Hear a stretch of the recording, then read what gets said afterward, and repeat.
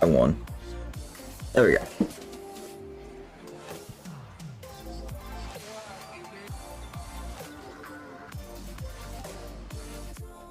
Previously on European Rocket League. They might as well not be there because Stizzy doesn't care. You're just going right through them. But here's a chance. Mateen with the triple scores it at 0. Yo, what's up, Brandon? GK needed a lower bracket round 1 win to keep their major hopes alive. So what's he done here? He's very open. Free double raise. 100% get the job done. While at the top, Dignitas showed their class. If Dig are going to win this, they're going to need to help each other out in defense a lot more than they did the last time that they were in the playoffs. This is already a great start for them. No, Jory is open to scoring. Oh, guess what? And a big mistake. Jack, double tag. Jack with the goal. Just with 30, Nasty only on with a full tank at the moment. I don't know. Patchy scoops up. I can't guess. Stizzy's too close to. He's just done everyone. Is anyone ready for Stizzy? And Carmine Corp Not had the broken match of the headphones. season against Team Look, you Vitality. go. Here comes Zed, the talisman for Vitality. Can he fight a way through? Oh my goodness, he can. It's this man on the ball right now that was the difference. Getting that equalizer pressure at the same time. It's backfired, and Vatira was waiting. Luck's going their way, and they're getting all the pressure. Oh, and Zed as well. Wow! Exotic pinches it downwards. Vatira, he's up to the skies by himself. Set up against Vatira. It's all Vatira. Oh my Into goodness. Vatira! Time for our semi-finals, one of which Carmine Corp with a merciless, destructive sweep. was actually quite good. Now Zed again with 100 boost, going for a play, going for the bump. Exotic will follow up. He's already been bumped, but still wins the touch. Jory's up. Gonna wait for Seal here. Oh! Vitality still surviving. Hero mode time for Stizzy, going up by himself, going for the double bump. It doesn't matter, he gets around. Top left corner, Stizzy doesn't dig to the grand finals. All of this led to the best grand final we've had since the last time Carmine Corp 4-0'd someone in a grand final. And that's what keeps them within one as Johnny goes forward. Atto's there, and that's, my friends. Add an astronaut with space lights and lasers. By some stretch so far. And, in the first two and events. a astronaut. And there's another fake. I can't read. I'm tired, dude. It's early in the morning for me, man. Get around that thing, Drowley. Apparently Jack top into there it is. Apparently Jack thought he was onto that one, but he got taken out. Now it's Atto's turn. Pre-jumping towards Vatira, they're both pre-jumped. What a goal that is! So, who will Carmine Corp 4-0 in the grand finals this time, and who will make the major alongside them? Find out now. No, find out tomorrow. What time is it? It is 9:30 a.m.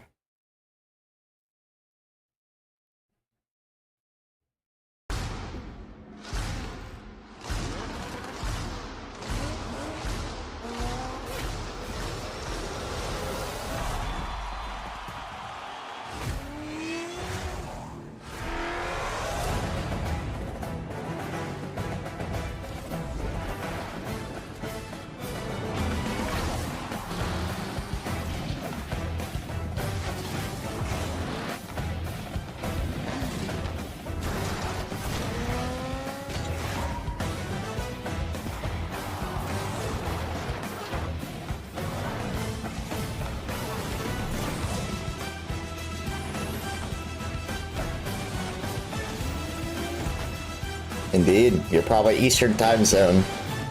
Would I be in the Central time zone? Rocket League fans around the world, welcome to Europe for the final online qualifier of the Birmingham Open. We've got 3 spots left. We'll see who's going to join Carmine Corp here on our road to Birmingham. I'm Wavepunk. I've got Shogun. I've got Johnny Boy. I've got CJ. Shogun, how you feeling, man? I'm feeling fantastic. Old school hoodie you've got there. I know. That's a classic. I had to dig it out. How are you feeling, by the way? It's a very, very early day for you. Is it 7:30 at this point? I had a wonderful walk, a sunrise walk to coffee this morning, listening to my American bluegrass music to prepare me for this European show. I'm excited about it. CJ, is it like midnight for you? Yeah, 2:30 in the morning, but it's great to have you over here, Wave Punk. We get sick of Leaf. We can only do 2 events with him, so welcome. Yeah, I had to get rid of him there. No, well, you guys will see Leaf next week in North America. If you're missing his presence, don't worry. He'll be back, folks. If you're just joining us for the first time here to watch some Rocket League, you picked a great time to become a Rocket League fan. We I have are Wavepunk one on event away NA, from on having our EU, I team mean. set for the Birmingham Major, as well as we got coming up very, very quickly here, our 1v1 open event. That'll be a lot of fun to see which teams, or which players, excuse me, not teams here, players are going to be competing at the Birmingham Major. That's going to be March 27th through 30th. And this is all kind of the first half of the season, so much to go. We'll get you caught up on kind of the biggest storylines here on the pre-show. We got 24 minutes and counting till Vitality click off against Start Point to kick off the main event here for open number 3. Lots of Rocket League action happening across the week here in the Rocket League world. APAC and South America also happening concurrently to our events. We'll keep you posted on how their events go down on their respective broadcasts. And you can get a recap of all the Rocket League world on Mondays, 1 p.m. Eastern for the First Touch talk show. That one's happening right here on this channel as well. And next week, you'll get to see, or on Thursdays and Fridays, you'll get to see some MENA North American action as well as SSA, I believe, over there. Those will all be happening kind of online qualifiers across the directory. Not going to be live here on twitch.tv/Rocket League, but you can find coverage from the Rocket League community, folks. Scan the QR code if you want to go to the Birmingham Major. It's going to be a wonderful event. First time in a different, somewhere other than London. And is this an upgrade, Shogun, or is this a lateral move? Well, we'll find out when we get there. I think there's a lot of us, though, on the European side that are very much looking forward to this, because for a lot of the European casters, it's where we got sort of our start, is over in Birmingham doing live events. So I think a lot of us are looking forward to heading back over there and just sort of going full circle with it. I love that. A return to old hallowed ground there. Folks, scan the QR code there if you want to. Scan it real quick, though, because we're going to get rid of it real fast here, and we're going to get another one up here, the Raleigh Major. If you're a North American or just someone who's not over on that side of the pond and they're saying, hey, that's a expensive plane ticket to get to Birmingham, maybe Raleigh is a little bit closer. Scan this one if you want to be there for the second event of the season. All tickets still on sale June 28th and 29th in North Carolina. The World Championship tickets sold out. Congratulations, folks. We have a sold-out arena there. You could probably find some on reseller sites out there, but good luck getting to be at what will hopefully be the best, the most anticipated World Championship, Johnny, I can think of in recent memory. Oh yeah, I mean, it's been a long time coming. France has been the nation really dominating Rocket League for the open era, and even before then they were so strong, so it's deserved. I think if there's one new nation to host a World Championship, it had to be France. Man, people bully me for sending stuff so early in the morning, they think. It's not a surprise, and yeah, I can't wait to see it. But will it be the turn of the French to get nervous in front of their home crowd, or will it be a bonus? We'll have to wait and find out. Yep. Well, they're gonna have to get there. Just start sending stuff so early, man. We'll see how things go. Long season ahead of us, folks. And for the first time ever in the RLCS, we have a 1v1 portion to the circuit. Teams or players are going to be qualifying to compete in front of the crowds at our open events. We'll have that 1v1 open coming up here in just a few days, folks. And we've been, well, I say we, CJ, you guys over here have been celebrating the introduction of 1v1s to the RLCS by running a caster 1v1 bracket that you've gotten to sit happily on the sidelines for so far. Indeed, we have got a nice little bye straight through to the semi-final, and well, didn't I get a crazy matchup here? That, you know, my parents raised me well. They said respect your elders, so I went into it, you know, giving him the respect and due diligence that he deserves as a GOAT of Rocket League, one of the best goalkeeper of all time, and so far I think we've had some good fun. Gibbs bragged about his having the greatest LAN win percentage in all of RLCS for a long time at 75% until First Touch beat you guys at the LAN the last time, and then they now have a little bit better of a percentage. But folks, get your votes in chat, the progressive fan vote there. Hashtag GIB for Gibbs and hashtag CJCJ for CJCJ. Shogun, what's your pick? Well, I edited this, so maybe skip me on this one. Let's rewind. Maybe in hindsight, you know what? I think old me probably would have gone for CJ. I think CJ might win this one. Oh, Johnny, is he giving us a hint? He said old him would have gone for CJ. I mean, well, you know, I just think if CJ did lose this, if he has lost this, then this is an embarrassing loss. I don't think he would have even shut up. I can't imagine that he's lost this. He wouldn't have shut up today. He'd have called in sick. I'm not trusting any of you guys. The reactions on this broadcast have not matched up to the actual results we've seen here, folks. Let's get into it. CJ, the clear favorite. Does it hold up on the pitch? Let's play some Rocket League. Righto, Randy Gibbons, you river rat. Let's do it. Let's get this thing done, and I'm gonna just put on an absolute show for you. Just Oh, bit, dear. Just a bit. Yeah. Oh, he missed. He botched it. He fakes those. Faking. Going CJ's on. washed. All right. Time to bust the cow out. Here we go. It's time to milk the clock on CJ. While I have it. One pair of with sunnies is coming off right now. Big I trouble. probably am. There it is. He ain't stopping that. He ain't stopping that. Nice shot. I'll stick around though. Oh, where's he going? No. Where's he going? No. Where's he No. going? Come Oh. on. Come on now. Oh, I just throw my headset. Uh-oh. Here we go. Let's see what he's got. Oh, it's just, I mean, it's just too easy. This is what they're giving me in the semifinals. Oh no. Oh no. Oh no. All right. I'm giving him free. Great Give him a pass. freebie. Great pass. Hold on. It's close. That's close. Wanted Close. the pinch. wanted Your the eyes pinch. lit up then, didn't they? Your eyes lit up. What? He's been He watching. changed That's what I jerseys, huh? Nice. It's close. It's close, but it's in your net. It's close, but it's in your net. No! It's close, but it's in your net, Gibbs. Gonna let him shoot. Are you serious right now? What was that? What were you doing? I was coming for you. I was going. That is filth. Oh god, where am I going? Oh god, where am I going? Where am I going? All right. Learning at an absolute. Oh. Better watch out. He's learning on the kickoffs. Oh my goodness. He changed jerseys again. He's got another kickoff goal. He's got another kickoff goal. Oh my god, CJ's tossing. Here we go, baby. I'm going to milk the clock down to 0 and then tie it up. Let's do it. Here we go.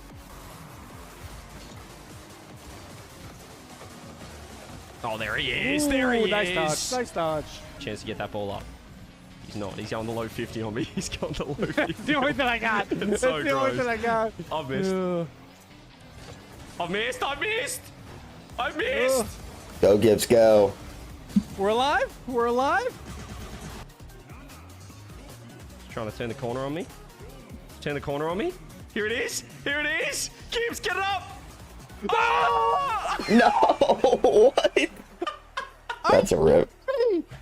What? Hey, Gibbs almost great peaked. game. Hey, great game.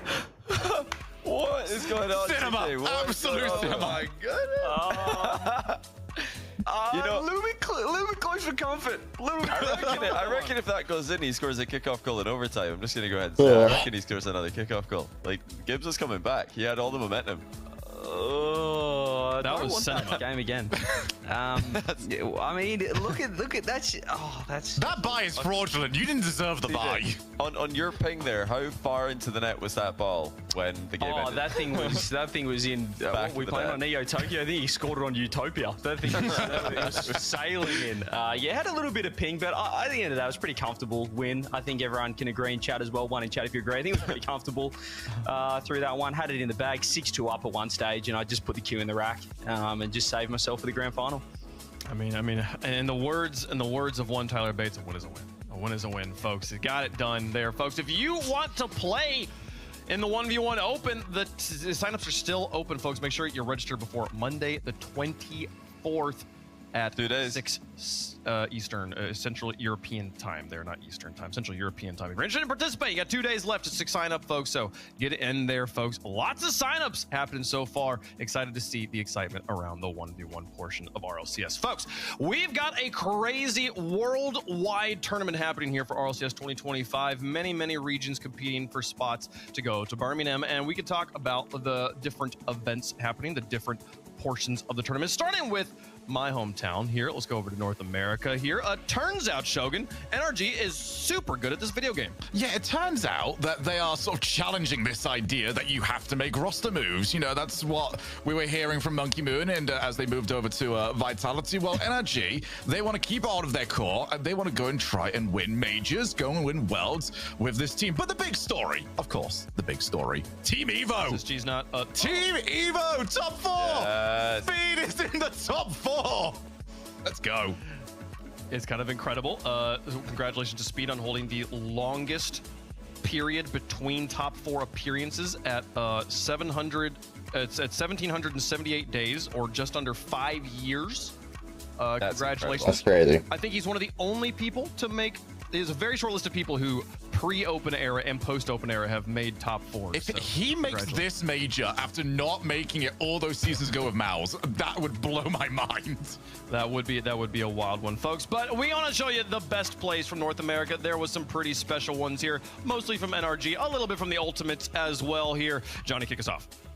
Yeah, let's take a look at some NRG top plays. I mean, it's pretty much what the highlight reels end up being. But of course, we're starting off with beast mode, flip reset, into the bump, really nicely done. Yes, it's just as well. Some of these flip reset bumps aren't planned from the get-go. Yeah, it's just watching. There on the bottom because he's already and goal for the bump, which he lands.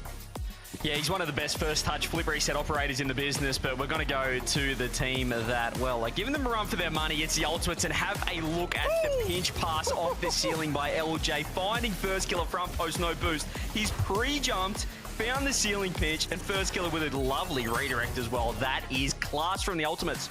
But at number 1, beast mode up yet again. That first touch is ridiculous. And then to pair that off with an extra reset, he has outplayed everybody on the field. This was pure class, and NRG looked like the team to beat. Utterly disgusting plays. So those are your top plays presented by Progressive. We appreciate Progressive being a presenting partner of the RLCS here, folks. That was North America. We got lots of action, though. Again, global tournament. Every part of the globe with some form of competition happening here. Johnny, SSA, Limitless, dropping it in the grand finals here, trying to make things spicy. Yeah, until Limitless are an actual SSA team who are winning this, I just don't. I'm heavily rooting against Maestros. I'm just going to go ahead and say it. Unfortunately, they keep winning, so I mean, you can't argue with the results. But I hope they lose the next one. I'm just gonna be fully biased here. I'm not even gonna try to disguise it. I hope they lose. I appreciate it there, folks, as we do have the APAC results here. Their upper bracket round 1 matches in the books so far, CJ, and interesting, it looks like we had a forfeiture in the quarterfinals for first time in a long time. Yeah, not sure about the forfeit, but it's another region with a 2-horse race. You got Luminosity and Elevate. Luminosity taking out the first couple of events. Looks like those two should be your top 2 teams going through. You know, there's a splash of APAC flavors still, Johnny, over here. Obviously, yeah, a couple of APAC players in both teams, which is infinitely more than 0, so that's good. And there's a lot there, folks. As we take a look at this again, this is the last events for all of these regions for the online qualifiers. This is how the event looks so far. Congratulations to Luminosity Gaming as they have punched a ticket there for APAC. You can see the teams that have their logos colored in are the teams that have clinched their spot. So Carmine Corps will be going to Birmingham. NRG will be going to Birmingham, and Furia will be heading that way. All the other teams, current standings as of right now, things gonna be spicy. Here in Europe, depending all on one team, we'll talk about that a little bit. North America in 2 weeks, though, Shogun, going to be absolute chaos. Yeah, it certainly is. I mean, we thought we knew roughly what we were getting, and then suddenly Open 2 happened, and it's just pure chaos all over again. I think Ultimates and Pro Complexity will be fine as long as they play decent on the Friday. If, however, they make some mistakes like some of the European teams did, then it can all get thrown completely into the washer. Chaos can happen. Chaos can happen very quickly. SSG did not qualify for Open number 2. They're going to need to play their hearts out in Open number 3 if they want to make it all the way to Birmingham. Now, let's speaking of teams not qualifying. Let's talk about what happened in Europe yesterday to set up the bracket we have today. Groups A and B both with some chaos in them. Notably in Group A, Carmine Corps up at the top, not losing games. We've seen that before. Vitality versus Geekay. We'll talk about that one in just a second. But Gentlemates versus the First Ascend, and then Synergy. What's happening? It's a good question. It really is a good question. I mean, what on earth is going on with this team? Because they started off the season outside of the top 4, but not too far outside. I think that they came top 6, I think it was in event 1. But they've gone backwards every single event, losing in 9th to 12th last event, and now losing in dead last in their group. They just eliminated without winning a series. Now, granted, they were both game 5, so they were close series, but it's not like they're losing to teams who are actually fighting for the major. They're losing to teams who are fighting for top 8s, so they're way off the pace right now, and I'd be shocked if they aren't heavily considering a roster move with the way that things are going. They have to. Surely It's a tough one there. I don't know if it's, you know, if it's a sudden result or perhaps, you know, some deterioration that's kind of now come to a halt or something. I don't know, maybe Itachi's that good. I don't know, but this roster move has not worked because this is a massive deal. I mean, Gentlemates weren't fantastic online previously, Johnny. We spoke about it earlier on off stream, but they still weren't this bad. This is danger signs, red alert. I do want to say, like, I think Ascend is consistently showing themselves just week by week having some good results. They're becoming more and more of a team to be taken seriously. Synergy is the first time I'm thinking about them as a roster, so that is a genuinely surprising result for the Gentlemates. And yeah, I think it's going to be something that they're gonna have to think about moving forward here, Shogun. But that wasn't the only surprising result. Maybe less of an upset, but still, when you're talking about the caliber of players here, Vitality dropping the match to Geek in 4 games. I don't know, like question marks, exclamation points. I mean, this was the seeding match, so I feel like they'd be reasonably, like sometimes teams can just take their foot off the gas when it comes to that one. They're not overly worried, I feel, about who they play. But the team that was mostly worried about this actually was 100%. 100% would have wanted to avoid Vitality at all costs. And the way we thought that was going to happen is by both teams winning in this matchup. Instead, what we got is both teams losing, and it still kind of just worked out for 100%. They can now sort of send Vitality to be the bull in the china shop, so to speak, go and defeat all the teams that they need them to beat to help them out. But yeah, this wasn't the best Vitality performance, but I'm not going to read too much into this. I mean, only bring out the Batmobile, though. Gotta love that. Very cool. What season Batmobile. is it? Back here in 2025, seeing some Batmobile in RLCS gameplay. But yeah, that does leave us with, as Shogun was so eloquently alluding to. I want to grab this. I really do. Go for it. This is the group of life. You've just seen all the teams the other side. You've got KC, Vitality. This is the one that you need to go and get the results. And the 2 teams we were looking at here, Dignitas needed a good result here. Guess what? They went and did what they were supposed to do. 100% though. Just like Gentlemates immediately fell at the first hurdle, they managed to regain it in the lower part of the bracket. They managed to beat Forward. They beat JJ Rocks. They even, somehow managed to lose and get the better seeding, I guess, for today. But it seems like these teams that are trying to punch upwards to try and catch up to Dignitas and NIP just could not get the ball rolling yesterday. Nah, but Shogun, what about the beef? Is it honestly the worst beef we've ever seen in Rocket League Pro history? K-Dop and Acronic beefing over Acronic, I think disconnecting from a ranked game, K-Dop banning him in a Switch chat, then they game 5 them until eliminated for a tournament. Weakest beef I've ever seen. We're desperate for beef. We're desperate over here. We need some more beef, so it's all we've got right now to go on. I love esports is such a wild west. What a wonderful place to be, folks. That leaves us with this playoff bracket start point. We'll be taking on Team Vitality. Can Eugen and the boys get it done against the best players in the world? Geek Esports versus 100% in the lower bracket. Maybe doesn't sound like that interesting of a matchup. Wait until we tell you about how important that matchup is to the scenarios for who makes it to the major. Upper bracket teams, we don't need to talk about them as much. We'll talk about them when they happen because they still have 2 lives. Look at the point totals here, though, and take a look at Geek versus 100%. If those 2 teams were to be eliminated, you basically have your top 4 set. But they're playing each other, meaning one of them is moving forward 100% with a win here, CJ. Create chaos. Yeah, if you're wanting kind of maximum drama or entertainment, you want 100% to take out that series against GK because, well, they're closer in points. GK are still a mile back, and they need to win an event, basically, to be any sort of hope right now. But 100%, if they lose that, well, as you can see, they're outside the 4, so that'll be their major contention over. Big series there, big best of 7. Absolutely. Every team there, every team is alive today with something to play for in some sort of circumstance. We'll talk to you through those scenarios as we get to the matches, though. 6 minutes left until kickoff, folks. We are getting close to the first games of the day. $15,000 on the line. 15 points. Shogun, I mean, if you're a player today, which one's more important to you? Oh, it's easily the points depending on where you're at. You know, you need, if you're 100%, you need at least a semi-final in this. And that gets, you know, worse depending on how the NIP Dignitas result goes. So for them, each of those points is worth, you know, maybe triple what we're seeing on this to try and get them over to the major.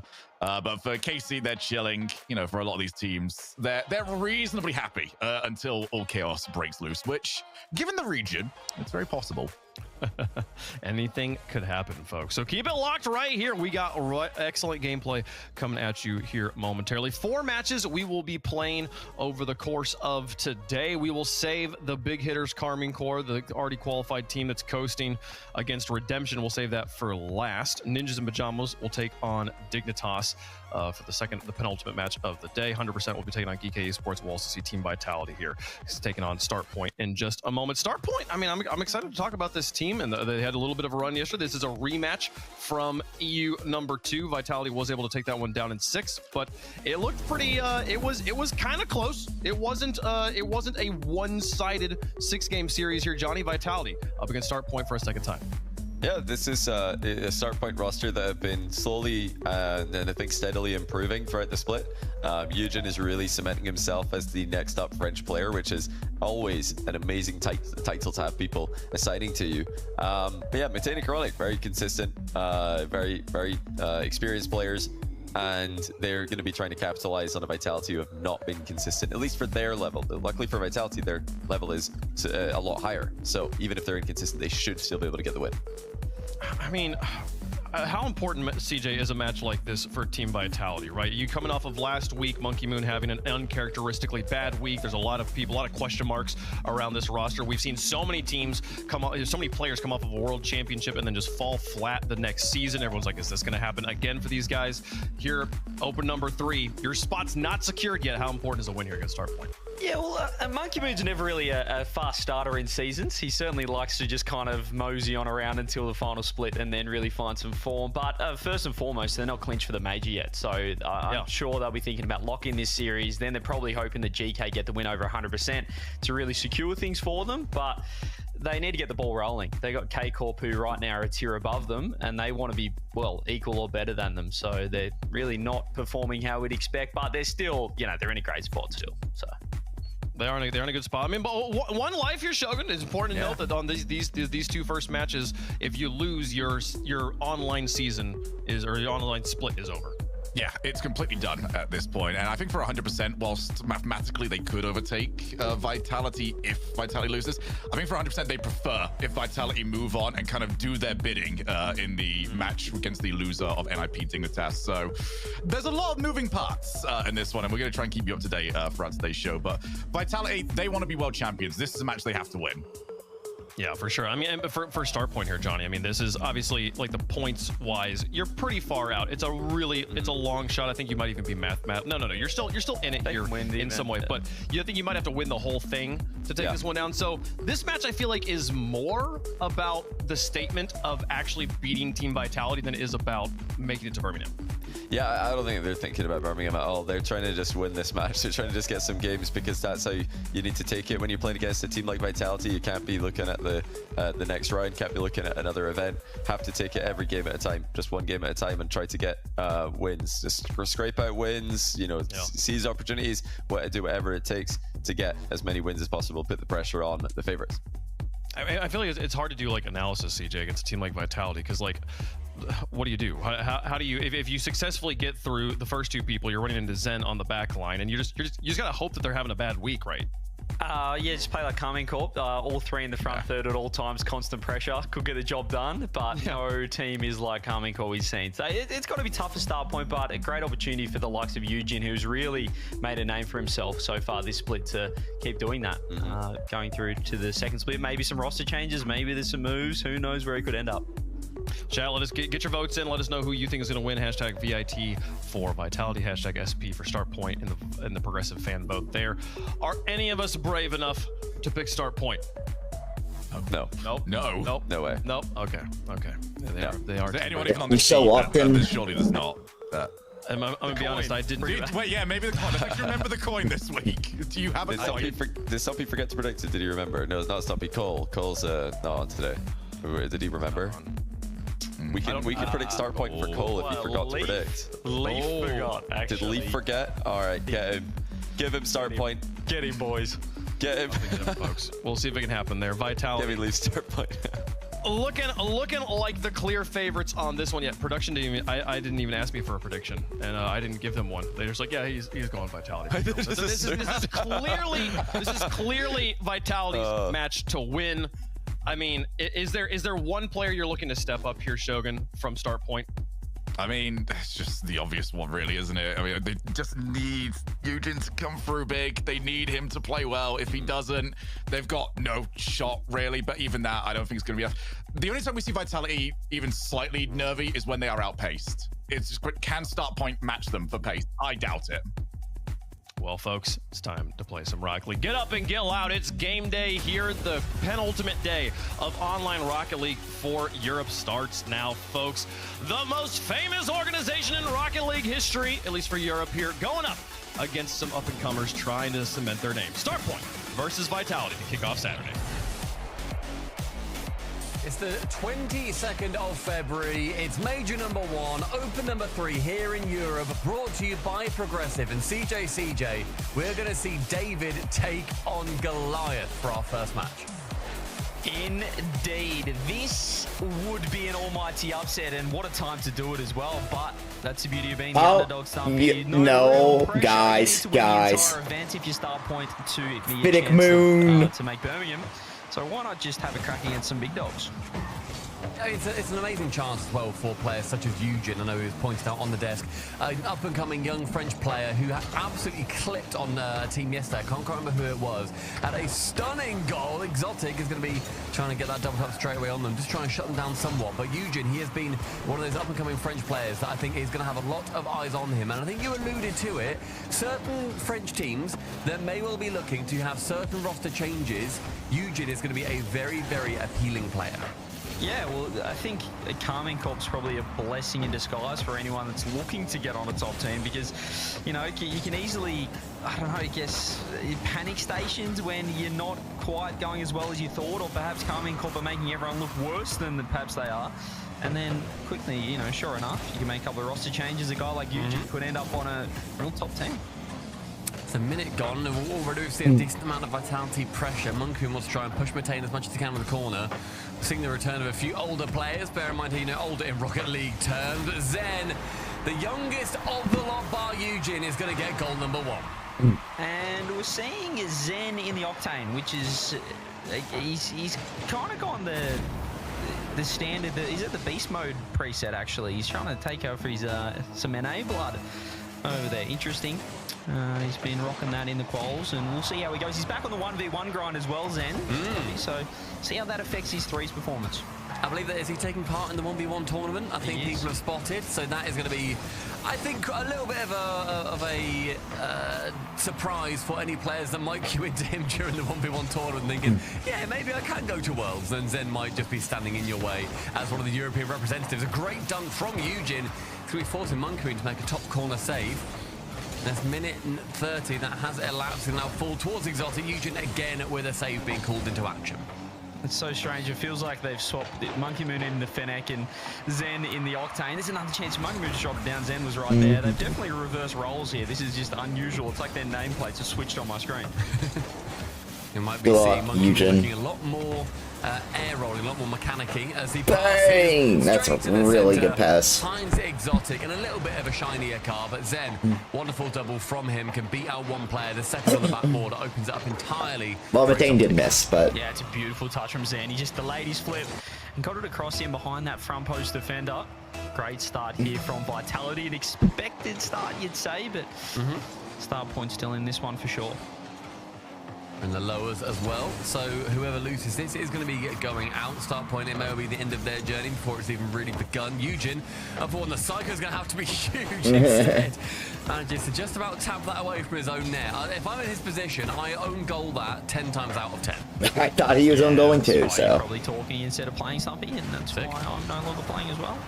It's just... Mate, I saw you one on. You nearly lost to Gibbs. Gibbs, man. Entertainment. 180 ping. You were scared. You were playing so scared of that behemoth. I thought that was in. He thought it was in as well. But, you know, you get what you get. He goes in with a reset, surely. He's actually not got it. He's going to roll through it, but that is the scariness of this man's Zen. They all panic, thinking he had it. Start point, defending well. Counter-attack perhaps. He can get the bump. Retains looking for the bump. Doesn't get it. Zen almost gets an open net as Eugen with no boost. Vitality looking very comfortable so far. And Vitality with there too, but it's not like Starpoint haven't had chances. Zen can't quite get that touch over the top of the final defender, nor can Monkey Moon. Chronic can clear it away back into the corner though from Exotic. Pinched out very far, Zen called into action, does get up to it with a lovely deft touch. Over the top of 2 from that touch, in fact. Vitality, you see, as soon as there's any chance for them to get pushed back into their own half, they just keep punching back. Well, not really nice, but... Over them at the moment, you can just see Monkey Moon. Beautiful drop down pass. No one defending that infield. And then Monkey Moon with just a tap in off his pass. Gets reward from the set play. 1-2-1. And a 3-goal lead for Vitality. I mean, they're just not looking like stopping in the moment. They're like, make it 4. Off the kickoff. Oof. That was a lot like you versus Gibbs, wasn't it? Similar, I think. You just see that's the set play. It's the corner fake where the cheat goes instead. Really smart from Zen. Monkey Moon. I mean, working that one out in scrims, and 3 turns into 4. Start point, the worst possible start, really. They, you know, if for an underdog Stumpy, you want to be starting well, taking that first game. Now it's going to be tough. I mean, I think it depends, because there'll be some underdogs that'll be looking at series thinking, okay, game number 1 will fill them out. They won't have played Vitality, you know, at least at this level before. That's a big miss, as Zen does get called in on the goal line as Exotic can't quite get any touch. But then there'll be other rookies that are coming into it, or at least, you know, these underdog teams who are then thinking, right, we don't know how they play. Let's see if we can throw everything at them. Because a team at this level that can throw everything when ultimately your season's going to be on the line, they're going to be a lot scarier than they're playing a little bit cagey. I don't think Starpoint are playing cagey, but it's definitely something to consider for Vitality. It may not always be this easy with 4 goals slinking past the orange net. I'd love to know the thought process behind the card changes as well. Perhaps just trying to find something that works. First 2 events, dropping to KC in pretty dominant fashion. Perhaps they're just trying to find something else, a little bit of magic. Perhaps the car swap could be huge. That's a nice drop down from Matane. Eugen's right there, but it's that extra touch. He got worried out of it. He's actually still want to be on the backboard, but Exotic actually doesn't get the touch. Start point with their best chance to attack. Vitality, really though, that's game 1 over. It's just momentum now, perhaps some confidence going into game 2. Eugen off the ceiling to himself. Reset, double commit Vitality. Exotic gets it out. Hey, that was going to be on target as well from Eugen. Zen, a lovely delayed challenge here too. Gets it past the final defender to make it 5. But you see, even in these situations, he doesn't rush in. Takes it a little bit slower, stops his boosting, and then dives into it. Knows that a touch is coming in. Sees that net is completely open. 5 goals, 12 seconds left. Turns out David versus Goliath may well be rewritten here today. And just getting back to perhaps what they've worked on between event 2 and 3, it looks like they've really released the brakes on their positioning. There's not really someone playing too safe. You saw even before Monkey Moon as 3rd man pushed right downfield. So perhaps they've been doing a bit of replay analysis on their good old friends Carmine Corp, because that's their strategy. I'd love to see Vitality play with that aggression as well. About what we thought would happen in game number 1. Start point not really putting forward as much pressure though as I personally thought. Though there'll be a little bit more, a few more chances. They only really came in the final minute and a half. I'd like to see a bit more from game number 2. As I said, you lose it, you are going to be out, and that is you done for major number 1. I think it's going to be interesting to see, you know, after they came through Group B, the group of life, as Shogun managed to dub it, after Group A was the group of death, they still did a good job to work their way through. Faced off burst forward, beat them, lost to Redemption, and then it was Caliente and Start Point. Lots of game 5s, apart from the one that they ended up losing versus Redemption. So they definitely struggled to get his CJ, but they did it regardless.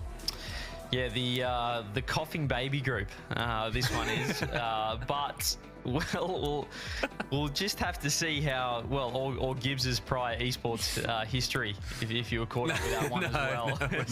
We won't go there. Though, Everybody, listen to the episode of the podcast. All right, that's all I want to say. I saw the clip. Very funny. Gibbs is an evil man. Not that we didn't know that anyway. But here, game number 2, CJ. Is it going to be a little bit more Gibbs versus coughing baby type situation?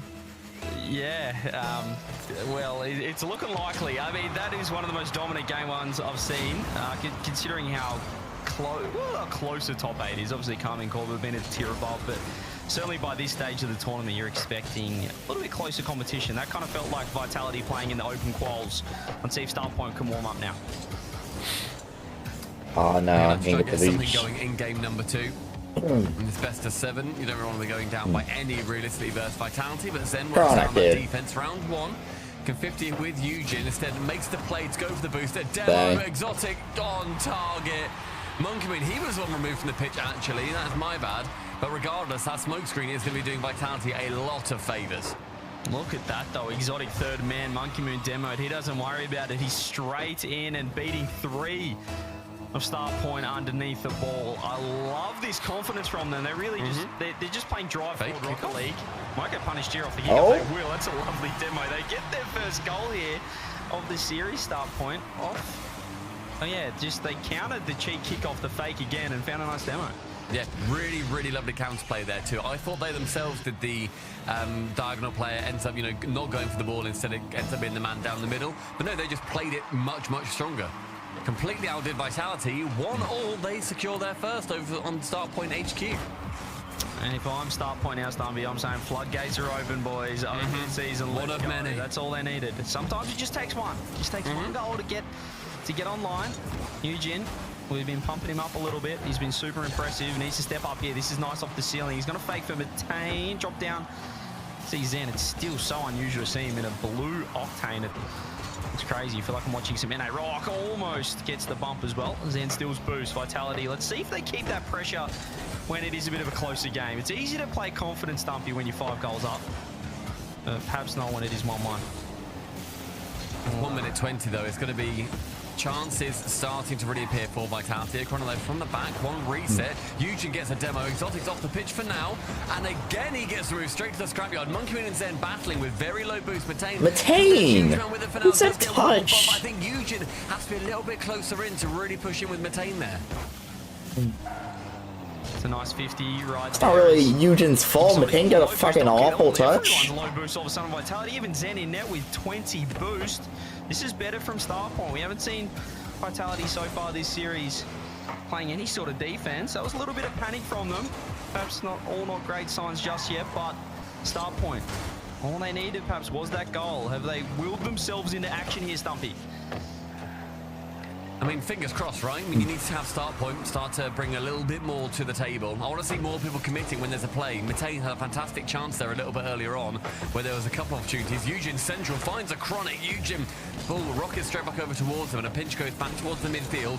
Boost advantage so far for Starpoint. Only Zen with anything, and he's going to burn quite a bit there. Still manages to get that final touch. Chronic, again, that positioning much better than earlier. Monkey Moon just trying to keep close. That's a nice reset over 1. A Chronic cuts rotation off the mid boost. Nice pass down though. Exotic could have been a goal. Misses the shot. It's a Chronic low boost. They're trying to work it forward. Matane's crept third man with boost. This is trouble for Starpoint. Just over 2 minutes. Have to get this one out. They are low boost. They've done well. We can see how well Exotic's trying to set up. Back to Zen. He's thrown it away. Probably wanted that one again, but Starpoint for no reason. A double committing on everything. They need to just calm down at 1-1. They need a rush. I mean, they've held it wonderfully well. That's going to be a bump. However, Eugen, low boost, can get the block away from Exotic shot. A Chronic, a lovely catch. Goes midfield with it. Exotic is going to get rid of Matane for now. A pinch high above the crossbar. Who's going to be able to challenge it? Eugen, the first man to it. A great touch far away as well. 100 seconds, more and more chances. But Exotic goes straight over 1. Matane can't get anything. Zen goes high again. In fact, that gives Starpoint a great chance to come back. Shoot the other end. The counter-attack is magnificent. Ben, what is the shot? You've absolutely bottled that. That was the cleanest open net. A massive whip for a Starpoint. They missed the triple open net. And they get punished down the other end. Eugen opens it up. Start point, 90 seconds on the clock. What are Vitality doing? Well, they might be scoring. Botane, huge save. And you know what? It was the aggressive positioning from Eugen as well. He pushed up on that right wall straight away. Knew that his team were going to be able to clear it away. Knew that they needed to get the counter-attack. Great play. Instead, now goes 1-2. Chronic saves it up high. One demo from Exotic to Metane. It's going to slow down the start point defense. They have to make sure that they stay nice and secure. Eugen, a fake out, gets that challenge and a boost steal. Vitality, they're now the ones chasing. Zen off the ceiling, doesn't get it to go. Steals boost though, Chronic stands. Oh, Eugen, great positioning. Look how quick he is on the ball. Sub 1 minute. Can start point steal this? This was such a dominant start from Vitality, but start point in a decent spot now. Zen trying to create magic, gets 50'd. Monkey Moon's up, but he just throws a little P-roller on net. Eugen lands with the dunk. He's doing everything. He's done it again!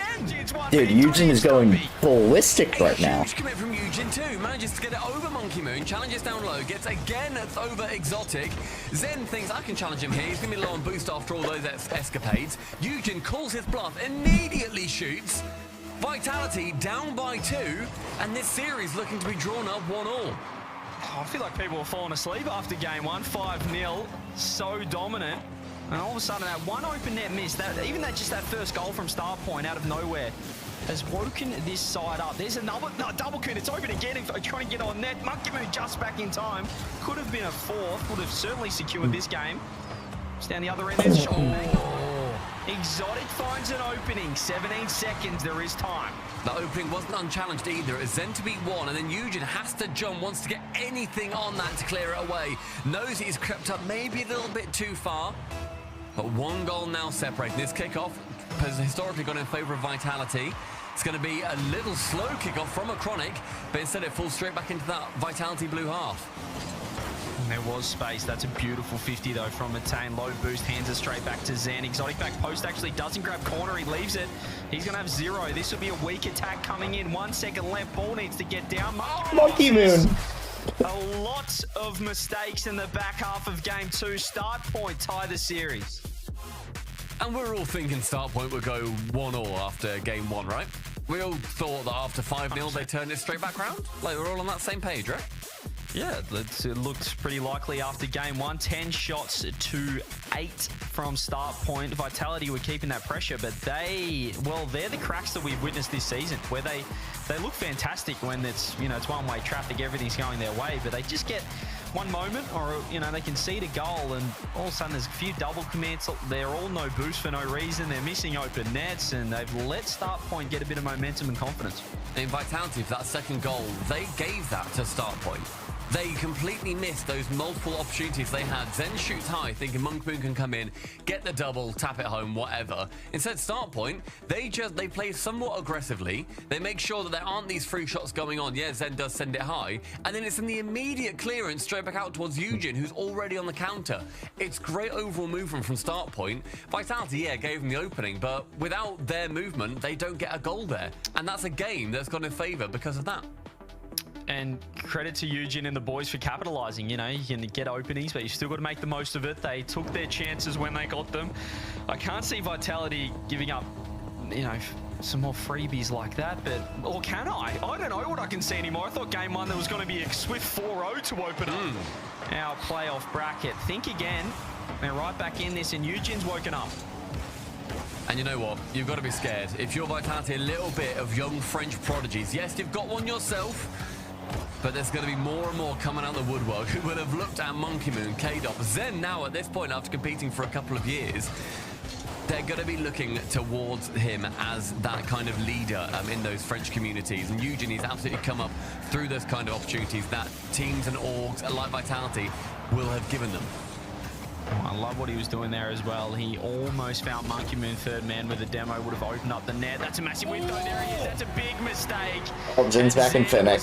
And last on. What was happening, he punishes. There's a huge with a big error off the backboard. No touch made. A Chronic has to try and dive in. He starts peeling away from net, thinking that clear is pretty much a given. Zen knew that there's always that chance that the backboard defender is going to miss. And it's goal 1 in favor of Vit. We mentioned just making the most of your opportunities when Vitality make mistakes, but equal to that point, equal to start point, they need to really not be giving Vitality cheapies like that. It's a big mistake. Low boost though was Eugene, but they need to work that one out better. Matane with the air dribble. Finds the dunk, finds the bump. The 50 goes straight to Zen, and he bounces on this. Chronic good defense. Ceiling. It's not the best save, but they're doing well. A couple of double commits, still low boost start point. Vitality keeping pressure on, but he's a slow build up. Let's give them a little bit of time. Even Zen's not quite getting that accuracy on net. Another shot goes wide. They're peppering. Nothing on target. I think from Zen there, it started as the shot, but then he thought, okay, I'm just going to take it away, take it to the corner. He knows that he can't shoot there, knows his teammate isn't there either. Let's just keep the pressure in the orange half. Very clever decision from him. His teammates start to move forward too to try and support. Monkey Moon Central. Zen actually takes it away from Exotic. Zen. That is a massive cut. What is that? My ranked teammates absolutely would tell me off for. Yeah, what is Zen doing? Why is he cutting there? Low boost, but he did have a free shot on net. Zen just says, I'll have a crossfit. He might get the reset. He tried to go the fake, actually, Matane. Did well not to buy into that. Low boost. Chronic tries to take it off. Eugene will get spaces. He go off the wall himself. He's trying to fake Exotic. He's got around one. If he gets a bump on two, it's going to be free. You can see what they tried. Zen, the beautiful first touch from Chronic. Pops one. Oh, two bump. Matane with... Oh, it's open, but it's dunked off the bar. Stumpy. Multiple chances as well. That was a Chronic putting in 90% of the work. Matane just can't quite keep it below the crossbar. Monkey Moon, no boost. Sun Long from Matane this chance again, but just gives the ball straight back over towards Vitality. Eugene are going for bombs, tries to get rid of Zen. A musty flick towards target. Zen can clear it away halfway through the game. Much closer, looking a lot more like game two. A sidewall redirect from Eugene. Activated are the French. Oh, it's ridiculous that you have to just respect that these days. It's just got to be in the net. There's another pass. Here's Eugene to get off the ceiling to himself. Doesn't 50. Zen, nice clear.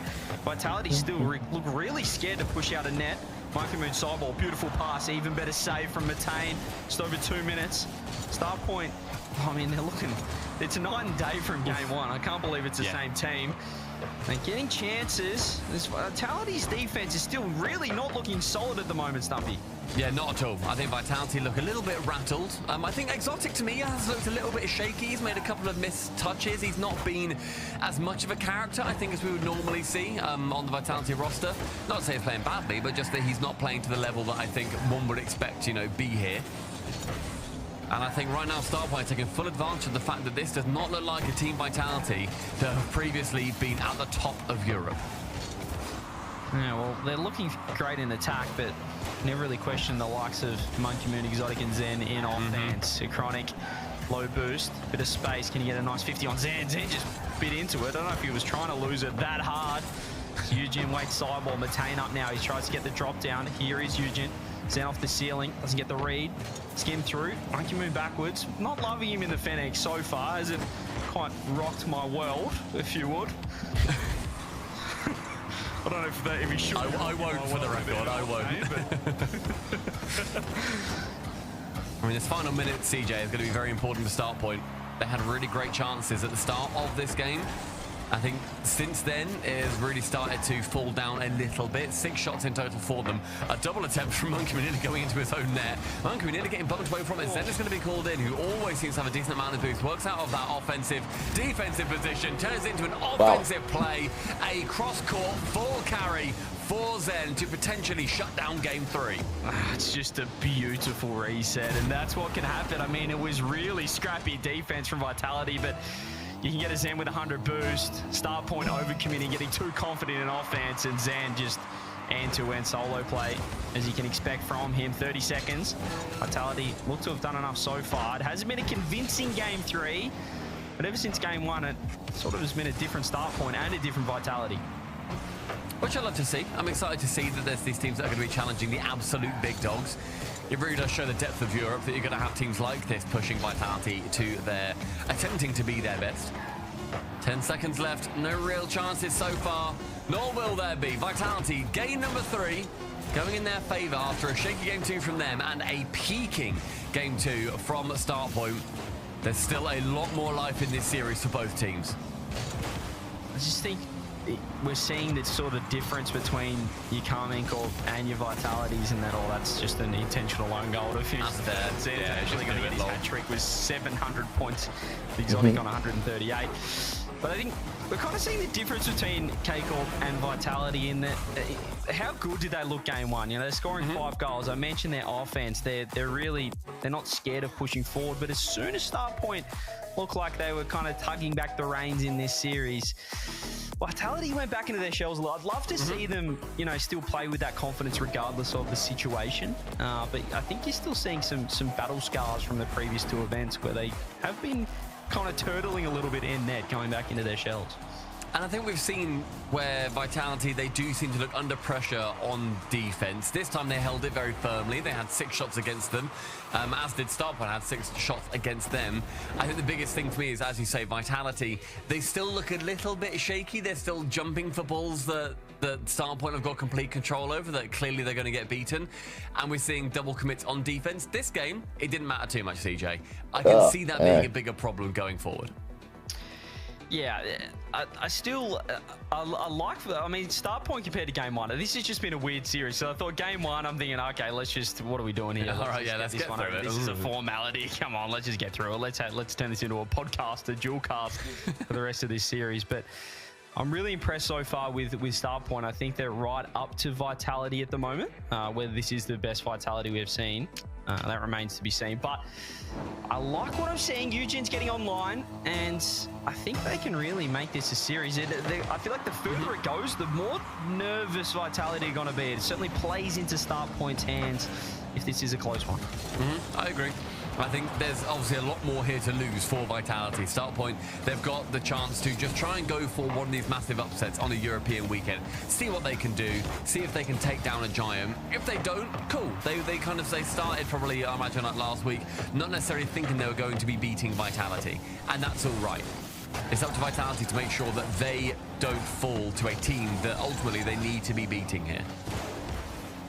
And if they're going to be a top team in the world, as you said, should be taking down the likes of Starpoints. Eugen goes for the close touch into the flip. He's going to stick around like a bad smell just to get an extra 50 low boost. Then downfield, he's got 0. Negative 50 or a bump. That's a beautiful bump, and Monkey Moon knew exactly what his new teammate was up to. Lovely start from Vitality here in game 4. The snowplow of Zen comes through and just completely slams away Eugen from that back wall. Gets rid. Monkey Moon can pretty much just tope on her own. 50 seconds in, Vitality continuing their scoring streak. 4 in a row for them unanswered. Their defense has been questionable, but it's hard to get this team on defense. That's step 1 for Starpoint. This offense is looking pretty worrying for Starpoint. You can see Zen really starting to cork. Eugen low boost back. Exotic had a temporary open net, but it's probably been, definitely been the quietest of the 3 so far. Stumpy has Exotic. Haven't quite seen him get online just yet. Yeah, I think, what a dunk from Eugen. Just another crossbar. Matana's going to be quick enough to get there, but this actually starts big offensive push from Starpoint. Then with currently control of the ball. Exotic not making a touch on that shot. Zen and Matane teaming up to send that back in towards the orange, into the blue half rather. And I agree. I think we've not seen from Exotic what, again, we would want to see. I'd also agree from Monkey Moon. I don't think we've seen necessarily what we would want to see. I think Zen, to me, is the only player that we're looking at that has actually got the level of play that we expect from him, and he's still got further to go. And yet Vitality is still winning. That's how, you know, not low the floor of Vitality is. Good defense. They're good defense. He's going to be scoring a goal. Game 4. Chronic, what is this? Is the Exotic we know. It's his precision striking. He baits top left, and Chronic pre-jumps top left. He just throws a slow one in behind. Great shot, great goal from Vitality. I just thought as well, we got start point and end point. Which org was made first? And was this out of spite? Is it like 2 brothers that are making orgs? I don't think start point is an org. Is it? Maybe it is. I don't know. You don't just no, it's not. Oh my God, I just got terrified. I just looked on a social media platform, and it says we are looking for an org. All right. So firstly, any orgs out there? Start point. Here you go. I imagine it's a little bit of a silly billies with Endpoint, who right now are not in Rocket League. So any teams, if Endpoint pick up Start Point, oh my gosh, it's a match made in heaven. Oh, it makes sense. It feels like they're calling out to them. An org looking for a team and a team looking for an org. It's a match made in heaven. Surely. Speaking of a guy that likes being up high in the sky, Zen throws that one across with the 50. Exotic. Precision not on quite here. Eugene low boost. Zen just happy to take the 50.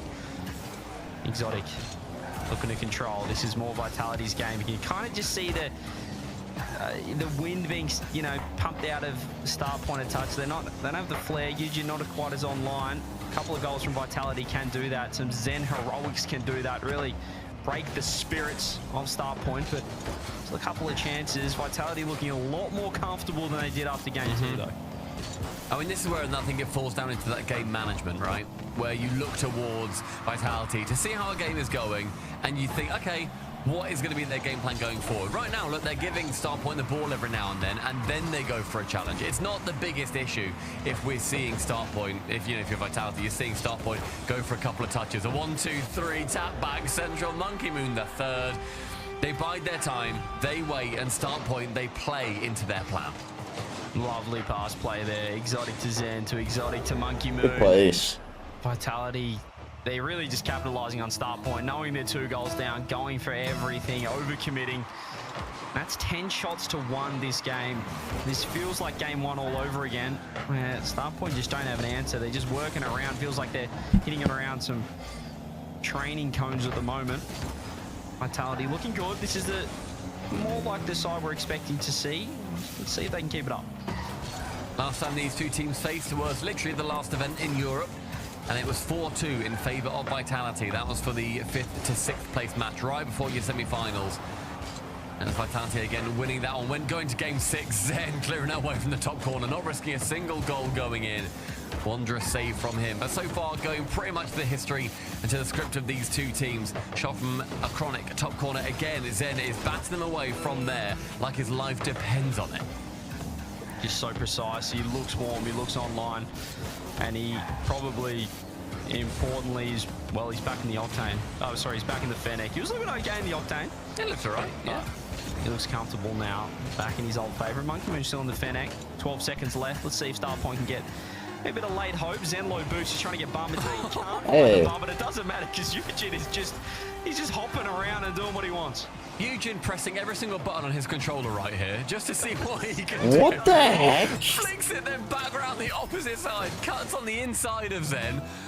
And actually, a beautiful goal. Fair play, Eugene. Unfortunately, it's not going to win you the game, but it's got you a couple of style points. Try and trade them in at the counter on your way out. I don't know how he landed on his wheels there as he's kind of pre-flip rolled through it. Hell drift. That would have been one of the most disgusting goals I've ever seen if Monkey Moon got on the end of that pinch pass play, 0 seconds. But one goal doesn't do them confidence. Not sure. Do they call a timeout? Probably of this. You'd think, why not? I guess you've got it to use it. 3-1 Vitality. Really strong game. Dominated from the get-go. And previously, as we said, 4-2 in favour of Vitality. This one looking like it is going to potentially be a 4-1 in favour of Vitality. The Starpoint have got an opportunity here. They've just bought themselves 60 more seconds. Timeout has been taken, and CJ, it's going to be, I think, some tough words from their coach Casper for the boys to see what exactly they can do against a Vitality that has really started to come online. Yeah, they just need to... They looked a bit disconnected. It seems like they've been a bit picked apart there in that game. I feel like game 2 and 3 were pretty good. The game 3, well, game 2 was fantastic. They got a win. Game 3, they were certainly right in it, but that felt it was back to game 1 where they were just sitting in net, panicking, double committing, and eventually Vitality were wearing them down. So yep. I'd love to see them spread out a little bit more. And when they are, I mean, it's hard to say. It's easy to go, guys, we need to play more offense. Yeah. It's like, how do we get in offense? You know, it's like, good one. Thanks, coach. Collect your paycheck and go away. But when they are in offense, they look good. That Vitality have looked shaky. How do they get there, though? Is the question. How do they break the Vitality midfield wall? I mean, we've seen that when Vitality want to commit on a play, they will push in very close to each other. We've seen how Vitality, they can be taken advantage of in that fact by your Carmine Corps, who will see that they're very close, lure them into that position where the ball is, a little bit more stagnant. A couple of Vitality members come in, and then they strike, let the ball go flying out somewhere, and then counter-attack down the other end. Very hard to get into those positions without then Vitality getting complete control of the ball and then being able to just score on you instead. very half start point here. Lure them in maybe a little bit, do what you can. But ultimately, I think you just need to play your game and attempt to be as fast as possible without giving Vitality too many chances to work their way into any of these scary positions. I think boost is going to be very important, and the bumps that they've seen before are also going to be important. Make sure that they feel as unsettled as they possibly can. But as you say, CJ, easy enough to say it here when we're not playing. A lot harder to actually do it on the pitch against one of the best teams in the world. Yeah, I think that Eugene's had a pretty strong series so far. I'd love to see a Chronic and Matane get a little bit more online. Defensively, haven't been too bad, but certainly need to add more to the attack. It's sort of just been Eugene creating everything himself at the moment. So let's see off the timeout. Wow, goodbye, Eugene. That's a lovely pump to start things. It's actually the exotic fake, and Zen's trying to keep the ball, but he has been red off the rip there. Start's so important. For definitely exotic fake. Nope. So couldn't be anything so else. they can get an early one. They could be looking to hang on here. And it's the immediate push straight into the blue half as well from kickoff. It's a good opportunity just to try and push Vitality into low boost situations.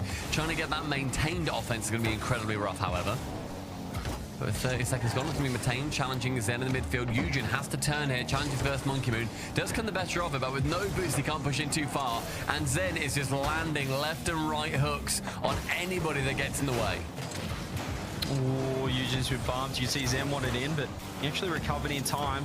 Speaking of bumps, that's something we haven't really seen at all from Start Point, even Vitality on offense, but I need to find some demos. It's notoriously hard to demo the likes of Monkey Moon, who has some of the best positioning and spatial awareness in the game.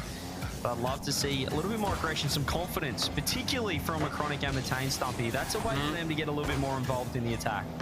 Yeah, I mean, there you go. You see Matane there, boost steal, and then trying to go for a bump. He then puts ball cam back on and sees Zen in complete control trying to go for a reset double tap. So it's going to be hard to make sure that your bump's coming at opportune times. Monkey with low boost can 50 it straight central. Eugen, though, with low boost himself. And Start Point, they can't let those situations continue to build up. Yeah, picking those times is crucial. It's easy to be like, oh, I've demoed last, and your teammate's going, that's fine, but Zen's on our net. Reset. So you still got to pick and choose the right opportunities, the right times. Monkey Moon for the air drag across. It's a lovely reset if you're on the bump. Or one more with the dunk. Exotics there as well. Zen wants to buy third man. They've committed. Touch over committed as well, but they will be back in time. They've done enough to where Start Point just didn't have the boost to counter attack. Do or die here, though, after that timeout for Vitality to That's get a pretty rid of demo. Start Points. Any idea for them to get through to the Birmingham Major? And that goal number one is going to be one brick laid on that path. Exotic gets rid of the final defender.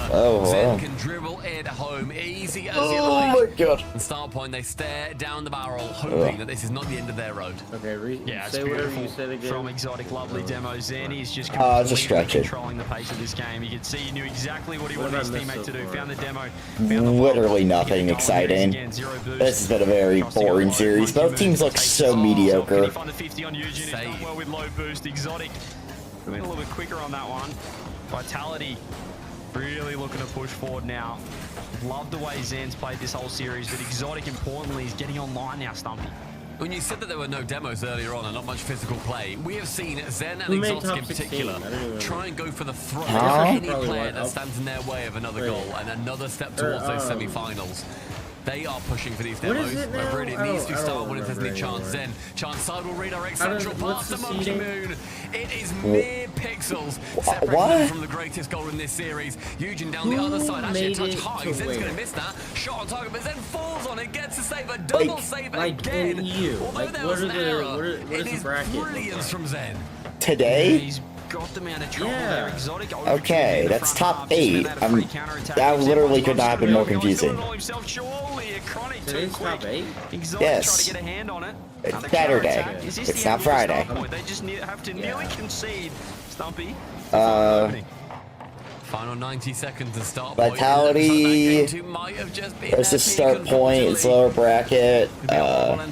EK versus 100% lower bracket. Then NIP versus Dig in upper bracket. And then KC with a free top 4 in upper bracket. Not open though. Monkey Moon with a clear. Zen Trying to just bump two. He's actually stolen corner boost and turned on it. He's caused a double pin from start point. Eugene. No, they went up dead last. Trying to keep them alive. 1 minute left.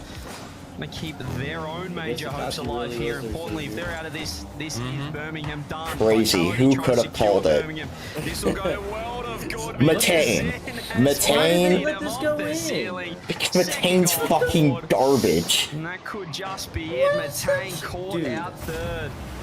If he just goes backboard, that's an easy save. Just trying to I see don't know why he... in that backside for start point. Turns out, unfortunately for them, no one is going to be there. 50 seconds. 2 goals needed. Matane right hand side to the ceiling. Only exotic up. Matane now to 50. It does do so. And then he does that. Vitality. And the pulse has restarted. I was just about to say, Eugene needs So he plays like dog shit, and then does that. Beautiful dunk off the ceiling. Gets the, I don't understand this team. I don't understand this series I'm watching. It's really bad. Like, this is like extremely mediocre gameplay. Vitality looks super mid right now. A Chronic, we're looking at him now as well. Can't just be the Eugene show. Exotic keeping pressure on. Here is Matane. Beautiful goal to get them back in it. Some will keep them. I do find it funny that like I was talking about EU or NA being like every other region but EU being dead, but honestly this season I don't know if it's just because of how good KC is, but it also feels like it's the same thing with NA. And EU's still better than NA, but like I think compared to the top team, it feels like the skill deficit is just like It is, because last season was last season KC was, the runaway best team. But it's like, what the heck? Like, last season KC was the best team in the world for the, online portion at least. But at least like BDS, Vitality, and mates at least looked close. Especially BDS. BDS actually looked close. They weren't. I remember for a good majority of the season, like top 4 was like kind of like up. It wasn't up in the air, but it was like there was always an argument for who could be where in EU top 4. Like it was never really definitive, except for KC in that first. That was the only team that was like definitively like #1 in the region. Zen, a great performance from him. But they're going to need a little bit more, I think, CJ, to really push their way through. But this season, it just feels like it's the same thing with NA, where it's just like one team on top and nobody can touch them. That'll secure Vitality's spot in the major. And then the only team that can touch them is super inconsistent. I feel like Starpoint had patches, had moments. We saw Matane there. Eugene had a pretty strong series, but it's tough to play your best Rocket League. Like theoretically, like SSG or Ultimates could be NRG, but like they're just way too inconsistent. Still a commendable effort from them. They had a pretty good run. Ever really get any headway with it. The same way like Vitality could beat KC. The next one coming up is going to be a GK versus 100%, so stick around. I think Diggs, honestly, at this point, I think Diggs I think might be the second best team in the EU. Yeah. It's like with Dig and Vitality, it's like they could, but they're just not like consistently good enough. So it's just EU is gonna be very odd to watch this season. I'm wondering if it's gonna be like last season and we'll see a turnaround at the major, but like how it's going right now, it doesn't look like shit's gonna happen. I'm definitely, I don't know. My problem is also that I think the rest of the world is also extremely mediocre outside of like, a few select teams. Like, I mean, we have after talked about it, like genuinely this season, like last season we sat here and we're like, holy crap, all these teams look so good. There's so many teams that look so good. And this season I'm just like, there's like 2 teams that I actually think look good. Yeah. Like genuinely outside of NRG and KC, I'm just like, I guess yeah, it's you're crazy okay. to think we can't even say like a team like Falcons is like reliably good now.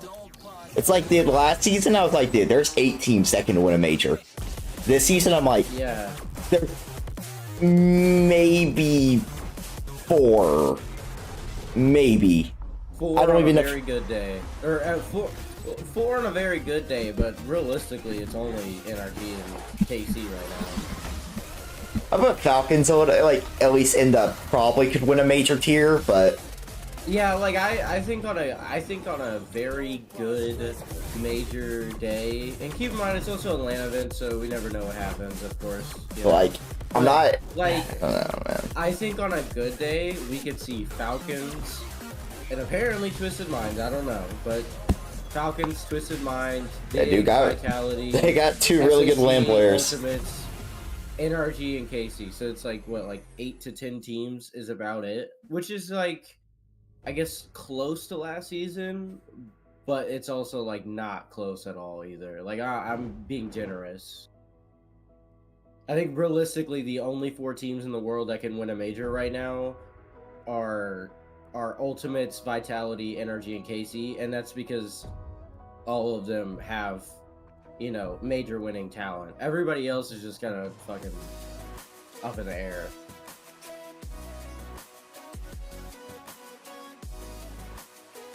I love fucking Reddit sometimes. Someone said that Vitality kicked Monkey Moon. He's at the end of his career. Are we stupid or are we like stupid? I have a good feeling he's stupid. Like, okay. Look, there's an argument. Wait, how old is Monkey Moon? What is he, like, pushing 23 or He's 21? like 21. He's like 21, maybe.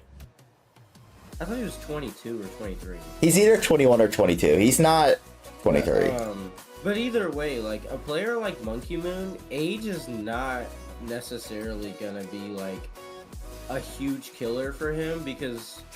Okay, he's 22. Like, he's a smart... The thing is Monkey Moon plays more with his brain than he does with his mechanics. Like, a lot of players, they drop off because their mechanics fall off. Monkey Moon doesn't rely on his mechanics. He relies on his brain. I also don't think his mechanics are that. I don't think he's that. I mean... I'm not saying he's unmechanical, but yeah, I'm saying his brain is his biggest tool. It's not his... There's just a few... I also, whatchamacallit? I can't remember. Also, Monkey Moon, like, is known for starting off slow every season, except for RLCS, obviously, but, like, every other season of his career, he started off pretty slow, and then, like, he's just gotten better and better throughout the season. So I'm not really... And that's what you expect from a player like Monkey Moon.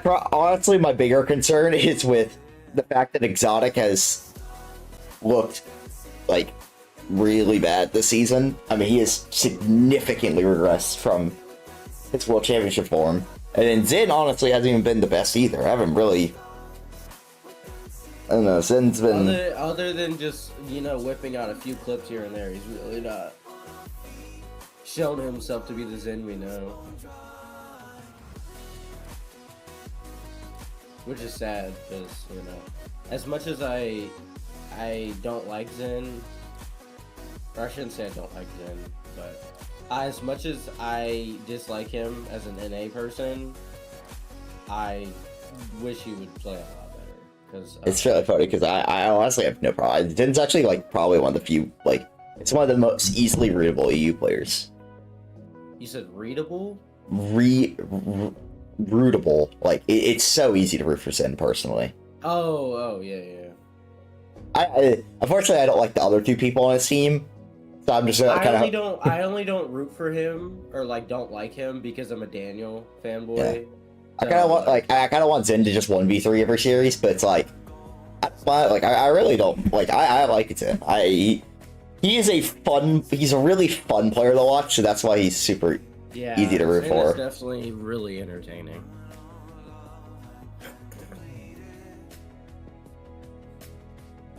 I'll give Zen that. Zen is definitely entertaining. I like watching him play, I just don't like rooting for him. I can't root for him. I have no problem rooting for him. I've never had a problem rooting for Vitality. They're the most likable of the EU teams to me. Well, now that they have Monkey Moon, absolutely fucking not. They used to be like one of my favorite EU teams whenever they had like Scrub and... It's hard to root for them now, but I mean, I'm still gonna... I'd root for them over like KC or Gentle Mates. That's for my true two teams in EU are NIP and Dig. I will always...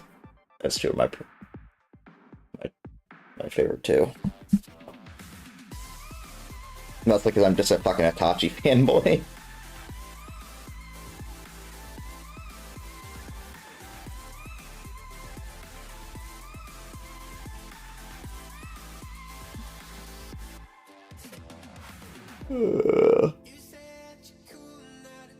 I'm glad I remembered I have an alt account. Now I can just grind ranked all day, finally. I guess 1200s. Yeah. I could probably get my way up to 1400 at least on this. Vitality kick off the playoffs of our final open for Europe here with a strong win over Starpoint. They're 3-1, scoring 5 goals. I'm ready to see this tournament bracket for today. Looks like there's gonna be quite a few. There might be even more teams than expected originally. Cassio, congratulations on the win, sir. Wanted to talk to you about your team overall here. Obviously, rough performance in Open number 2. What was preparation like over the last 2 weeks for this event? Preparation was the most important of like did they announce where Worlds was gonna be? Yeah, in France. Had 2 okay results. Right. Like the first regional was good, and literally all the tickets are already sold out. It's completely sold out already. So it's great. One, we needed like to make everything clear. I mean, it makes sense.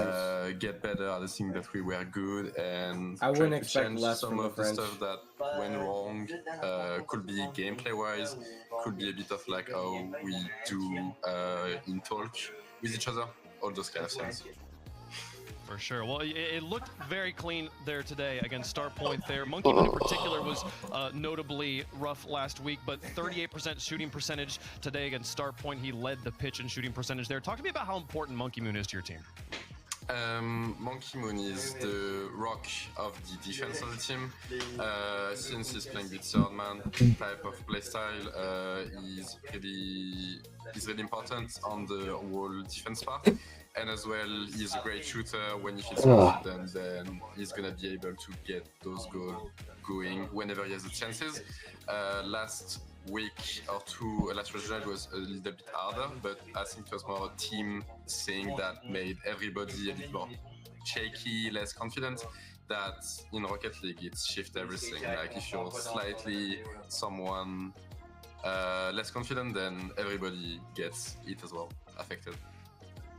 Gotcha. It's as though in your mind, last week was more of a team issue that maybe Monkey Moon caught all the flack for, less of a personal issue? I think all the players, they always can perform better, and at some very important moment, we could have done better individually.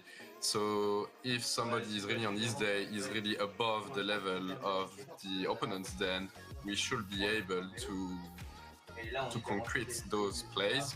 But I think it was as well something a team thing that get to everybody, and Monkey Moon was the one a bit more affected to it, or that it showed on gameplay at least.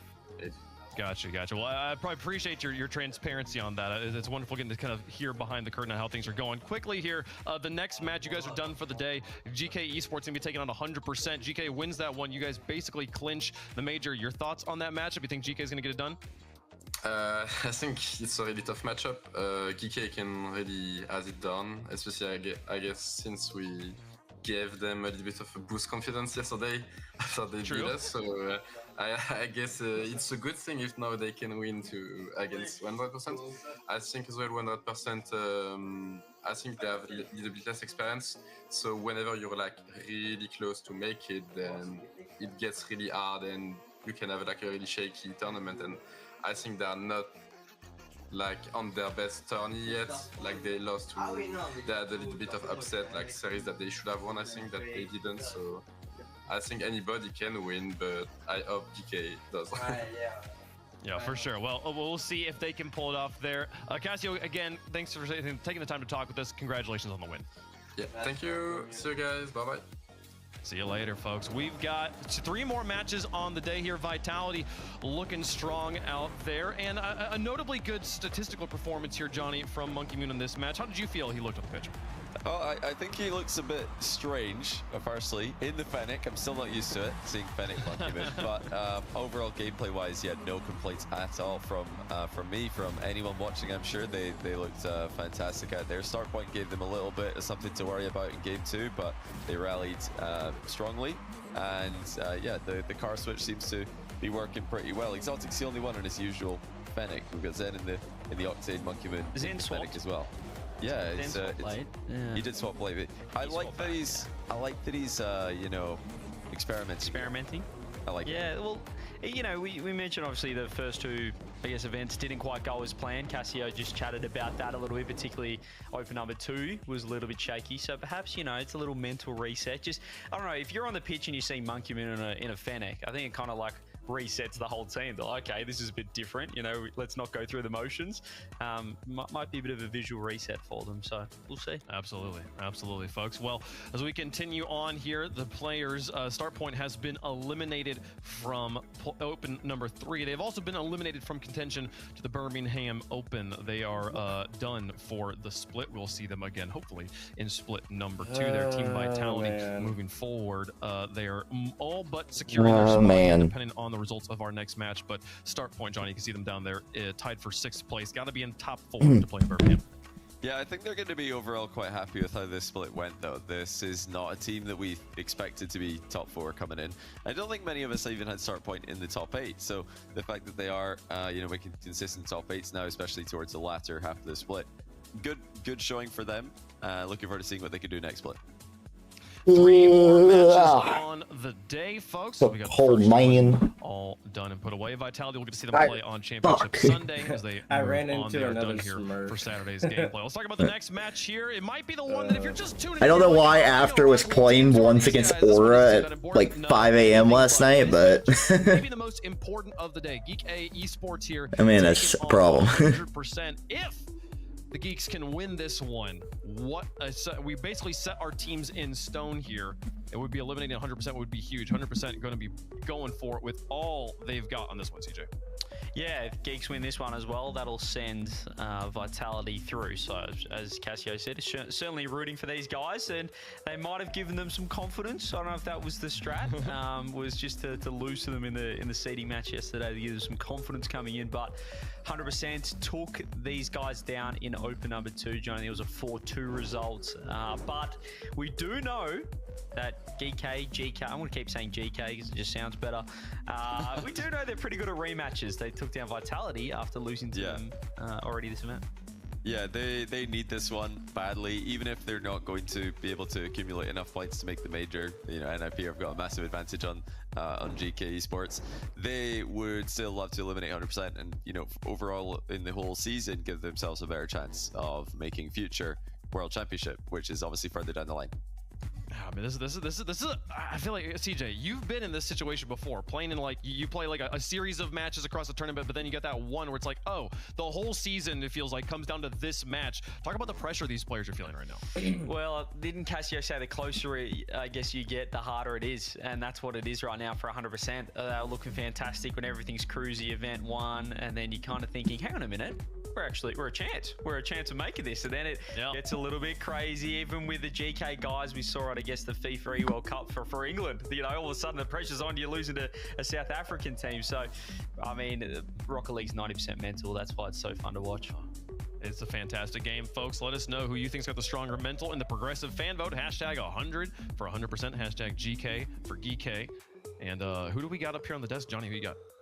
You know, I am going to back the consistent team across the split. Even though we did have the upset win for GK yesterday, I fancy 100% chances. They did it the most important time the two teams played. Now the pressure's on again. I think that they can deliver again. Going 100% as well. Similar, I don't know, if you're going for GK, it makes sense. They just took down Vitality. It was a tiebreaker. It was a seeding match. Don't know how much you read into it, but 100% just to make it a little bit more interesting up top as well.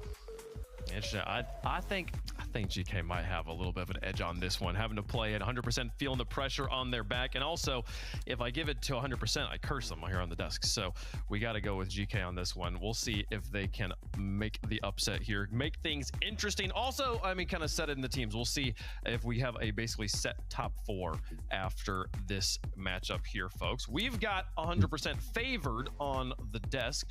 I feel like fan vote wise, this could kind of go either way. We'll see how the fans are feeling about it when the fan vote comes on in here. There's a lot of Joyo fans out there, Oli as well, and stuff like that. Straight down the middle. Instead of like a I see that often. difference there. Oh, 100%. I feel so bad for Dead Z. You know who they're playing? They're playing a top. They're playing the 74th seed in their first round today. Players on the pitch. Let's get down and play the Rocket League. Do we know? But somehow the 74th seed ended up in lower bracket, so that's probably like a 2.2k team. No, not that high. Probably they're definitely a 2k team though. So that's a rip in the chat. It has now become all that much more real. With the pressure on the line, can you step up to the task, or is Joyo and the rest of GK about to ruin their day?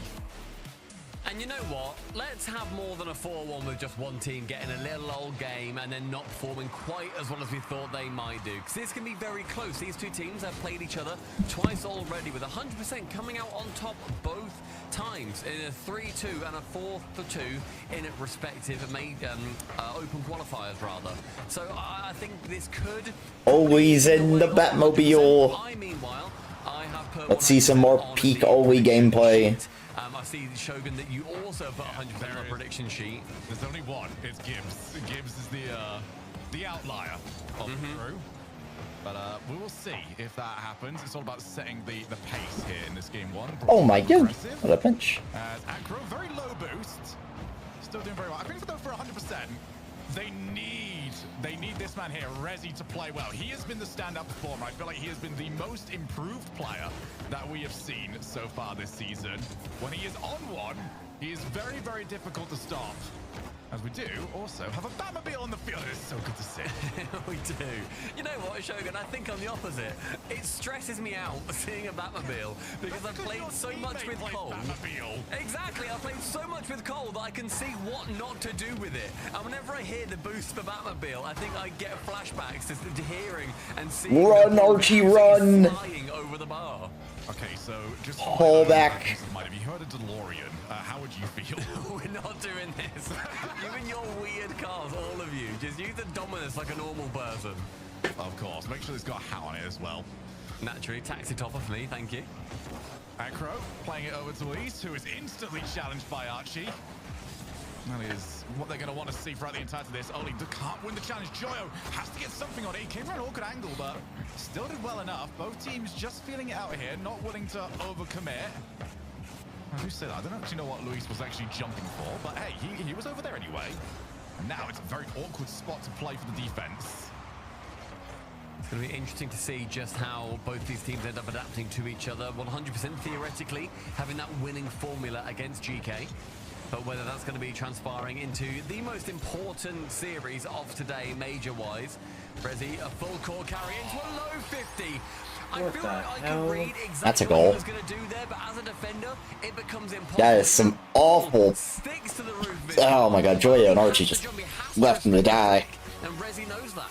Terrible, like, everything. Only knows exactly what's about to happen. But Rezi's got that ball in a spot. He can just make a decision as it gets to it. He can still flick that at any point if he wants to. You know, it doesn't matter if you're playing Batmobile, Octane, 2 Octanes stuck together, a limousine. You are not stopping that low challenge. It's the perfect start here for 100%. Yeah, you really couldn't ask more. It's a nice outplay. Halfway through the game, though, Oli's going to bang it to the opposite corner. Joyo is going to be completely... This is a goal. Open for a second. That angle is Never mind, because Rezi exists.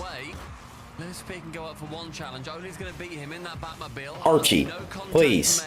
Good God, dude. Wait. What? To be honest, as the net is completely open for Joyo. Yeah, what do everyone want? All right, we got Rezi over here. Not a great double commit.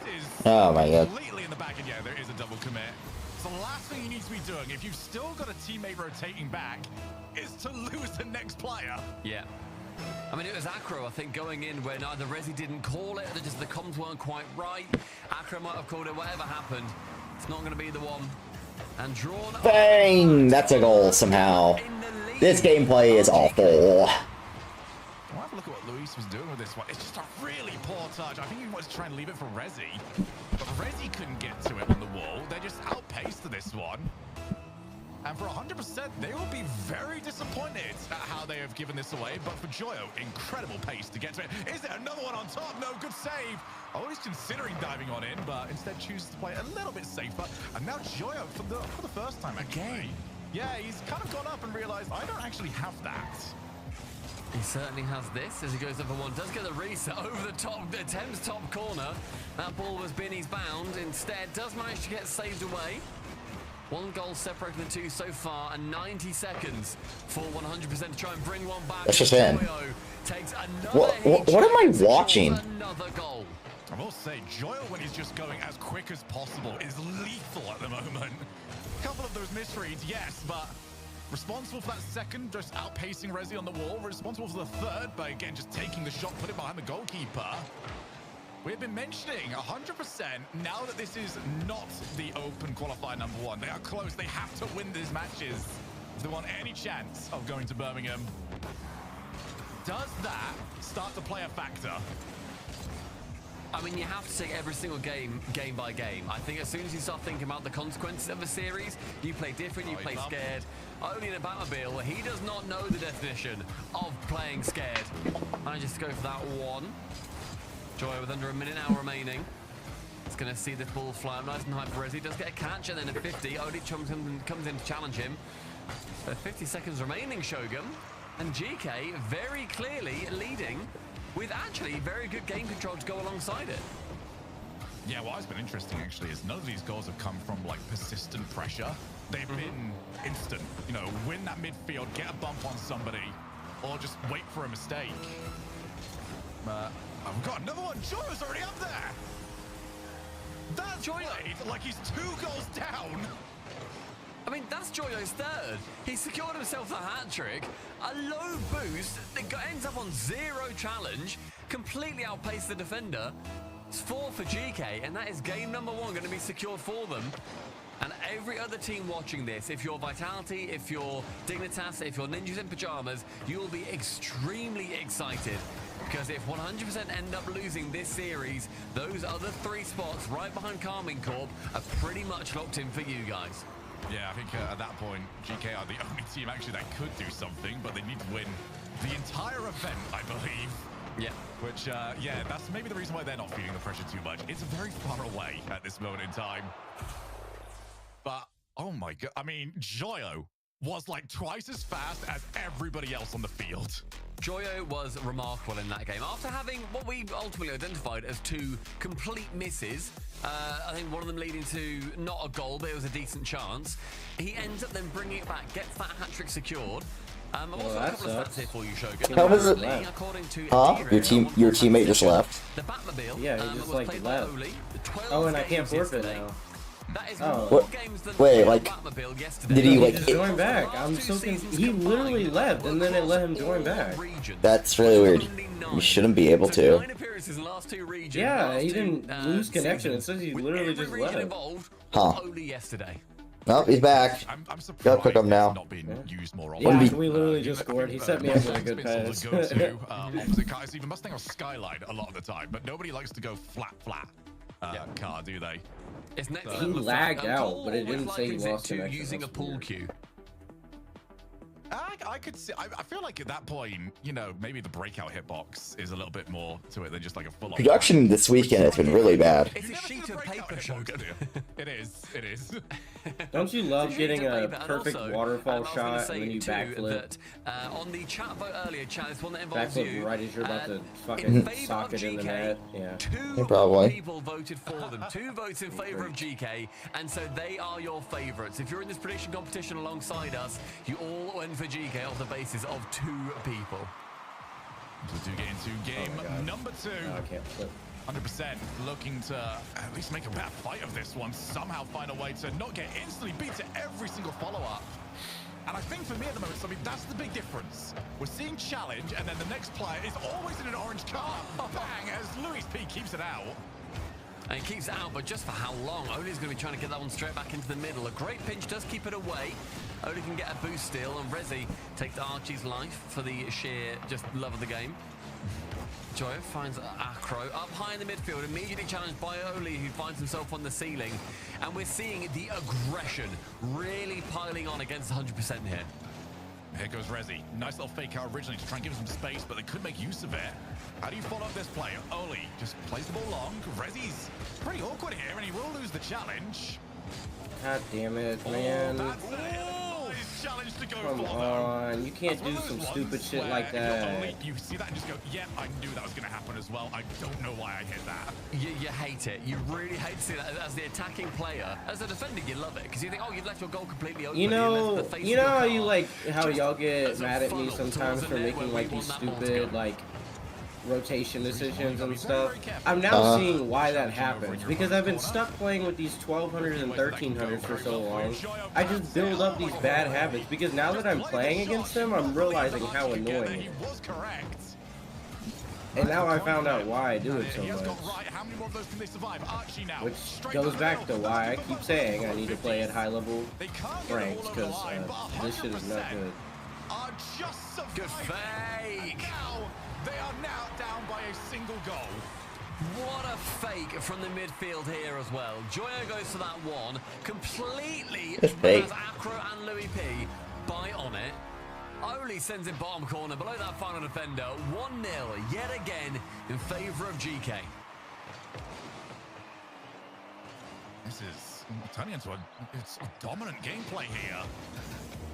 GK have not got themselves up and rolling. It looked like it was going to be good when they got their first goal in the last game. Ever since then, they had a couple of mistakes and they have not settled. Good pace. Where's the follow-up? That's the big question I've got on all of these. This time around, not going to happen. You see the confidence difference. 100% barely had everyone available. Whilst on the other side, GK are just attacking. Psycho. Oh, you fucking suck, Joyo. Anyone can go for a Psycho, it's you, Joyo. Why are we not going for Psychos? I mean, that kind of confidence as well is going to, I think, bring them further through this competition than I'm sure they, they bring them through this competition to the point where they wanted to have been in previous events. Joyo's going to be diving in front of them there just to try and save Archie's blushes with no boost. Oli massively. Oh my god, Oli, play the ball. And I think GK, they're now playing at that kind of pace that we've expected them to be in from previous events. They've not really reached the level that we've seen from them before, individually at least. We've got 6 regional champions here on the side of GK. They've not been able to repeat it so far in 25. This is the best chance. Come on, used to be Oxygen. Let's go. VP has got to keep that play going, but he's misread the wall. Archie, low boost. Not gonna commit. You know, it's like, you know what the good thing is? Well, I shouldn't say good thing, because I really don't like teams like dominating. I wish everybody kind of equally, you know, had a chance of dominating. But like, I like the fact that it's really gonna be way more common to have what happened like with Oxygen at Worlds now, because so many teams were like uncertain about how good they are, that any one of them could just show up and like play really fucking good one weekend, and it'd just be the most entertaining shit. It did end up getting. Yeah. She taps it round behind. Oli's not going to be the second man to it. Instead, it is going to be be the only good thing is that going to we now be can pounced on by Joyo. Oli's there again. They are committing with no boost at all, and that is giving no time whatsoever for 100% to try and bring through any amount of their offense themselves. It's the one, dude, someone shoot on the actual nets and not off the crossbar. Yeah, Acro's also going to go for the boost over, a ball over boost. Has actually worked for him, so didn't go for the shiny thing. Here comes Louis. This is a goal. Oh my god, okay, thank god. I gotta say, dude, that cannot be a goal. That is... This final third is going to be very important for 100%, otherwise I imagine we're going to be seeing a timeout taken. Acro up high, a lot of boost, no real reset, a chance flips over the top again. Who's there next? It's Oli, no one's there! Everyone went on their holiday! What am I watching? These are terrible goals, dude. What is Oli doing? Who knows, man? Who knows? I'm sorry, yeah, you're not really that well tall in car. In person, yeah, definitely so. He's played that, you're completely right, like he's in a Fennec, like he's in a tall car. Instead now, Joyo Just to get that 50, ends up going low with it. It's a very late equalizer from 100%, but the pressure falls straight back towards GK. I think the XG of this game has gone. This is a goal. This is not a goal. What? How? Well, I don't know if that gives you more momentum as 100% or less. Either way, this What? Like, what am I watching? That's got to be a bit tilting. Oh, Joyo's already up. Oh my god, they can't make that work. Surely Acro's got that covered. Now the opposite side of the field. Luis just pops the ball up, aims for Oli's car, but hey, you can't really bump a Batmobile for some reason. Why is Acro shooting it over there? Acro, all the way back, has to win the challenge, does well enough. Archie already up. Has he got this laid down? Oh my goodness, that's incredible ball control. And GK are going to continue to try and set. Chance here as Resi works way out in the midfield. Over Joyo, the doink attempt. Resi can't be the next man to it, so Archie now dribbles him straight back down the pitch. Oli is beaten. Joyo is going to be awkward here.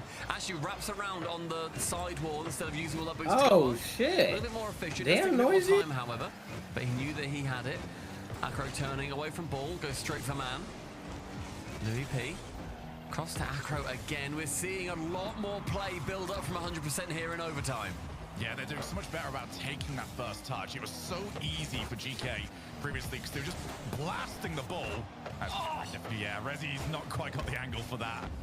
It's one that you go for, but Oli, he's going to go low. And Resi, Oh my god. couldn't score earlier on, but he keeps his team in this overtime. What is a shot? Yeah, maybe don't do that next time 100%. You're still stuck in Wait, this is the goal. No, never mind. Resi actually got a really good touch. Midfield, Joyo finds Archie. Does Acro know that he's there? The 50 is huge. Louis P is forced onto it. Here's Joyo boosting behind him. Louis P now bumped around onto that one as well. Resi managing to avoid the bump from a zero boost Joyo. Archie with a 50. It becomes a lot scarier when you're in this overtime. Archie, a complete misread. Yeah, that is right, Shogun. An ugly misread. Here comes Joyo. Reset. Looks for the must. That was the luckiest backflip I've ever gotten in my life. So basically the same thing happened earlier with the waterfall where I like put it perfectly on net, but I accidentally backflipped again, but the guy saved it and hit it right into me, so Season 3 cooks here. it worked in my favor. Corner, no issues, and it's just straight into the ceiling. Archie, great idea there. I like that to go for the low 50 instead. He maintains a bit more boost off it too, so the entire attack can continue. Tell you what, the boost control, the boost management that we're seeing out of GK, I'm extremely impressed with. We've seen them go to zero very rarely, and even when they do go to zero or low, they actually end up continuing on their attack. A 1-2-3 play, only with a pinch ground pass, ends up going for the bumper. Resi holds firm. I mean, Resi had no other way to play that. He's on zero boost, he can't jump. Oli, I think, could have played that better. That should have been a check. Two up. Oh, wait a second. Archie's there. He's trying to find Louis P's car. Couldn't quite get it. Acro save. How much more time are they going to spend on zero? Dude, my teammate right now is fucking insane. This guy's carrying the shit out of me. Is this a goal? Is this a goal? Oh my god, what are we doing? Dude, DK actually just like hard toss, dude. It then takes them 3 minutes to get there next. The third of the series wins them a game, 100%. Draw us level. And for a good 8 minutes of this series, it looked like 100% were going to be a non-starter. I mean, opening 3 minutes of this, opening 4 minutes of this is all GK. There is nothing else to it. I think, though, for me, Snubby, there's two big differences that GK have made. One, they're not just trying to hit the ball in defense, where GK are like, all right, well, we're just going to stay in midfield. We're good. What are you doing? Thanks for the ball, I guess. And the other one is GK are finding a lot less success now on hiding a player either behind the goalkeepers or on the ceiling. We saw earlier on Archie just tried to stay at the ceiling. He's instantly challenged. They're not as easily caught out anymore. Yeah, I think it's always interesting as well to see how the teams end up just adjusting their play style a little bit in these overtimes. I think we saw 100% realizing that them sitting back isn't necessarily going to be winning them the game. Acro, by the way, real quick, 6 saves, 0 goals, and he has 700 points, the most in the lobby. He was everywhere. That entire game. He honestly, he did. I'd be close. the plays that we saw of 100% on their low boost, and GK, I want to admire both teams on their low boost plays. 100% on their defensive low boost plays, GK on their offensive low boost plays. Very impressive all round. Game number 3, drawn level, major chances still up in the air. So 100% made some adaptations. What's your gauge at the moment on this Batmobile? I don't know how I feel about Oli in this at the moment. I'm still scared, because bear in mind that a goal that they ended up giving up was, it was to do with Oli's mispositioning, or his misdecision making rather, that I didn't like at all. Very slow, a little bit silly of him. Ultimately, it wouldn't have gone in the net if he was in literally any other car. So it's a little bit of a mark against the Batmobile, I would say there. I don't know, mate. I don't think my titanium white samurai is getting that one either. So 40 seconds into game number 3. Joyo, who has been cooled off a little bit over the last few minutes, will be looking to try and get going again. It's just powered long. Rezi's already up. He's up against Joyo, who at least gets some contact. The second one not quite. Dude, this is the best teammate I've ever had in my fucking life. Welcome to him. He has got some support behind him, but Joyo just controls. Joyo looking very comfortable defensively. That's a great little... Just a little heat check into the bottom corner. Archie can save it away. As he wanted to make sure that they are fully aware that he is there. Joyo giving possession of that ball away. He has low boost, but it goes straight back to Rezi. Will he end up regretting his decision? I hate this series so much. Yeah, this is very greedy from Joyo, because not only he's giving it away, he's jumped forwards. Like, he's not even in the back third by then. So I think that's a really bad decision. The defense tried to do what they could, but it's Rezi. And Rezi does not do that wrong at the moment. It's very intriguing, though, to see just how that aggression from Joyo is either going to help or hinder his team. So far, I think it's still very much on the side of help. He got 3 goals in game number 1, for goodness sake. They're starting to be ready just a little bit more. 100% now with Rezi. Goes central. Joyo bumped away from it. Lewis P needs to get it on target. Did so, but Oli stands firmly in his way. Oh, well, he wanted the pass over to Oli, but Oli's still on 0 boost and has to have enough power to it. Here comes Archie sealing Reed. It's not a bad one at all. That's a really good play. I like it. And Joyo will finish it off. The Archie-Joyo connection is really something special. We've seen it at Worlds. We see it here in the lead up to Birmingham. And they bring it back. GK with a stunner of a response. Archie just has those in his back pocket, and it's always when you least expect it. Now he's looking for the player. Couldn't quite find it. As always, Archie's decision-making just in a split second seems to be one of the best in the world. Rezi. Oh, can't win the challenge. Archie's out. Oh, forced the own goal off the bump. Acro is going to save them their blushes. GK are really starting to roll here. I mean, it's GK full aggression. Archie needs to get that on target. He doesn't so. That should have been a goal. That should be 2-1. Archie shooting completely high and wide. Joyo now going for a bump on the final man after the pass. Oli can not quite make the contact. Rezi now not quite top bins. Again, not quite top bins. Denting just that top right corner.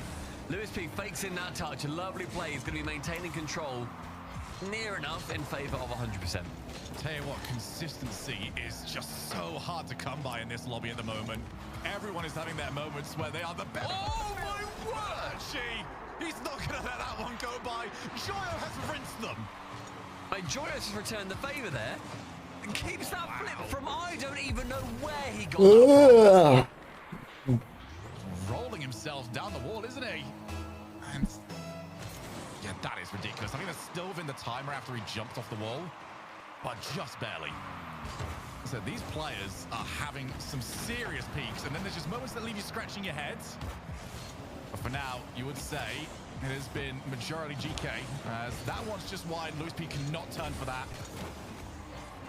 So with just over 100 seconds left, 100% will have to fight back yet again. And this 2-1 is really quite flimsy, I feel. I wouldn't feel confident if 100% also had this 2-1. Both teams, as you said, Shogun, have got their real pop-off moments. Archie's now waiting on the backboard. Lewis P goes pretty under the radar. I think Joyo might even have sent that in. Yeah, he definitely would have done. He's never been so thankful to whip the ball. Puts the one high. Archie's already got it red. In again, Lewis P. Backboard, double tap. You cannot leave him alone with the ball. Archie sends that to no one. A low boost challenge. No one's there for it. Lewis P is. An equalizer as 100% yet again bring themselves back in. It's the exact same way as he got set up last time. What was 100% issue is now the big issue for GK. Joyo plays the ball out. Oli, ceiling. Can he catch it? Reset. I'm not too sure he leaves it for Archie anyway. This series can go either way. This is as close as they come. Back out. Oh, behind! No, GK's awful, man. This, good God. They're such awful goals, dude. Of the highest order, Archie just has to watch it fly in above and behind him. A lead for 100% as they become activated in the third. It's happened to GK again, where they are winning. They're going into the final minute. They're in a good position, and it's fallen apart so quickly. You thought the pressure they were put on previously was a lot. They now need this. Louis P's car is gone.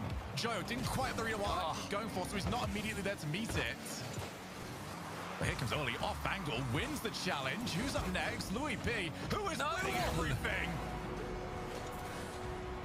Right, Lewis P is the Joyo of Game 3 that Joyo was in Game 1. A wonderful play from him again. The hat-trick secured. Still, by the way, like 200 points below. I think it was Acro had like 700 with no goals. Unbelievable performance from him in game number 2. But Lewis P, great performance so far in this one. Enabled by his teammates as well. 2 goals clear. Oh, it may well be 3 goals clear. It is going to be. Rezi gets his second, sorry. And GK, they are floundering with this pressure. I feel like so many of the goals that 100% have scored have been started by the fact that we can turn and go, GK, I've hit the ball and it's rolling on the floor. Yeah, that one maybe I can judge less so because the game's over. Oh, hello. Kick off! Ball kick off! What the fuck? It was 3-2 and now it's 5-3? I looked away for 2 seconds. This is a series, man. Just drive, this baby. Is a series. That's Rocket League, mate. That right there is what Rocket League is all about. You could have that one. I've been waiting for that to work for so long. Again! And again!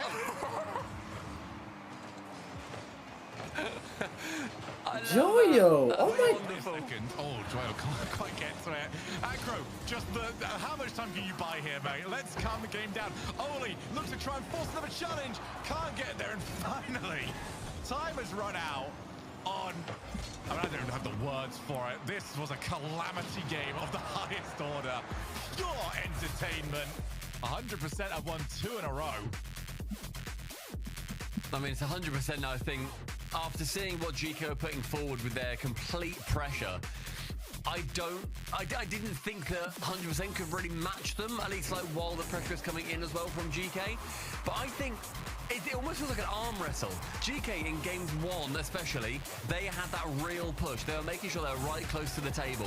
Game 2, a lot closer. It's now gone back into the middle. The strength that we've seen 100% pull back, and they are now pushing down on the hands of GK with. I don't know if GK can come back and match it. In an 8-goal thriller, it's 5 to the good for 100%.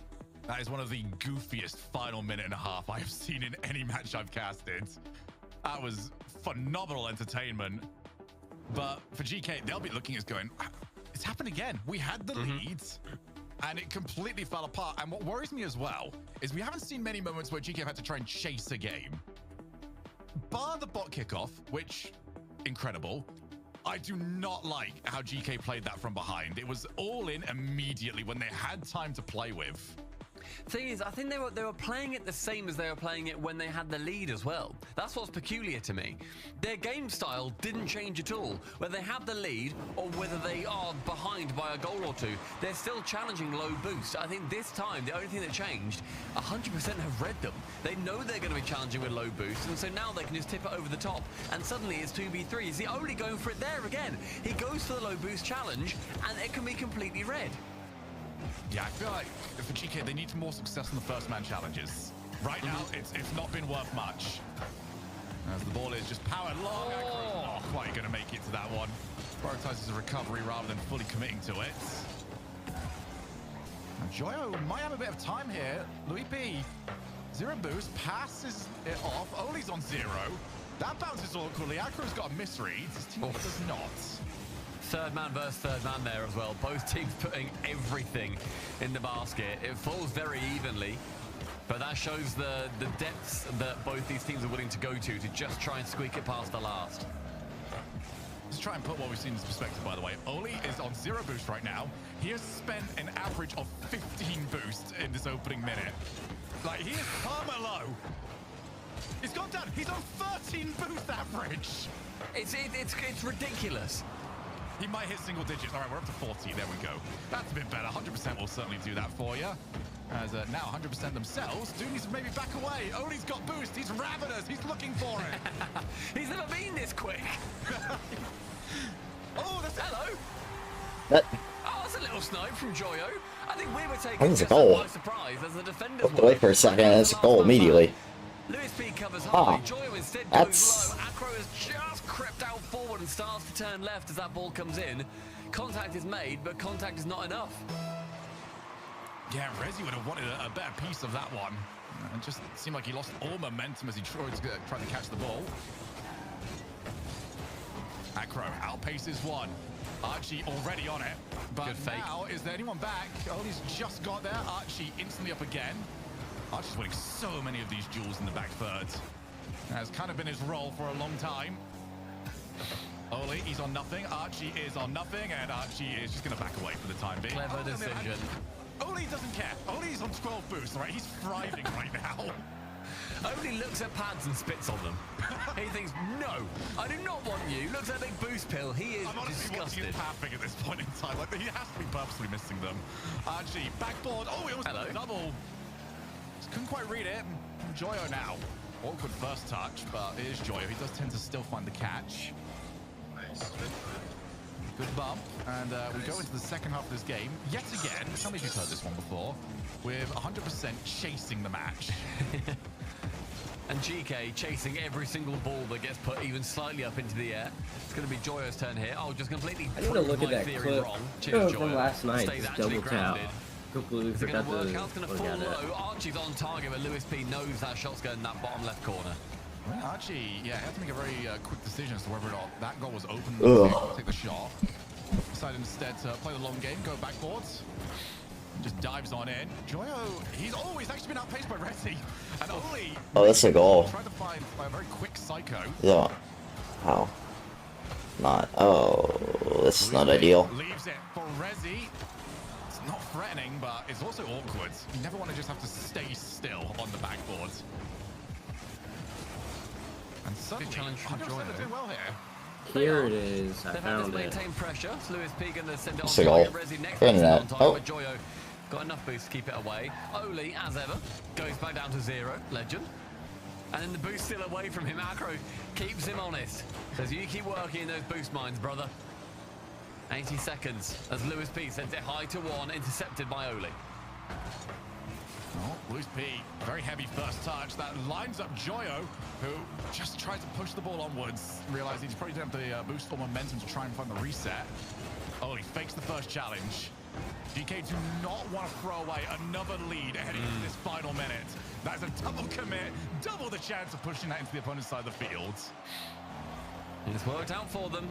So far, their aggression has been the winning factor. Oli can't make contact, neither can Lewis P, so Rezi comes in to be the first man for it. Up to the wall is Joyo, but the ball's falling very nicely towards Acro. Time, space, and boost. Unfortunately, there's also Archie flying his way straight into your face. Acro's gonna turn. No. But now he's on the way. That's a goal. Dude, Acro, how do you not score that? He didn't need more boost. He just angled his car poorly. He flattened it. Like, that should have been a goal. I don't know how he missed that. Oh, this is the goal. No, never mind. Archie actually played it smart. Yeah, they got rid of Joyo, but Archie, again, perfectly placed. The time has ticked away. Rezi, over to Acro, couldn't find the redirect, but it drops up. Not get there in time. So a 1-0 game where GK, I think that's an important one for them as well. Like, if it's up by 2-0, you can say it's a lot more comfortable, but I think in their minds mentally, just having that close match, but they still didn't make any mistakes in the final minute. That's big.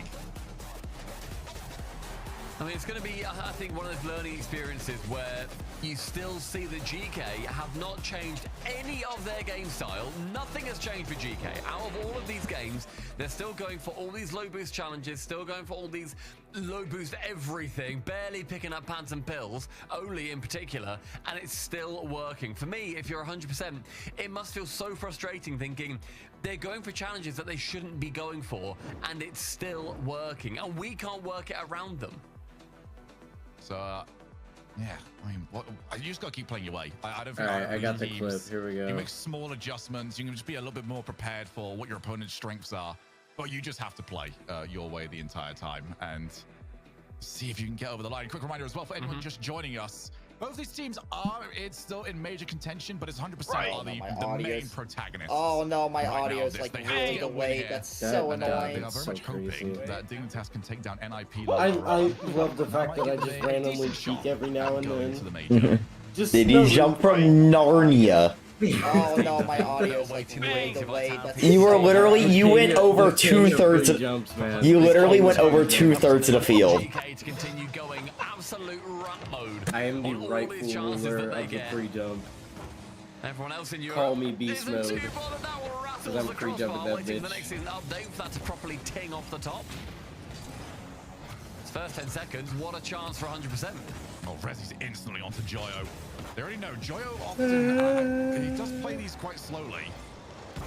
Like to get fast Joyo back onto the field again, just hit the ball as hard as possible instantly. I mean, that's where he was at his most dangerous. Archie instantly there.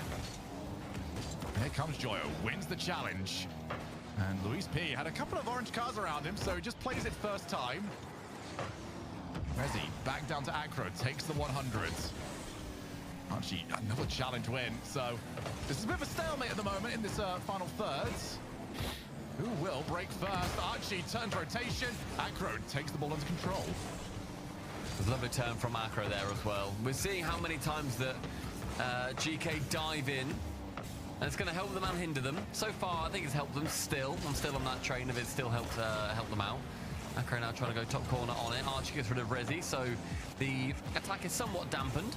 I've seen Luis B have to commit back into his own half, and Joyo is right on his tail. My baby, my G2 Octane. Success in those positions. That's where he got his goal last time.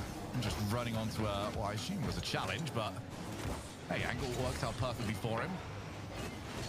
Off the ceiling, Luis P, only as far as Archie. This ball has just been stuck in the blue side of the field all game long. Oli with the outpace. They just can't get this ball to drop into a shootable position. Archie calls Oli off. Oli looks for Luis P. He also looks for even more blue cards. Can't find either of them. And that will mean that the defensive hold is still strong, at least for now. But you can see GK are getting frustrated by this. They want demos, and also, well, that has now resulted in nobody in position to try and follow up a challenge. Rezi gets rid of Joyo, so the defense is spread things somewhat. Oli, a 0 boost monster flick. He's actually then continues to commit this game. He's doing better. All right, good for him. He's a changed man. Dude, if I could play in this G2 Octane, I'd be the best player on the field. And I'd never change my skin. This would be my skin for the rest of my life. Back when you belong, Oli. What a king. Doink? That's where it's good. Oh, he needed to doink that a lot flatter. The flick has done you no favors, son. Oli. Yeah, he's wondering what the next part of that play is. First hit completely took the sting out of the play. I'm not entirely sure there actually is an opposite side of the field at this point. We have only seen the blue side of the field so far. There's nobody with too much boost to keep this play going, though. So Archie with the challenge. Oli just a little bit of a jump up. Yeah, he was just threatening it, but Rezi just threatening here. The first time 100% have really had much to work with. What can they do in this position? That whip does not help GK at all. Oh, that light touch in the center. Only has to be called on to be the man to it next. Otherwise, there's probably a goal in favor of 100%. Under 2 minutes now. Very low scoring. After a low scoring previous game 4. Looking like it may well be entering into that silver goal territory. And for one, the second, the dunk is there. Joya has to do something. He does to the backboard. Well recovered from him for the ball flying straight over his head. Yeah, such an impressive touch to make. So you've got to get it, control the ball, and also land. Yeah. So it can be very finicky at times, and I've seen plenty of people get that wrong. 0-0. And we've gone from calamity in game 3 to a 1-0 in game 4, and 0-0 heading into the final minute of game 5. That's a terrible touch, Joya. It's a lot more discipline from the squad. It's more dignified, and that's not what I like. I want to see the Rat Kings come out. I want to see Oli go for the 0 boost bumps as he just literally did. Good for you, Oli. Acro, that back corner, the boost steal is going to be in favor of Acro as well. Joya can't commit onto that. No, he's going to be continuing to play down the wing. Lands wonderfully. Another 50. Archie and Oli against one. Archie on target. It's out in. That's in regardless. It's still not pretty on the replay. But it's this corner again. This is where GK got the goal last time. And Acro, I think he could have done better with that. Just go on, have a go. Find the purchase. It's one of those ones, he's jumped into it, and it's just that bad side of the animation where you're jumping, and he's just caught it at a bad angle. If he doesn't jump, that gets cleared. And because he's jumped, he's then tapped it kind of on a little bit, not backwards, but like kind of more laterally than I think he would have liked. Yeah. Two players up for that, by the way. Crowley does get the save. Oh, Rezi's going to look for the ground pinch, realized that Oli was right beneath him. I still would have gone with it. Use Oli to try and pinch it as well. Again, number 50. Oli in. Another fake challenge. Oli has really decided that fake challenges are the way to go in this one. Final 10 seconds. And 100% are seeing it slip away. Acro couldn't win the race of the ball. Red's got so much to do, but he's got Oli all over him. Oh, no. 100%, you've got to win 2 in a row, or you are out of major contention. I think we're seeing maybe a few tweets be drafted right now from Vitality, Dignitas, and NIP saying, all right, we're in a much better position here. Thank you very much, GK. That would be delightful. Still got some work to do on their sides. But otherwise, GK, this would be the 3rd time these teams have met this season, and it would be the 1st time that GK get a dub. There's a timeout taken. What the yeah, if there was ever time to go 20 for it, points. this is definitely it. First half. For GK, I mean, this is not a side of them I thought we would see, but it feels like they are weaponizing how aggressive they were earlier on with these dive-in challenges. I know you've made mention of it, Stumpy, and now suddenly they're just sort of driving forwards with the intention to just go, oh, we could have done. But actually, I've already turned, mate. Like, I've faked you out here. You've now gone for the instant play where you're trying to, you know, beat me, and I'm not there. And it's working out great because they're just holding the possession of this ball for so long. And you know what I've just noticed that makes me maybe a little bit sad is that we've got Noah coaching a team against Joyo. The two that have been together for so long. But Nick, you know, back on their side, back from the Queso days, which is quite nice, but it still feels wrong seeing Noah on the other team cam. See, GK, not really, I don't think talking through too much here. They're pretty comfortable with the way they're playing. I've got no arguments, to be honest. I'm terrified of how they're playing. Are you terrified of what they're playing, or are you still scared of that Batmobile? Which one is it? Honestly, mate, it's both. Whenever I hear the Batmobile boost and I see Oli there spending 12 to move about 3 feet and still somehow getting the challenge and then getting the ball over the top, I don't understand the physics of it all. Yeah, 100%. I think the main thing for them here is something that they've done very well is GK have been trying to bump and demo them and try and find that third man to get rid of them, and they've avoided it very well. But the slower you play, the more easy it is to find that third man. We get a game like the last one, I'm absolutely shocked. Go for the demo. Can we get the demo? Well, they were just stuck. in that final third for so much. So they've got to keep that going and find a way to build out of these spots. Find a way for this series to make literally any sense. The gameplay is barbaric. I am in love with it, for the record. Let's see something come through for either of these teams that is going to make us all say, wow. 10 seconds through, it's the immediate pressure, and 100% they're back to where they started, back to where they ended, rather, at the last bit of the final game. Yeah, this is where they need to try and find somebody to follow up. Oli has taken his time, and actually it's not the right decision to make. Luis P has beat them! And Oli, who just slowed up a little bit, gets his lunch stolen. I mean, Oli tries to take that touch, then take it into the midfield. He can't do it. Luis P also fakes go towards the right of Joyo. Joyo then has to pump the brakes, then maybe backflip behind him. Luis P is forced into that position, can then send it right in front of his car. Masterful play from everybody on 100% there. Operation Full Send works brilliantly. Oh my god, Oli's already up! He's skied it! Oh! This series is so dumb. I mean, I love this pre-jump, but dude, the fact that Acro just own gold this. Or no, Resi own gold. Sends it top corner. This series is as bombastic as I'd hoped it would be. Again, we need to keep pointing out though, Archie's passing game is lethal. He always gets it into the spot that just makes defenders panic. Oh, it's gonna go. Oh, what? Well, 100% are about to start panicking big time. Ladies and gentlemen, it's falling apart. This is the slowest flip reset you will literally ever see. Gets a little tink off that final defender, off Acro. They all count for one, and GK find themselves in the lead. Hold again still today. Hey, we're up to 56. Let's go. Time to work with, and he has used it. Keeps threatening that he's going to start the play up. Archie loses the challenge. His bumps though. As Oli, 0 boost, of course. Works out just fine. What do I have for lunch today? Do I have Chipotle? Or do I have Whataburger? Archie knows it's going to be just above, so doesn't waste too much boost trying to go for that ball. Joyo flicks, Acro's there to save it. Luis P with the corner boost grab, but too slow to it. And Archie, as has been the mantra the entire time, is full send. Acro has been 0 boost for the last 25 seconds. He's not going to change anytime soon. The only game plan. Yeah, that's not one I'd recommend. Joyo's taking his time on all of these. Getting double commits. That's his main task at the moment, those plays.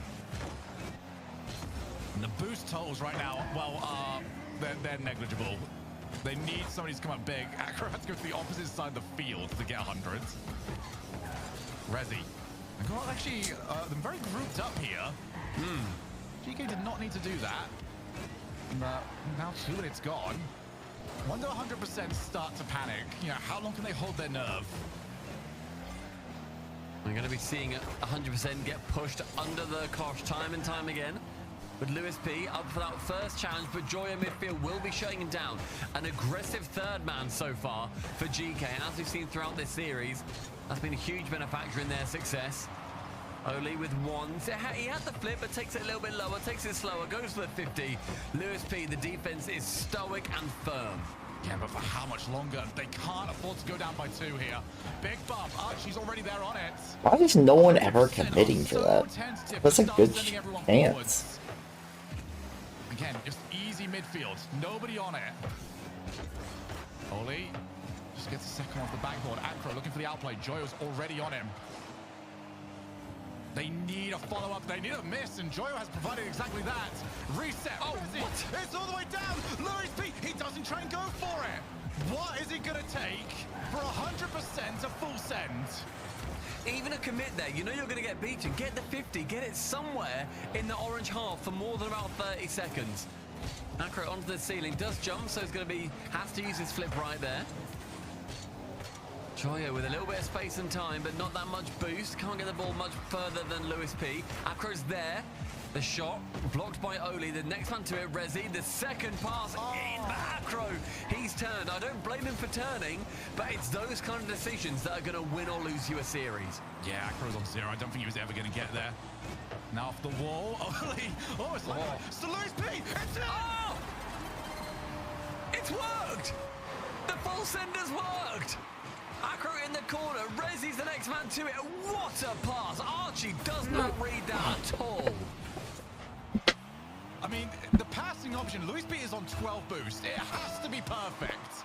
If it's behind, that's going to go nowhere. So they are back in the game. They now need another goal.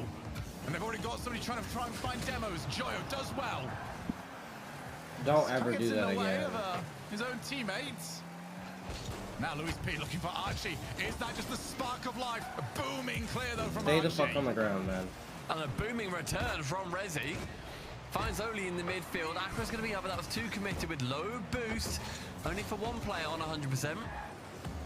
That'll mean that their attack's going to have to wait just a second. Rezzy takes on his own. Archie then clears it. Luis P in the midfield again. Archie misses. Oli on the back. That was actually really bad for him and Joya was DK. 0. And there's been a boost steal and a demo. This is really bad. Worrying now because there's a lot of like jump and predict. That's going to be a goal soon. Feel it. Of course, no, they don't go. Never mind. 100% really toss a great opportunity. Oli with his wheels in different postcodes isn't quite able to get a flip reset off the ball, so wasn't able to get the goal on that chance. Final 10 seconds though, so we are drawn level. Another overtime looming on Neo Tokyo. You can catch that. Rezzy instead just going to keep the ball going. Didn't want to go for the reset because he knew Oli was on him. 0 seconds. Acro off the wall, but expect that one to be dropped. We have overtime, and 100% must win it. Do or die for 100%. It's going to be a big breach from Acro to the ceiling. Very well played. A musty flick as well. Now I thought he might struggle with that. Instead, he proves me completely wrong. Next man to it is Oli. Archie on the right. There's lots of chances here. Oh, even just one little misplay. Yeah, 100% can't afford to do what they were doing earlier on, but they just keep waiting. Oh. That's the sort of position where you can double commit and leave yourself in an absolute shambles. Luis P moves up, 0 boost. He's up against Oli. Ceiling, he's got that reset. It's over the top. Rezzy gets there. Wait, this is a goal. Oh, no. That's such a bad shot. And Acro, a crucial challenge. 100% are playing with fire. Archie has Oh, God. final man bump on Luis P, but Luis P has nerves of steel to not jump. Oli already down the opposite side of the field. Will he be called in?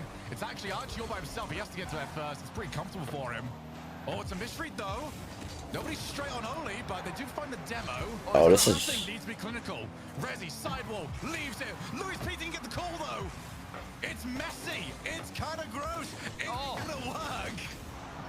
Messy and kind of gross sums up this entire series. Everyone, we are here in the mud together. Wallow with us as fellow pigs. 80 boost, it's a double, it's in! It is Rezzy, king of this farmyard, sending us to game 7. He's on 0 at this hit. Why? Why, DK? Why? You had one job. Possibly get. No boost needed to try and change the direction of the car. He's in the right spot. We are going to Champions Fields. Everyone taking a breath? Everyone taking a breather? Right, we're straight back in it. We're on team hyperventilation here.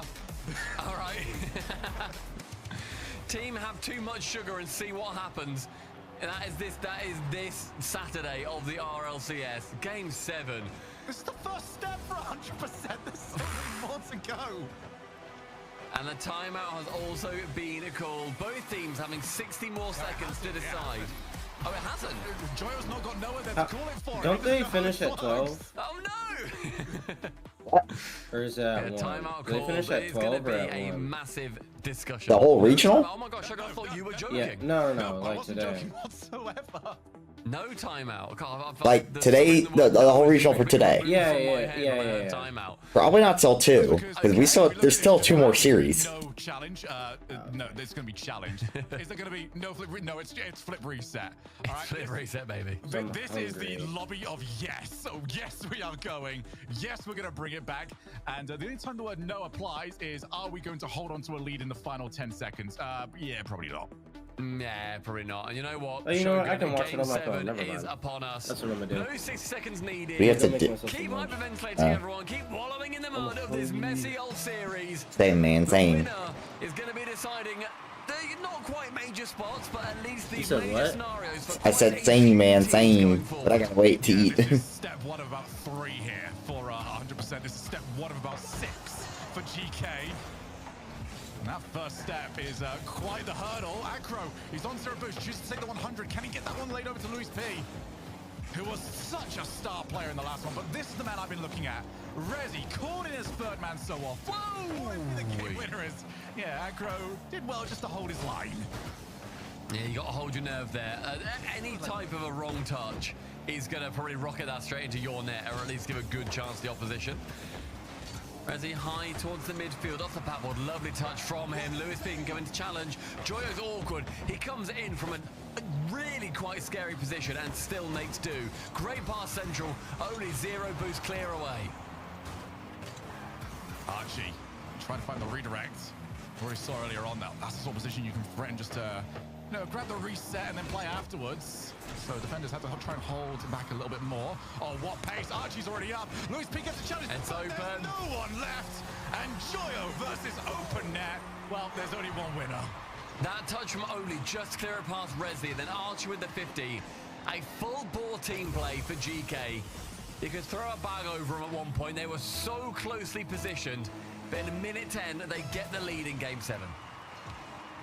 But it's also GK, you know, a goal up early. We've been here so many times. I don't even know if it means anything at this point. Joyo would like to try and find that second. Give some breathing room. 100%. They just, yeah, don't want this to be quite as close as it was last time. Oh, it's a bit of a whiff, but that demo comes up. Luis P, though, big whiff. Go the whole way. How on earth? What am I watching? Luis P just sees that one challenge come through. Sick, Joyo, sick. Luis P then goes high for it, then realizes, okay, I've got enough boost and space and time here. I can just guide it home. And from, I think it was Archie in the background that got a demo. If Joyo has any way to run onto that ball, that's very likely 2-0. They wouldn't have had anybody left. So, a massive swing situation. 1-1. Yet another lead that doesn't end up lasting. I'm completely numbed at this point. Shock. Archie, oh, wait a second. Does that bump do anything? No, Acro will recover. Now 1v1, Rezi's up high, gets that low 50, not quite enough power. Luis P's going to be there as the next man. Acro's there next, rockets it off the post. The 50 is glorious. This is not the same team that refused to send the second man last time around. Oh, and Oli just couldn't get in front of it enough. He has to go, but just couldn't get there. Yeah. It's just in. It's a lose-lose there. Oli doesn't go, Acro gets a free shot. Oli does go, it then pinches in the other side. The only thing he could have done more is gone a little bit sooner, but that is absolutely, you literally can't. He had no boost and he reacted as soon as he could. That's a goal there as far as I'm concerned. Oli couldn't have done anything about it. I'm not used to this. 100% are winning with half the game left to go. They're not going to keep the lead though, Shogun, don't worry. Well, we'll see. I wasn't too convinced when I saw GK. Okay, oh my God!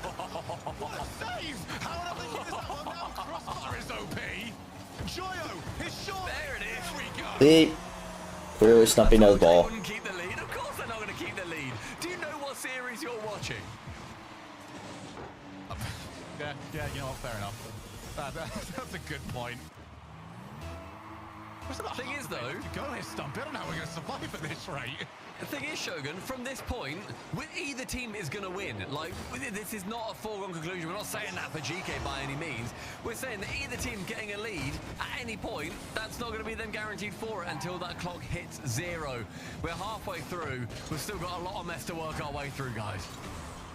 Oh, Archie's going to fake it. Good fake. Acro, yeah, I think Acro realized if Archie hits that, oh, it's off the wall. Luis P recovers.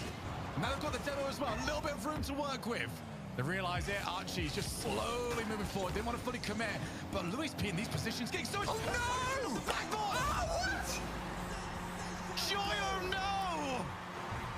I mean, that's a stunning play from Luis P. Joyo with no boost manages to recover for that block as well. But Acro can dunk it top corner. 100%, their lead has been returned. Yeah, it's not a misread. He's got the angle right. Just hasn't got the resources. 5 goals. We've still got 2 minutes left to play. Archie's already gone for it. That's going to drop for Oli. What a lead! This is as back and forth as you like right now. No team is going to be feeling confident whatsoever. I doubt 100% feel confident at all that they're not going to concede a goal in the next minute and a half. Oli attempts to get central to Archie. That's one. The second isn't there, but Joyous third is where he goes on the post. Sick, Joyous, sick. Did we make the goal 10% smaller? Why can't GK hit the shot? Archie central that time to Joyo, goes low. The save from Lewis P is going to be successful. Oli central, Joyo's there, save, Acro, Oli again, round the side. Post untouched, again, level game. Oh no, that was still close enough where I second guessed it from the angle I was at. 3 each. Champions Field, usually the site of very nervous matches. It's nervous in the best way, pure pandemonium. 1 minute left, and Oli is taking his time. Archie, look for bumps onto Rezi, who recovers nicely. Lewis P, oh my, can you stop Lewis P from getting the transition across field? I don't think you can. Joyo wants to just absolutely smash that one long, does do so. Lewis P is going to receive it on the right wall. Boost in favor of 100% here. GK, they are lacking massively, and the boost steals are coming in clutch. Archie uses everything. Acro keeps it high as he should. Joyo picks up 100, gets bumped away from the ball, maintains the reset after being bumped off the wall, can clear it away. Only with nothing. Shock, can flick it over one. Tell that was brilliant from Joe, because he's got to leapfrog an entire player. Archie, oh, he's got a second touch. One. Oli scores it again. 17 seconds, 100%. What have you got left? It's held in as well. Archer, the second touch is diabolical. Rezi, I don't know if he puts that in over Acro. I don't know. We need to look at the replay. I'm sure someone's going to put that on Twitter. 17 seconds, 1 goal, everything to do for 100%. That's a brilliant kickoff play here from GK. Rezi with Oli down in front of him. 8 seconds. Louis P wins the challenge. Joyo gets enough. Can he find something? Past Rezi. Acro. And you've now got to go coast to coast. Beats out one, does not quite beat out the second. Oli is not the man for it.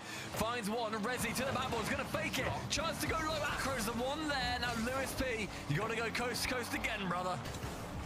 And they've got instant challenges this time. Rezi pops the ball. Oli, oh, it's so far away, and it's just about down. 100% fight with their heart. Oh my god. But they are eliminated from major contention. GK has still got a huge amount to do. Journey is not over for them, but that near enough locks in the spots for the final 3 remaining points in the major for Vitality, Dignitas, and NIP. They still have work to do as well.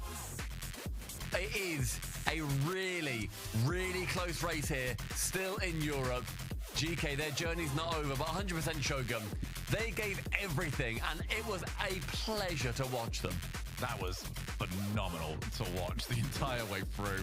You know, sometimes messy Rocket League can just be the best Rocket League. And, well, it was certainly messy Rocket League for our lot of it. I think every single player here had their moments to shine, had their moments where they made mistakes. But it's GK, by 1 goal, that have managed to get themselves through to the next round. And you know what, with that loss as well, we can now confirm that that is Vitality confirmed going to the major. So congratulations to them. Enjoy the sights and sounds and smells of Birmingham, UK, because you have now worked your way there alongside a Carmine Corp. But Shogun, with 100%, when we look towards Major 2, I'm so excited to have them back. Yeah, we'll look to see what they can do. And speaking of KC, that might be in one of these teams' futures. We'll find out later. But first, we're going to a break.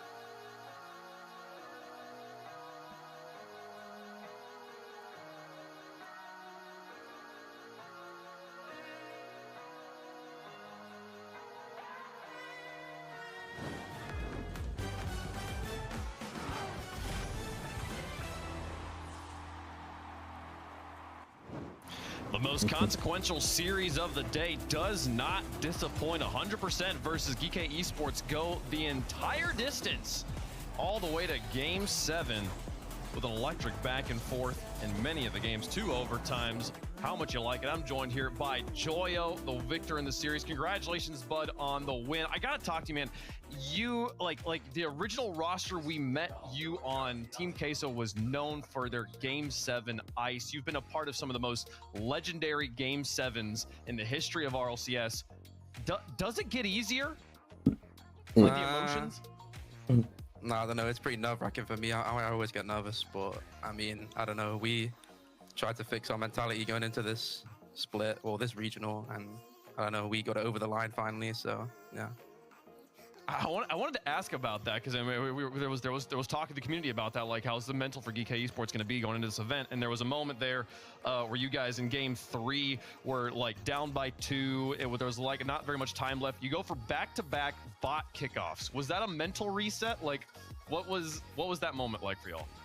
I don't know. We just started doing fake kickoff on like every kickoff, and we just kept doing it because it kept working. So I don't know. We just never stopped. I don't know. We weren't like. We're just trying to have fun and seem to work, so we just kept doing it. Well, I do gotta wonder about you guys. You know, there is a chance to make it to Birmingham, but you do kind of have to win the whole thing. Are you thinking about that right now, or is this just a game at a time? Kind of what's the conversation like in the team room right now?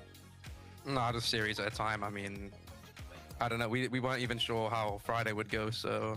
You know, we're just trying to take it one step at a time, you know, win the series we want. We're focused on the regional, not the major. Absolutely. You're sitting down there at 6th place right now, but with a win in this event, you could be in the conversation there. We'd love to see you play in Birmingham. Well, congratulations on the win. I want to let you go here quickly. Just thoughts on the next matchup, and Ninjas in Pajamas versus Dignitas. You've played against them. You know these players. Who you got? I think NIP will win, but, you know, they can bring out, like, a win against pretty much every team as well, so I'd put my money on NIP, but I'm not sure. Okay, man. Well, hey, Joel, always good to talk to you, man. Congratulations again on the win. See you tomorrow. Thank you. All right. That is 100% versus GK Esports done. They have moved forward. GK Esports into the quarterfinals. They await the conclusion of the matches we see above us here. Match A, Carmine Corps versus Redemption. The loser will play against GK tomorrow. The winner moving into the semifinals. 2 more matches on the day. This one a thrilling match. I mean, you know, honestly, there was points there, gentlemen, where I felt like the series was over one way or the other. What a series. What a moment for our boy Joyo. I think it's so exciting as well to see players who, last season especially, they had their moments. They had a few little pop-off bits, and we saw them from their heights, their absolute heights of Joyo winning majors, to then not getting to that level, and now finding teammates that can then ultimately bring them back up and actually stay at that level from last season. It's fantastic to see, and Joyo in particular, Shogun, I think he had a pretty stunning series. I mean, as always, when Joyo is, you know, playing well, he's one of the most difficult players in the world to go against, especially when he was like playing at pace. I was incredibly impressed. But for me, legitimately, the standout player there was Archie.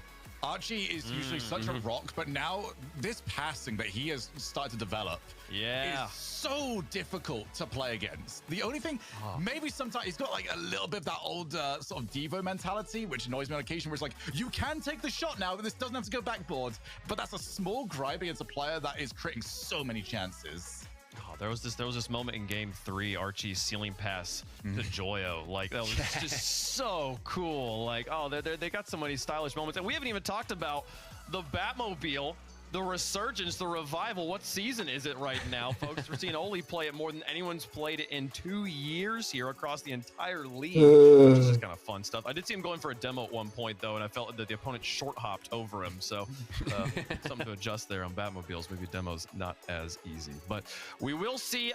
We got 2 more matches to go on the day. These 2 matches, not going to be elimination matches, but we do have Vitality securing their spot. Man, I meant to ask Joyo if he had anything he wanted to say to the Vitality fans, like a "you're welcome" or something, but I forgot about it here. I'm sure he'll tweet it. Yeah, he probably will here, Stumpy. Vitality going to be happy about this one, though. 2 French teams here now having fully punched their tickets to Birmingham. I mean, also, you need to look just past the Birmingham spot. You earn so many points from going to majors. Even if for whatever freak reason Carmine Corps and Vitality end up finishing last, they still earn points over teams that actually end up staying at home. Looking forward to the Raleigh major, of course, as well. And then Worlds in Lyon in France. Just making the majors is a massive step of these players' journeys. This is a big one here. So our team's continuing to get ready to go, folks. We have 2 more matches on the day. The next match going to be between the 2 teams sitting at 3rd and 4th. We know GK is trying to play their way into this event. If they can get some big upsets, and especially if certain results go their way, they could take away one of those 2 spots. So it's so important here for Ninjas in Pajamas and Dignitas to get the win here, secure that 3rd place spot, get ahead of each other. These are the 2 teams vying for those spots, currently in the spots, trying to separate themselves from the pack here, Shogun. Yeah, if you get this, you are automatically locked in for 7 points at least in this event. You know, and at that point, Grand Finals is worth 10, winning the entire thing is worth 15. So you are forcing the teams below you to do a lot of work. You're forcing GK to do an awful lot of work. So for some of these teams, that will put them pretty much out of reach. But for Dignitas, I mean, they had such a resurgence. There were so many people talking after Open 1. Stizzy's not the guy. That was the main call. It was very cut and dry that people thought he just wasn't ready for this level. And then one tournament later, you see the pop-off from him when he got the wins. He is suddenly a lot better of a pick for this team. And hopefully now, Stumpy, that means he is settled and he is ready to play at this level more consistently. I think maybe the biggest confidence maker of a player is firstly having a team that's going to be supporting you. At no point did I think that there was going to be tutting or sighing or anything like that in the comms of Dignitas. But then you've also Shorius is literally to get the winner in the series against Vitality last event. It was Stizzy going up and gets a double bump flip reset out the way. Dignitas are a team absolutely on fire at the moment, but they stand in front of them with the team that myself and Cole are very big fans of, that we do the Friday broadcasts for, that we are their official team stream for, Ninjas in Pajamas. And yesterday they had a bit of a screamer in their group. The only team to really knock them down a peg was Carmine Corp, and even we were saying at the time was, you can't really be too upset about losing 3-0 to Carmine Corp. They're a difficult team to take on under any circumstance here, but for this one, so important for both these teams. Again, if Ninjas Pajamas win this match, they secure at very least, a tiebreaker to make it to Birmingham. Dignitas with a win here, outright clinch a spot. So for both these teams, plenty to play for in this match. And I mean, the question I feel like on everybody's minds, right? Obviously, Dignitas, they hopped the pond here, back. You see players, you know, Abject going back to his home country here, playing back in Europe. First event, okay, it's fine. Second event, make it all the way to the grand finals. Okay, this is this the real thing? Is this the deal? What are we going to see from Dignitas here in the third open? This is the moment I feel like you really established, yes, we are here to stay. That wasn't a flash in the pan, Stumpy, in open number 2. Yeah, and I think that you need to, I want to talk about Stizzy a little bit more, but with apparently Jack himself, he's such an incredible leader, I think, in these teams where he can speak through problems so efficiently, but then also suggest solutions so efficiently at the exact same time. And I think that with a young player like Stizzy, with a little bit of an up and down player like Jorius, you need to be able to have an in-game captain like that. They've then got the mind of Violent Panda, two-time world champion, a coach that has been pretty much everywhere in Rocket League. I think they're an incredibly mentally strong team, and I think that Stizzy is the ultimate result of that. A player that was showing errors, that was being a little bit flipsy-flopsy, was making, you know, all these silly mistakes, and then comes out in Open Qualifier 2, and Shogun is a completely different player. Can I point out something that was just really nice about this? I'm going to sort of ruin it here a little bit.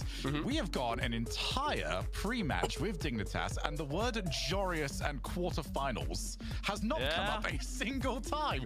It's a new era for this man. It's a new day.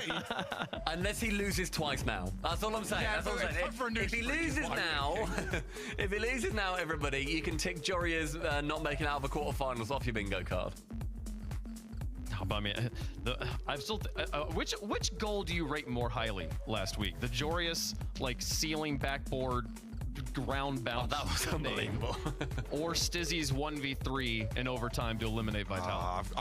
For pure quality, I've still got to go for the Jorius one, just because there's a lot of work that goes into even getting the respect for that level of space. Usually somebody's just on you at some point during that play, but the fact that they looked at Jorius and just went, all right, we got to back off. Everyone clear the deck. Get back in field.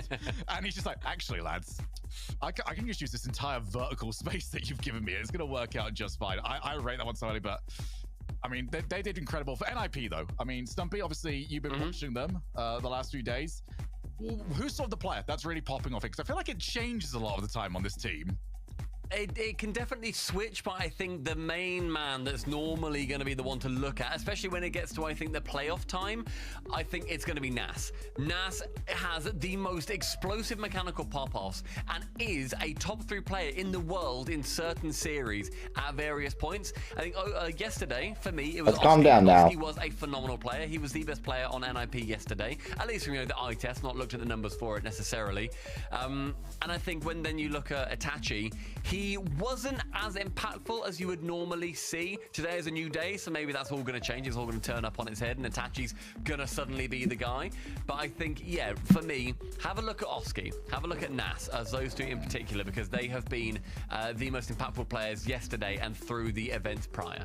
I think Nas as well will take like an awful lot of inspiration from Drali, where they are both, you know, incredible ones players that have tried to make themselves known in the 3v3 scene. And if we've seen, for me right now, Drali is undisputed best player in the world.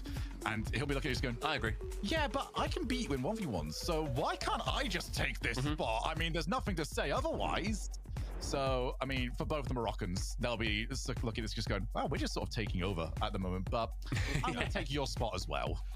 We do have a slightly developing story here right now. One of the Ninjas in Pajamas players is AWOL. We don't know where they are. Can I lock this prediction sheet real quick so nobody can change it? It is Nas apparently is not shown up for the match yet. 2 minutes ago, 2 minutes ago, the forfeiture timer, the DQ timer began. They have 7 minutes to get there. So they are now in probably about, at this point, 4.5 minutes from being disqualified unless Nas shows up for his match. It's just game. Is it just game 1? Yeah, it'll be game 1, and then DQ timer then starts out then for game 2, and so on and so on. They forfeit game by game. Nas, game by game.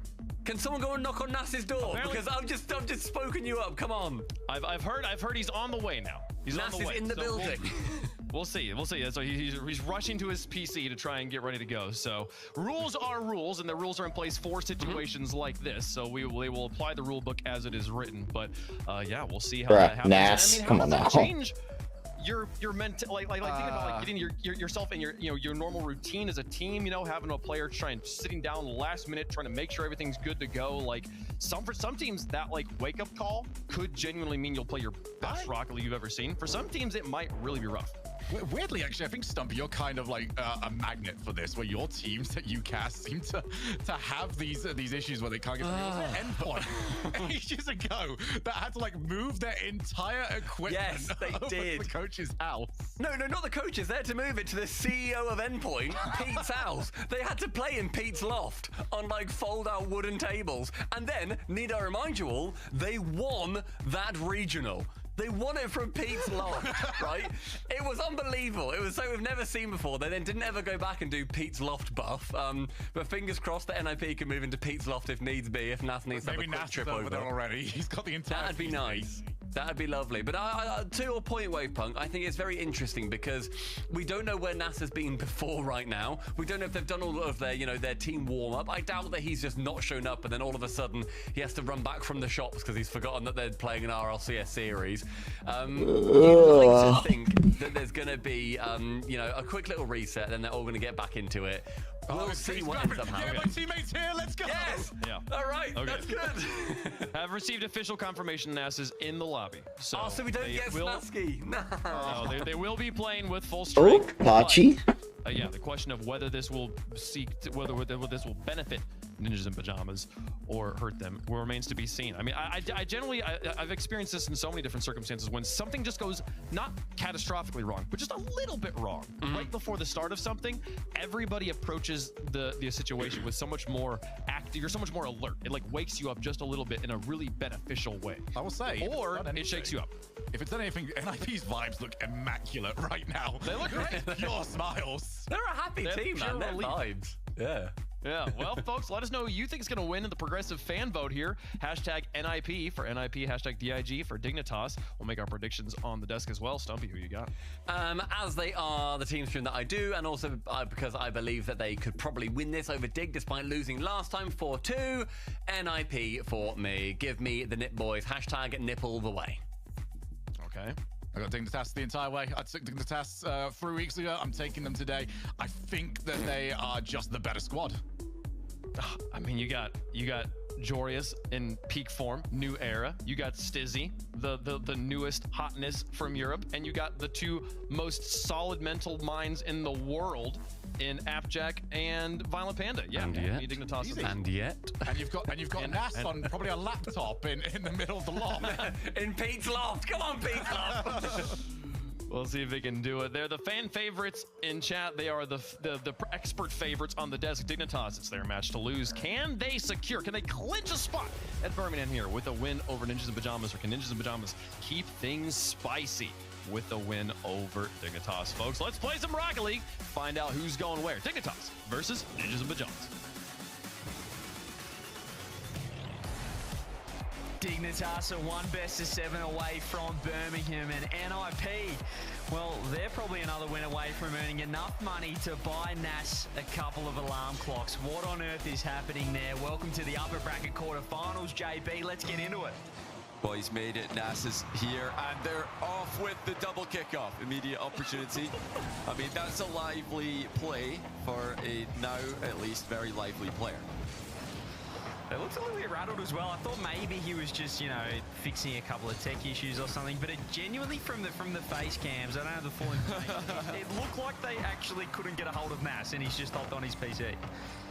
Yeah, this is, you know, been happening a little bit over the weekend. We had K-Dop yesterday, I believe it was. Sizen tweeting out, can anybody wake up K-Dop? Anybody know where he lives? Go knock on his window. Oh, that's a nice play there by Dignitas. Jory is looking for Stizzy in the middle. Dignitas will be well prepared here.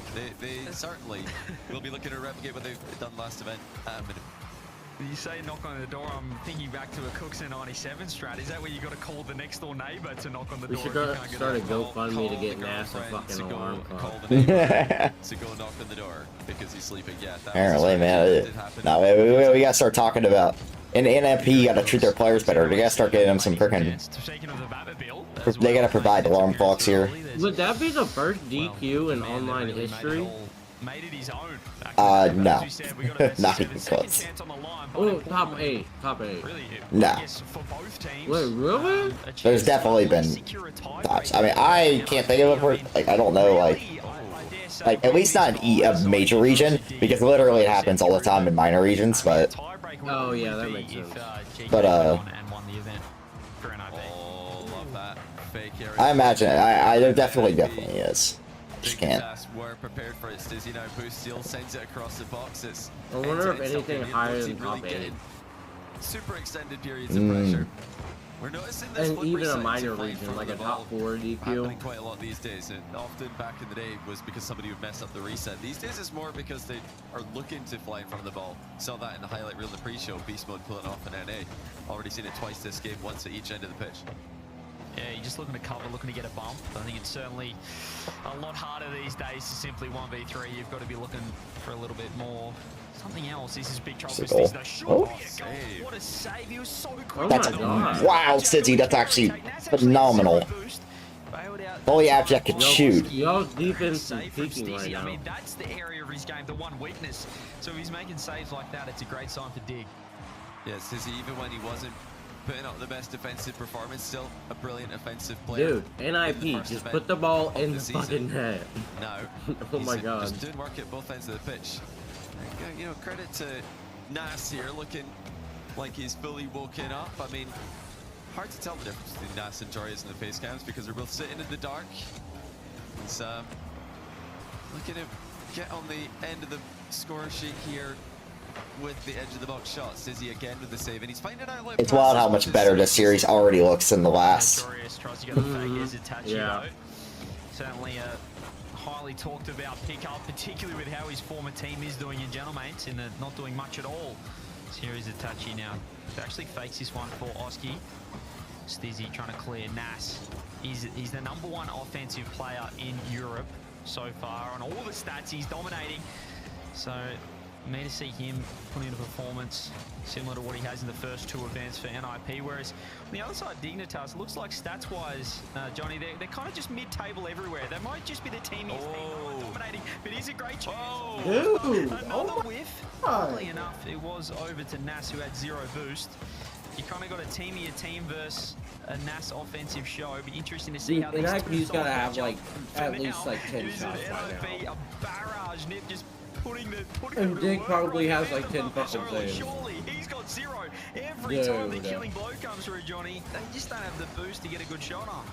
Yeah, it started off end-to-end stuff in this matchup, but for the second half of this game, it's been all NIP. Dignitas have had to rely on some clutch goal line defending. Can they break free here? Oski ceiling double, doesn't bounce in the most dangerous position. It's still in the back corner for Dignitas, but can they keep the discipline here? Can they continue to survive as the attack continues? There's Itachi with the slow shot. Dignitas, Thank you, finally. Oh my god. Nasa the assist, involved in the offense once I can't again. wait to see the ball chasing after this series. Yeah, they were going to break them down eventually. Surely they just needed the good finishing touch, and there's the quality bottom left. Itachi opening up. I'm glad I bet This on best NIP. of 7, 34 seconds to hang on to this game. And it really has been all NIP for the second part of this. Now remember that last time these two teams played, we had a bunch of mistakes for NIP in a Dignitas series win. Dignitas, of course, went on to bigger and better things after that, taking down Vitality, so there's no doubt their level was extremely high last event.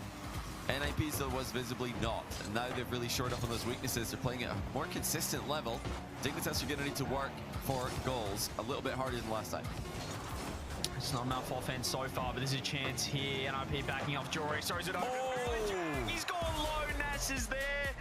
He tried to find the one pocket, but just covered. At least it EU top enough 4 of is them. very apparent. And like they're actually like consistently top 4 looking. I'd say it's a deserved one as well, with more shots on the board and more pressure. For sure. Vitality top consistently top 4. Like, I can tell you that. Okay, yeah. Besides Vitality, Some of those series, dude, they're just. Where he was, like maybe he was having a nap. Maybe he's It's having, funny because like individual you know, talent-wise, break they're like before joining in, basically after like warm-up scrims. We're honestly not sure, but they should maybe be we'll find that almost out for you basic, guys or they later should on be today. number I'd love one to know, maybe in in a post-match the interview. EU. I feel like you got Zen and Monkey Moon on a team. That's creates the only goal. that should be And he's number got his face one, cap but on. You know, he's just showing everybody on and off the pitch what a professional he is.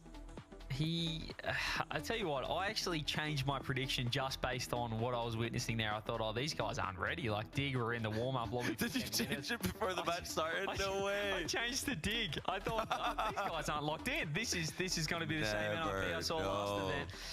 I've changed it, but when you think about it, it can go one of two ways. Like these kind of, you know, when it's a bit of a schmozzle pre-game, it can either rattle the team or it can almost relax the team. Like they're all kind of having a laugh. You can see on the player cams there.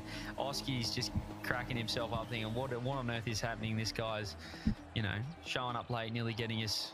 Well, costing us a game. They're seconds away from this. Well, they're second away from losing game 1. It is a progressive DQ, so you don't lose the entire series in one go. But they would have lost game 1 if they were just a few seconds later. They made it though, and that's all that matters. Now they're going to look to build on what they've already started here. They are looking very good. They're looking like the better team so far, although we're only one game in.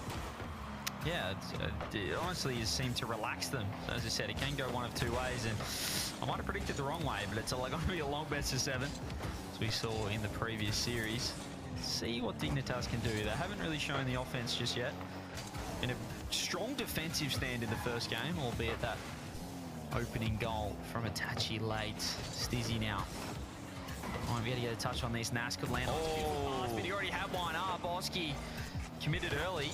Really too aggressive on that. Apparently Jack Stizzy looking for bumps. They're finding nothing though, and he hasn't got any boost, so a bit of a failed journey down the offensive half for Stizzy.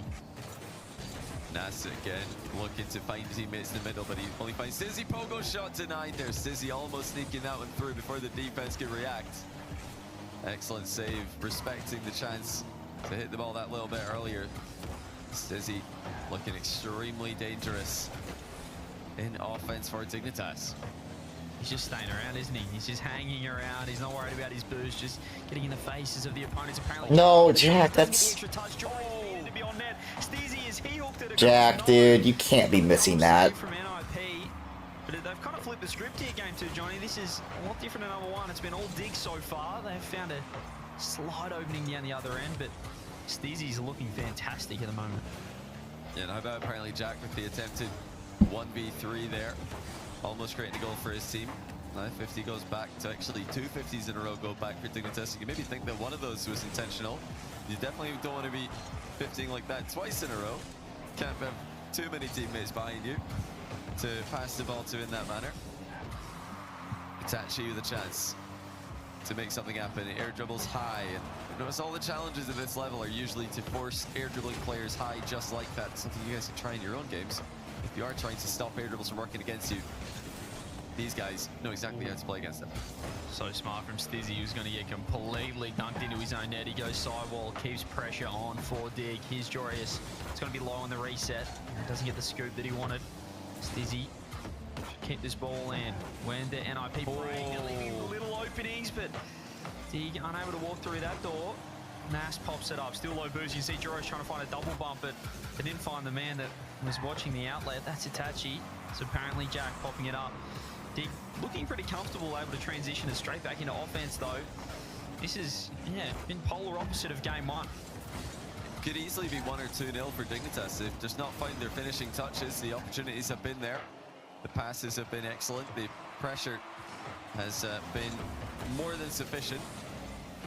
It's good back corner boost defense there by Itachi. They're not just about defending the goal at this level. You've also got to defend those 100 boosts as they spawn, which Itachi did in that instance. Pop from Oski. He's got 0 boost though. Here's Stizzy downfield. He's been there the whole time. There's a redirect on. So many saves coming through. So a quick look at the scoreboard. 6 saves already for NIP. 90 seconds left. Itachi gets dunked. Oski sitting in the middle of the covering space. But if they keep getting demo, they're going to leave an opening. Jorius is overcommitted a touch though. This means he's unable to control it. Has found Stizzy. Itachi with boost. This has been clinical in defense from NIP. Dig though are not letting up. Abjack off the roof with the pinch. Jorius? Where's the green? Here he is. Shot bottom left, red. And again, it's Dignitas with opportunities, but no goals to show for it.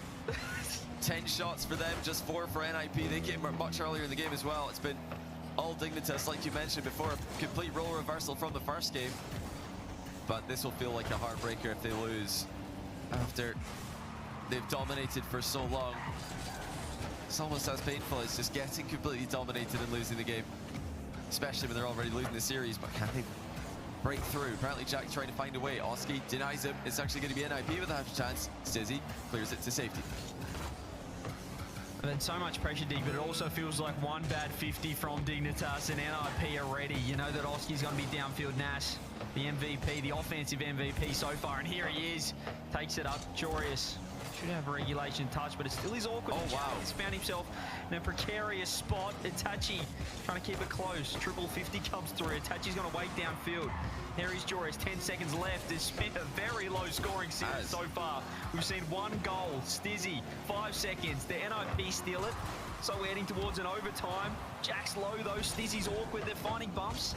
NIP did certainly want the ground and get it. Yeah, just inconsistent finishing from Dignitas, giving NIP a chance in this game. In terms of territory, this was absolutely NIP's. Oh wow, that's not a good clear. That's a terrible shot, Itachi. Is eventually cleared by Dignitas as they combine their efforts. And they'll definitely feel like they should have won this game already. They can't think about that right now though. Job still to be done if they're going to tie the series 1-1. Itachi should have scored that. That was completely open. He just could have put a top right. I'm not sure why he tried to go so far across net. He just took it too safe. Here is Nas. Takes it up, ceiling, reset, popping over one. Jorius catching. He playing more defense than they did in regulation. They're looking a touch more awkward than NIP were. Here's Oski with a double. Apparently Jack just has to wait underneath. It's a double commit. Stizzy, Jorius up, has to get 2. Does really well. Jack's it's an open net. Jack's found it. Nice. Oski way in the midfield. Yo, what's up, Evan? Gets completely caught out of position though by Jorius.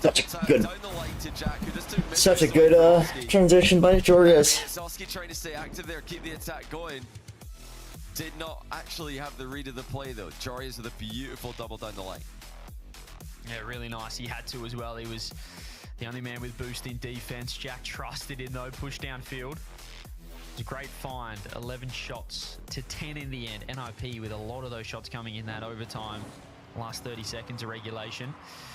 But I think both games has to be said that the better team won. The team that was creating more chances, creating more pressure, got the job done.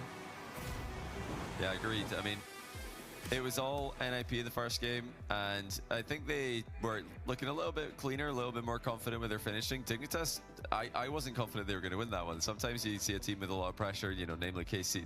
KC are the main team in this region that we see constantly attacking. We think, yeah, they're going to win this. There's just no way that they lose this. They're going to score eventually. That, like you mentioned in this match, though, felt like Dignitas were going to either score or concede off of their own plays. It felt like they were either scoring or getting counterattacked, not going to concede off of a midfield. Alright, looks like it'll be a fun series.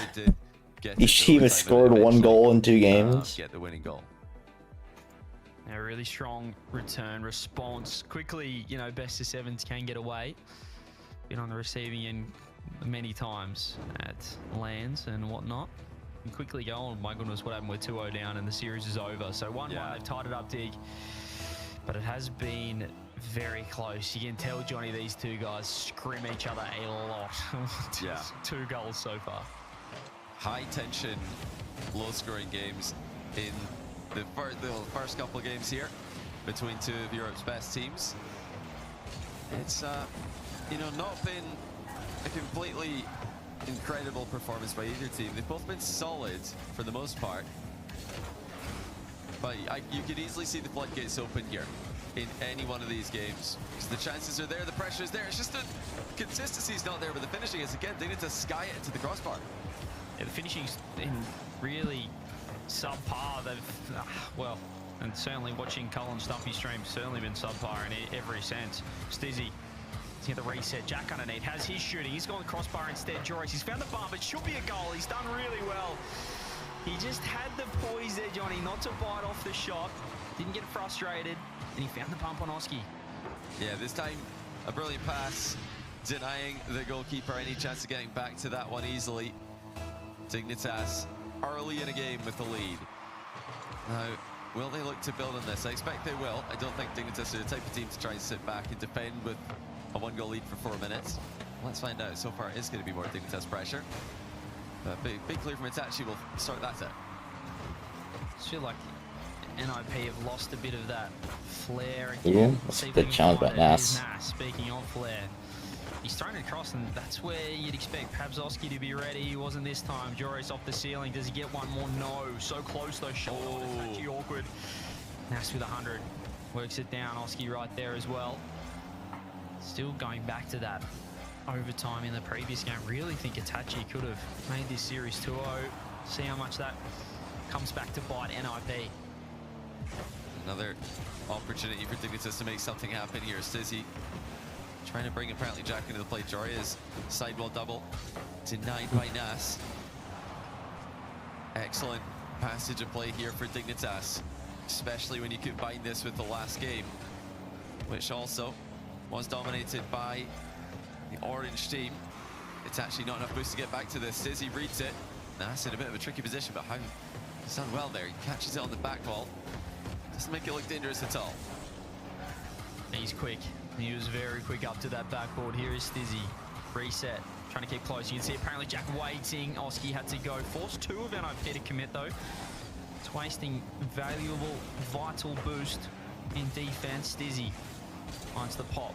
Joris has had a pretty solid game so far. Hasn't really put a foot wrong. Here he is again with a reset. Oski yet to get online offensively. Apparently Jack doesn't get that one. Tachi working it out. NIP. A lot of time in blue half. Space for Nas, though. Joris does save those. Stizzy can bail the team out. That's great defense, and they could counter-attack. They were quick on it. Fortunately enough, Nas, who started the play, able to keep it in. Oh, apparently Jack's having a great game here, just saving the team with a late arrival to deny Nas's flick, which is destined for the top corner. Stizzy also helping out after the back. Now here's Jack in the other end. Pretty jump save by Nas. What? It's a ridiculous save from Nas. Joris. I have 800 points and my teammate has 132. And we have 30 seconds left in this game. That'll tell you all you need to know. Oh, and it's only 3-2. Is he gonna tactically leave that one for apparently Jack? Oski Touches space off this sidewall. Has Nas on the left. He can find the reset. He wants the bump. I literally don't know how my teammate is this level. This guy is literally worse than Brandon. Playing well with 90 seconds left. I'm 1264 right now, and I swear to you, this guy is worse than Brandon. Dignitas have visibly got all the momentum. Not looking 100% comfortable though. So like you tested them on a couple of occasions. That's a good pass from Itachi. Oski trying to get it back to him. I really don't think you understand. This one little bit will show you exactly what I'm dealing with. Activity still high for Dig on the ball, pushing NIP back all the way to the blue hat. But oh my, like this is some shit like I wouldn't even, if Brandon played like this, I'd be like super pissed. You can just tell it's just playing off pure instinct reaction. They're just going for it. Whereas this is, you can almost see both sides thinking, right, how do we pick each other apart? How do we find the opening? You can see the thought process, the mindset going into each and every I would show you the clip, but I don't even think it does it justice. I need to see this from his POV. Gets value, 35 seconds. The Dig to take the lead in the series. Oski was in big trouble. Wow. Stizzy was not ready for it. Luckily enough, they've got the lead, but that could have been game. He could have easily been the goal to seal it. Jari is the key outplay. Dignitas have been disappointed in this third game. Just getting behind the ball in their 50s, making sure not to give away anything cheap. And now they really have got the finishing line in sight for game 3. Stizzy, full boost, sends it down the line. It's an awkward ball for NIP. Can they get anything off of this last play of the game? They're backing up. Oski with boost though. Has Nas on the left. He needs the bump. If he doesn't find the bump, they're in trouble. Itachi pops it up. It's very awkward though. You can see Dig putting a hand on everything. Stizzy, look at the triple coming in. Oh my god. All right. So what so far? 2-1 Dig. I look over and what? Let's watch. In an incredibly low-scoring series, timeout NIP. Even though these games are what are they doing? They've decided that 2 straight for their opponents sufficient. Did he forget the jump? A timeout. It has been a discipline, but did he forget something? Like slightly inconsistent performance by Dignitas so far, I would say. They're shooting. It looks like he just like DC'd for half a second there or something. No, he did. I checked his peak. His peak was fine, and he didn't do it all game. See a little bit more from them. Watch. Look at my POV. End of the pitch. I'm gonna believe it. I mean, yeah. Are the team with more work to do.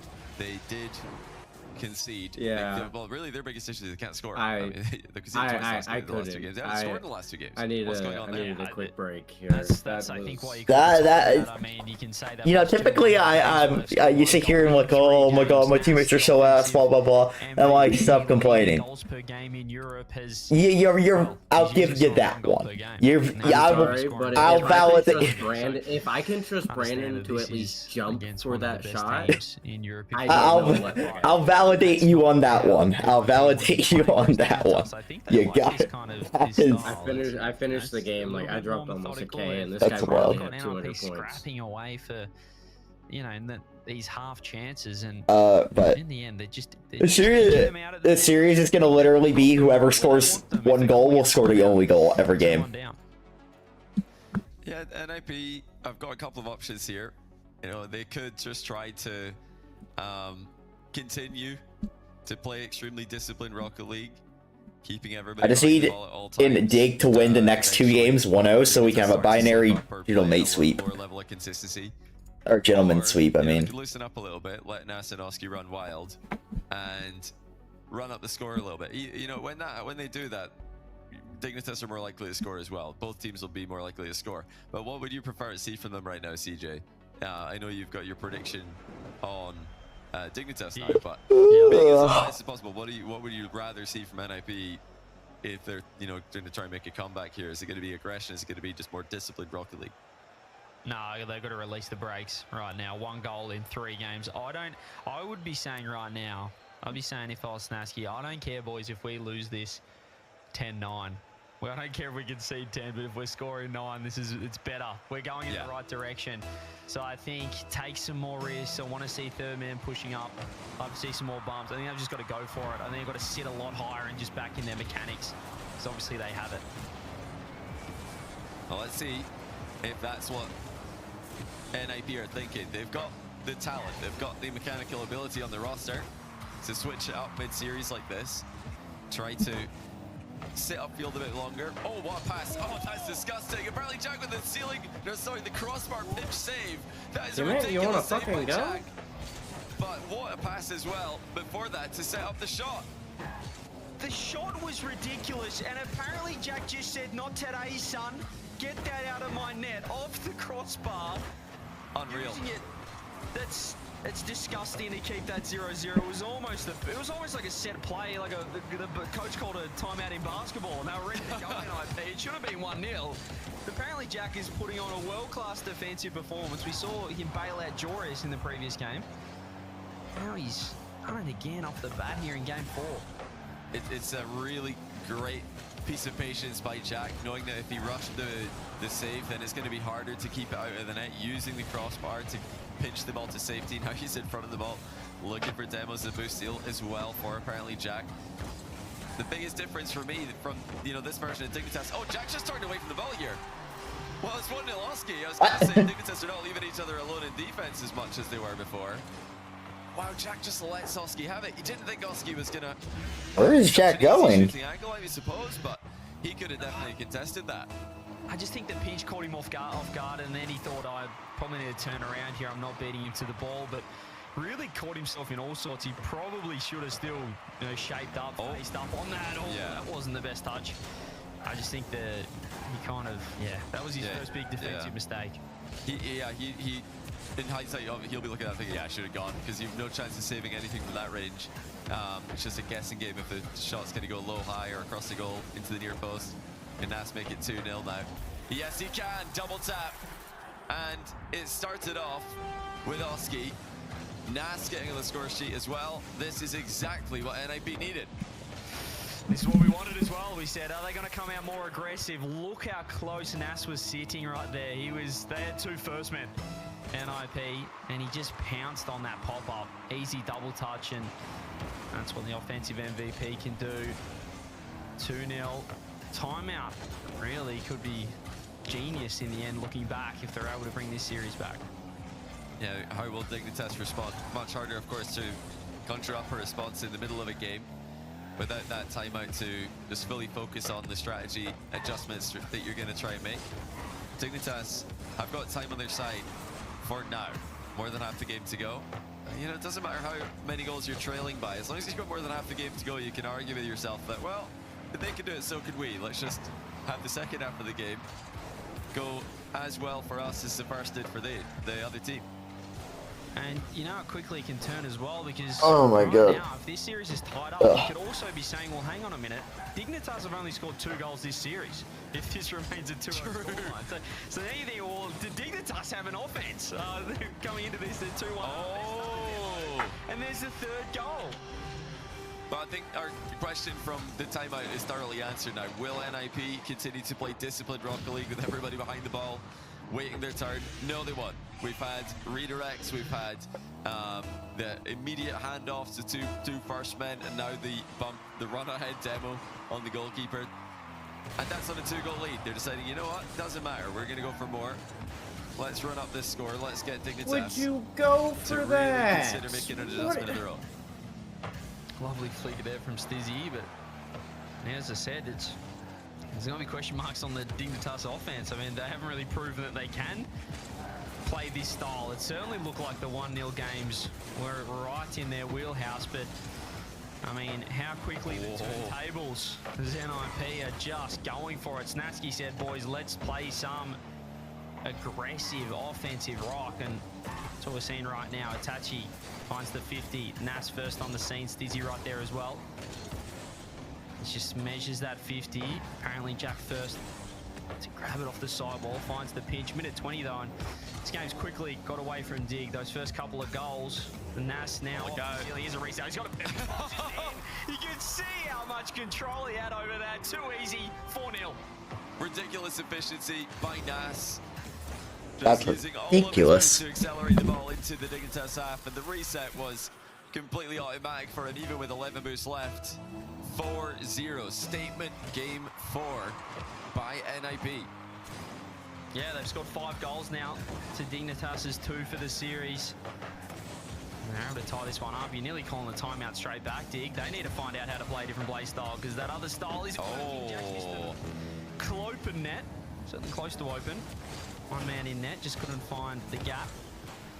Rips it across. Itachi. Arizoski throws it on. And it has been a really disappointing game from Dignitas, but credit to this NIP lineup. This is what, you know, the subpart boys, this is what Cole and Stumpy have watched as the NIP team streamers. This is the offense that you come to watch. This is what you want from an NIP. You don't want them to sit there and oh my god, win 1-0. You want to see NASCAR. Oh, I just had to put on the game of my life.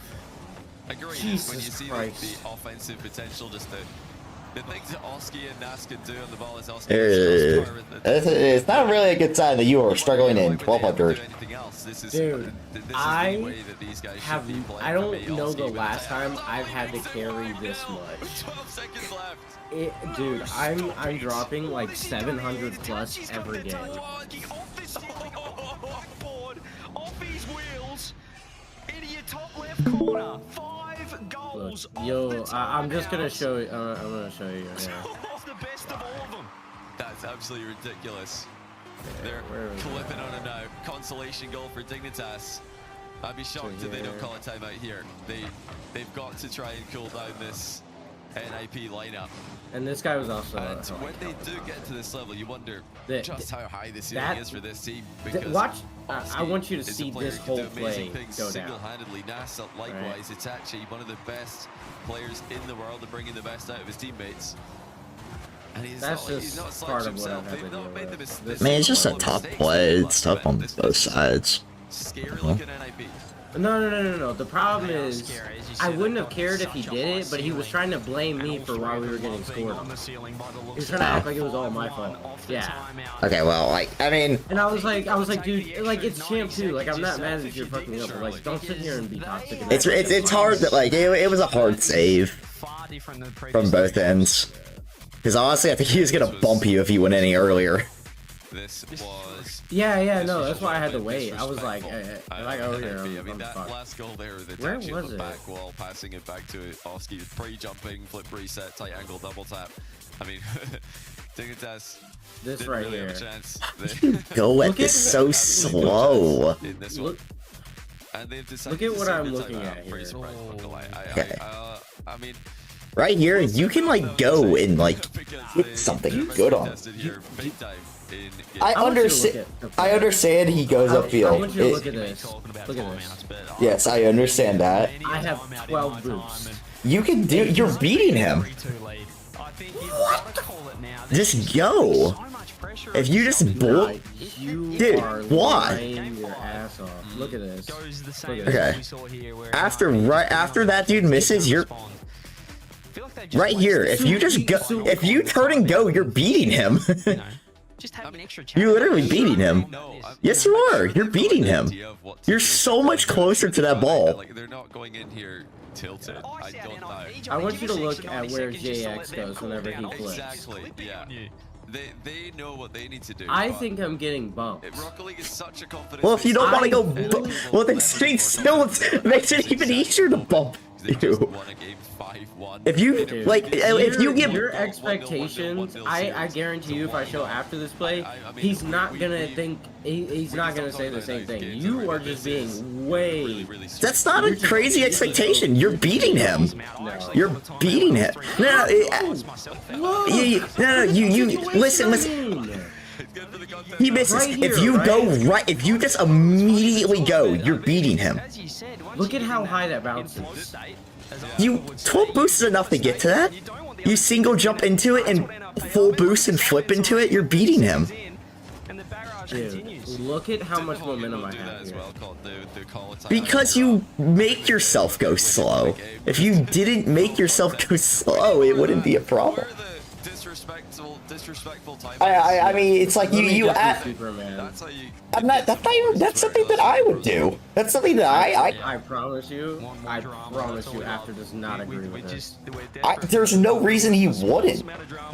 You want, like, all I'm saying is, like, you ask like so many times, like, man, I can't keep up with these guys. All this and that. It's like you choose to go so slow to so many, like, plays that you can just, like, if you like, you know how After says if you're gonna like die, at least die on your own sword. Like, if he's, you know, finds a way to outplay you, like, you know, if the guy bumps you because you go or this or that, at least, you know, you fucking tried. You actually did the right play. But just sitting there and waiting to die, like, that's the stuff that gets us killed in scrims and stuff. Now he's actually falling in defense. Oh my shot! Oh my god. Off the goal line by Oski, but that was a great attempt.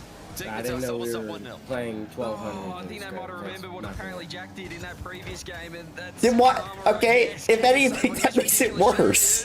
Why are you... Why are you giving a 1200 that kind of respect? I'm not giving them that kind of respect.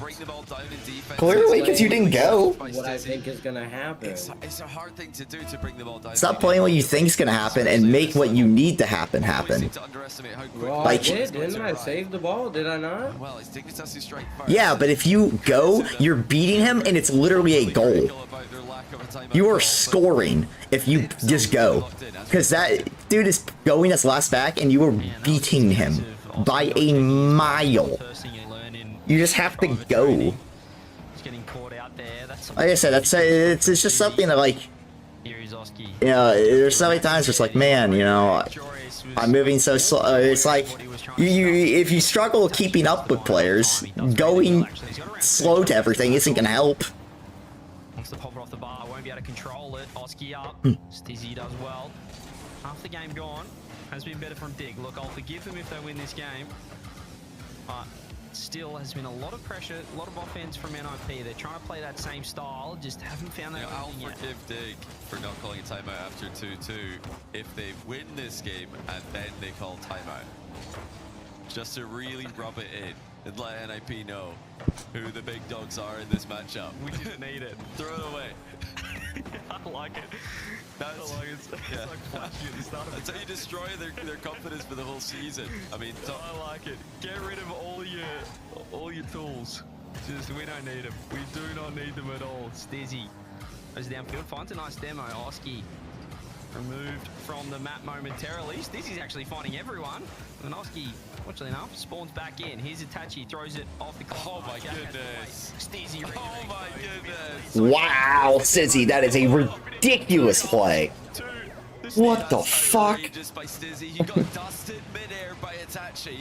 No problem. He just adjusts his flight path to catch the ball on the rebound, taking out the entire NIP roster. I mean, that is an outrageous touch by Stizzy, wide open for them to score at the other end, all because of that adjustment. He's locked in. He's locked and loaded. Forget about the timeouts. I'm not sure. Yeah, why do they keep talking about it? Idiots. They're useless. They're absolutely useless. Here is Stizzy. Has to wait. Itachi face. Oski wants to bump on Stizzy. Doesn't land it. He's done well offensively and defensively. Minute left. Still a 2-goal lead for Dig. As flicks it across to Oski. Awkward pass. Doesn't get the best catch. Has to straighten up now. Dig can just hang on to this, and this kind of, they've turned it around into the first few games, Johnny, where it is that low-scoring affair, scrappy rock. Well, you know, the first few games of the series were low-scoring. Oh, hold on. Not as low-scoring anymore, as that makes it 2-1. That was a fantastic assist to set him up. Oski, the low boost, is turning back into play. Actually, at 100, he respawned perfectly for him. But the difference is that now the shots are finding the back of the net, whereas in games 1, 2, 3, we saw a lot of crossbars, a lot of posts, a lot of missed opportunities. But the opportunities were there, they were being created. So it's not for a lack of opportunities. Now we're starting to see what happens when players hit their shots and actually score their chances when they're given. 30 seconds. Dig trying to hang on.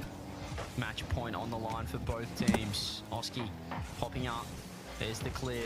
Vital now, 20 seconds. Down the wrong end for NIP as well. Dig, they win this. They're one game away from securing their ticket to Birmingham. Itachi doesn't get the touch. That's costly. Stizzy's just going to work it forward. All they need to do now is keep it down the right end. Do they overcommit? George just goes. Apparently, Jack shadowing.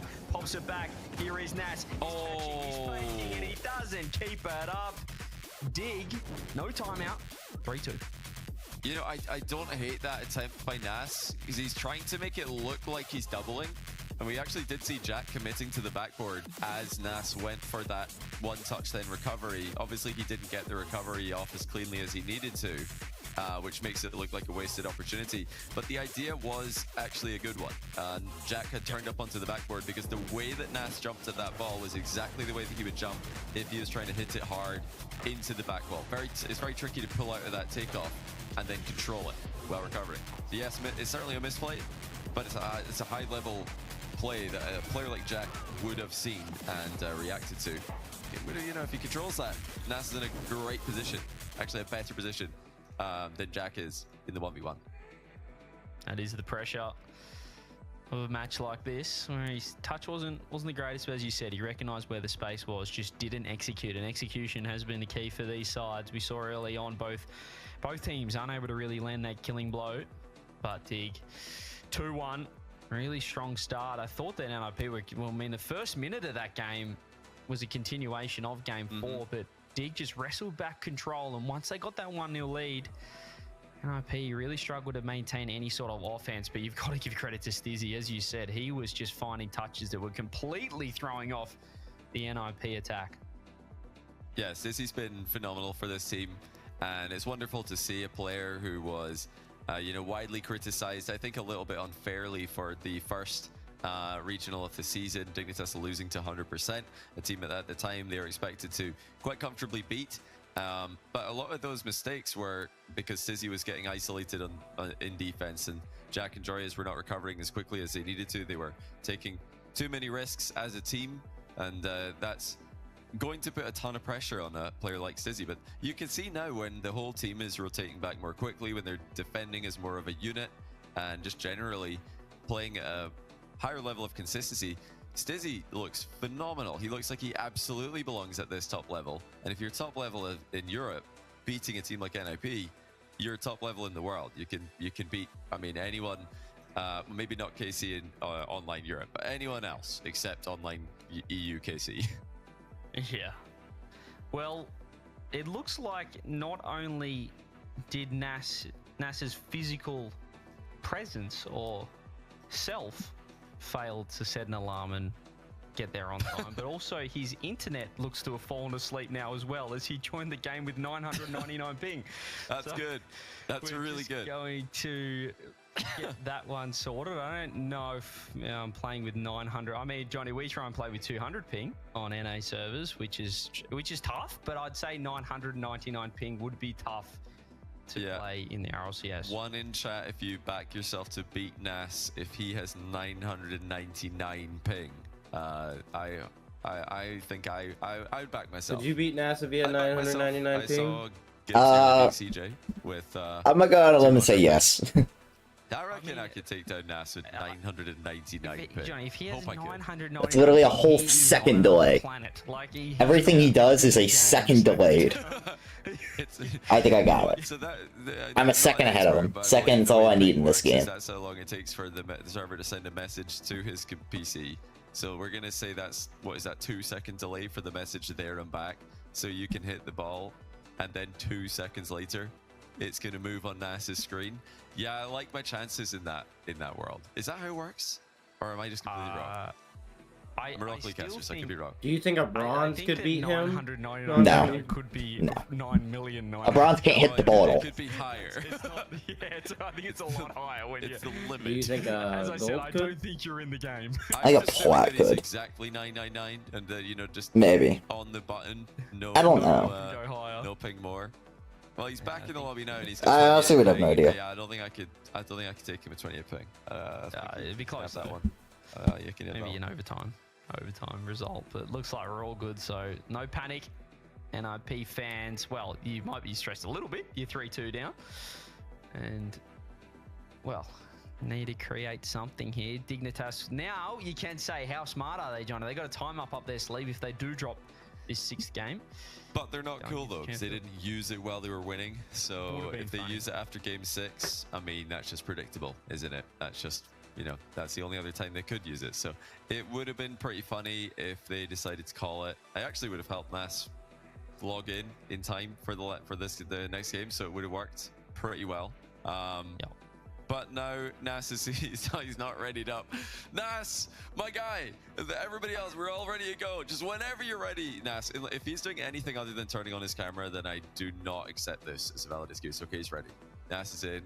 Can we get game 6? I think we need to. Everyone should be invoicing Nas for time, for lost time throughout this entire best of 7. Where is he? Is he in? He's in. Okay, I had to look through the names. He's in. There he is. That was quick. So we should be starting momentarily. Nas is in. NIP are in. Dig are in. What the fuck is this picture? And you guys are in as well with the observers. So let's get into it.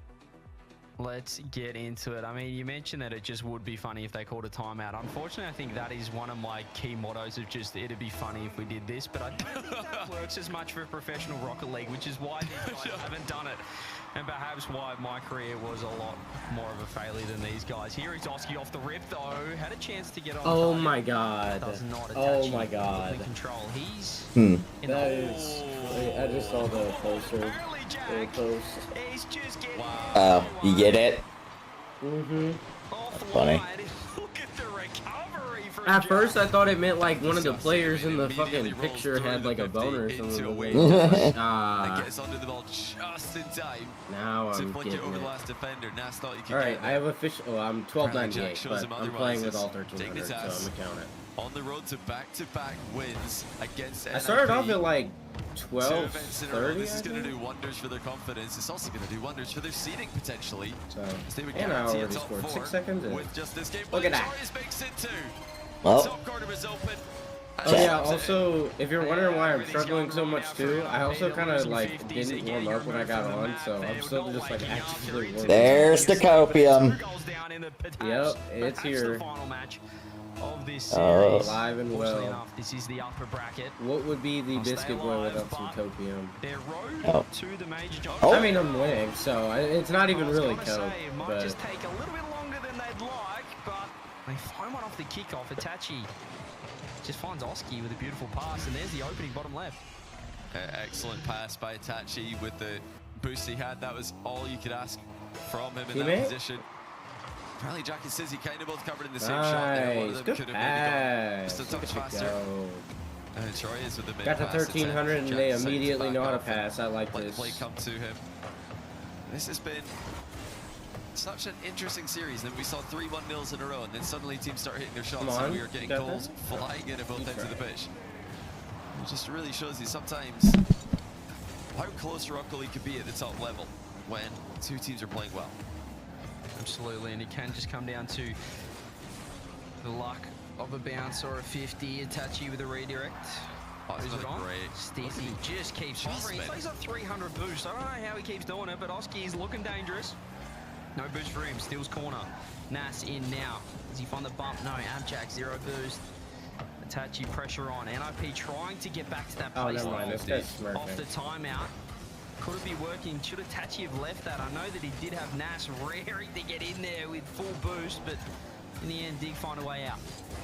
Yeah, I think Itachi was How hoping is he he could create not some dead? volatility there for his teammate behind him to use that 100 boost to get up into the air. The ball was, pretty lifeless. Probably thinking I might as well take this, see if I can get a favorable 50 of some kind. Stizzy with the fake challenge there for apparently Jack. They're playing off each other brilliantly here. Dignitas and, you know, how about Stizzy twice, 2 games in a row, recovering midair after getting dusted to then beat the player who just outplayed him to the second touch. Just insane that he's able to adjust this quickly. Oh, hold on a second though. Nas is in the middle, and it's the other side of the box, but the same outcome. Itachi with a mid pass, and it's another goal for NIB. That was really confusing from Dig. They had pressure, and I think it was Joris just went boost over ball, let the ball run back. Oski found a 50 on the man in behind, and they just completely lost offense. They lost pressure just because of that boost grab. I think it was just maybe overthinking there, Joris, but it's 2-2. NIP have found a way back in. Looks like we could be destined for 7 out of nowhere. Another reset comes through the bum. Beautiful touch, Joris. Follow up. Oski in there as well. Stizzy wants 2, finds 2. NIP with half a game left, trying to force champ field. I wouldn't mind seeing it. It really does seem like Dignitas were trying to play the clock a little bit there, thinking let's just play this one back.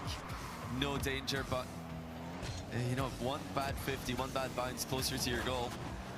It's a much more deadly situation. Flip reset by Jorius, sealing double attempt way off, unfortunately for him. Apparently Jack now wrong side of the ball, unable to defensively double it back. Back pass, it does connect to Stizzy though nonetheless. Oh, it's still trouble though, Jack getting bumped. I'm not sure if they have an idea of where they're going. They're just trying to hang on, but yeah, I think they've accidentally... What? Oh my goodness. Oh my god, Itachi is so much on gold. Relax, Oski up now. Pitch, Jack there. Let's forget that happened. I think that's what Itachi's thinking anyway. 50 comes through. Jorius winning the race downfield. He's actually found a demo as well. Great spot here for Dig. But it's Nice. to get the lead back. Well, damn, teammates gonna fucking leave? This time it's Dignitas who managed to put it together. Jorius to Stizzy, beats it defender to the punch. And Jorius again with a finish. Scored. I don't know what the hell they're doing, but... Saved his blushes with a great recovery earlier, but will it matter? Can they score again and send us into overtime, send us into game 7 perhaps? Right now it's Dignitas who continue their fine form. Teammate, please fucking go. Thank you. EU Online displays another big pass. What is it up with it? You What stopped season that? are we in? Good The shot. center ball There is we just go. flying into the middle and no one's ready to clear them. Oski way too quick. Dignitas 1 minute. They don't want game 7. For a moment there, Itachi looked like he didn't want game 7 either. Here is Oski. Can he work it across? Has a reset. Has Itachi on the left. He hasn't flipped it all. He goes low 50. Nice. Jorius catching. 50 seconds. Dig. He I like throws this it guy. downfield. Nass awkward. Finds the read, but he's used all of his boost. Does he get one more? He does. Jorius inbound. 50 comes through. Oski needs to push forward. We need Still getting some form 11 of NIP points. magic That's crazy. here. Just over 30 seconds Even though left. I've been playing for like Itachi 2 hours, trying to find an 3 open hours. and he's got Oski to help him out. Now in comes Nas. 30 seconds to go. Dignitas are all back in defense. But again, they're struggling to handle Let's see these if I can center get to, balls. like, Stizzy does manage to 1400 track this one damage. across, grab the boost, and here comes the clear. Dignitas back in a good position. It's a fantastic spot with 15 on the clock. Oski touched by apparently Jack. Anything in this blue half is vital. 10 seconds. This is not a good spot here for NIP. Dignitas 5 seconds away from locking in Birmingham. They just need to find this ball down now. Jorius wants ground. Gets the 50. Jack right there clearing. But Itachi's got to spawn. Still a chance. He pops it across. But Jorius is there. Dignitas secure their major spot. GG's in the chat. It goes 6, but NIP we forced into the lower brackets. Dig straight through. Stizzy sleeping on him. Stizzy shuts up the haters and puts up another great performance. Dignitas with a deserved win, another top 4 confirmed, another win against NIP. I mean, this is a consistent level by Dignitas. Well, at Can least they it's, show 2 events you in a know, row very that they're top 2 consistent in now. Europe? We'll have to And put any Dig is top definitely 1 better than NIP. conversations on hold, regardless of the outcome Yeah. of this event. I think KC are going to be top 1 no matter what happens for the rest At of least this that's weekend. one but thing we know for sure. this is an impressive win for Dignitas. About After fucking vitality, we a all know. disappointing start to the split, they're really putting it together. Yeah, 3 teams now locked in. KC, Vitality, now Dignitas, that final spot. Well, still up for grabs. NIP with work to do. They had a chance to get get themselves in a far better spot, but I feel like this has been the NIP all season, Johnny, where they've shown glimpses, but haven't been able to really put it together against the best. Yeah, it's been close at times, and NIP are now going to need to do it the harder way through that lower bracket. They need to win every other match, or they will not be. Do I stick around and watch KC fucking perfect sweep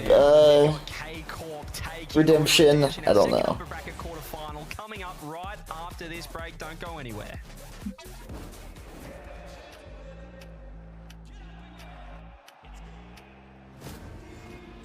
I kind of want to go get food and gotta go shopping. Shopping for fucking what? Food, dude. I literally have like no food at my dorm. So I need to go get more food. But ugh. And then we got the scrim against Pitt at 6, and then we start the tournament at 7. I have no idea if we'll have Dead Sea or not by the time the tournament starts, but...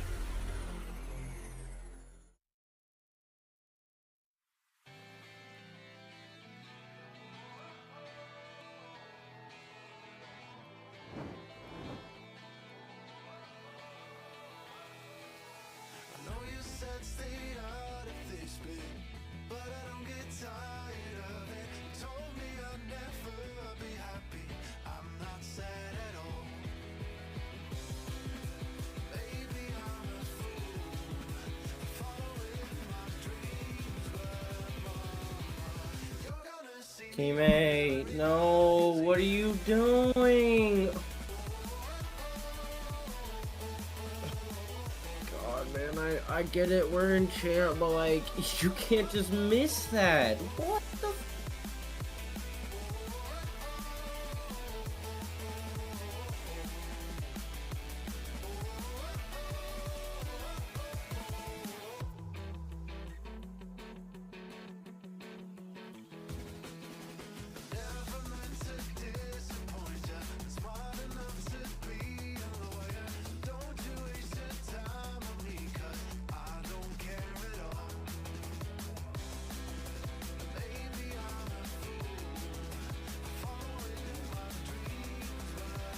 Dude, stop it.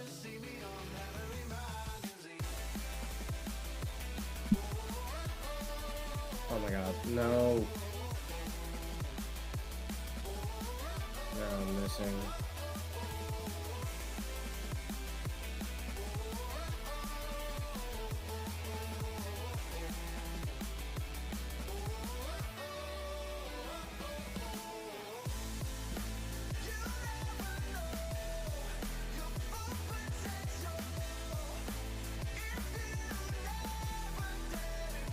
Teammate, I swear to God, if you don't save this. Oh my god.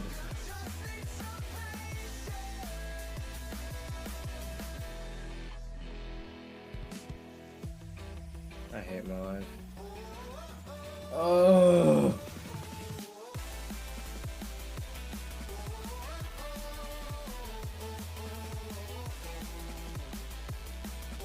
How the fuck did I get bumped here? Oh my god.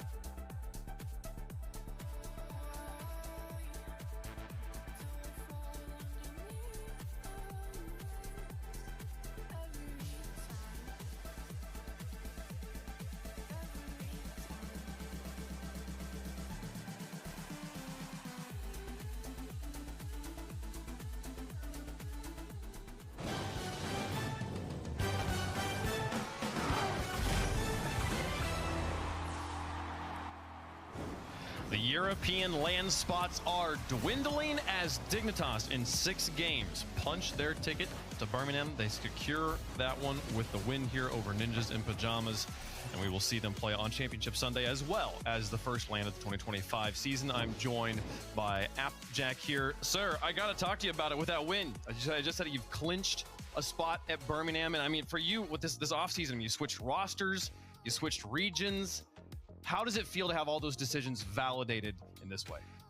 Feels incredible. You know, that's the only thing I can really say. You know, having switched regions, immediately and, throwing into shade at a tougher Gingy. region. You know, Europe is the toughest region, and they have insane teams, insane players. I believed in myself, but it's nice to kind of have that belief, you know, kind of come true. So yeah, really proud of the team, really proud of myself, and yeah, really nice result for the first kind of split so far.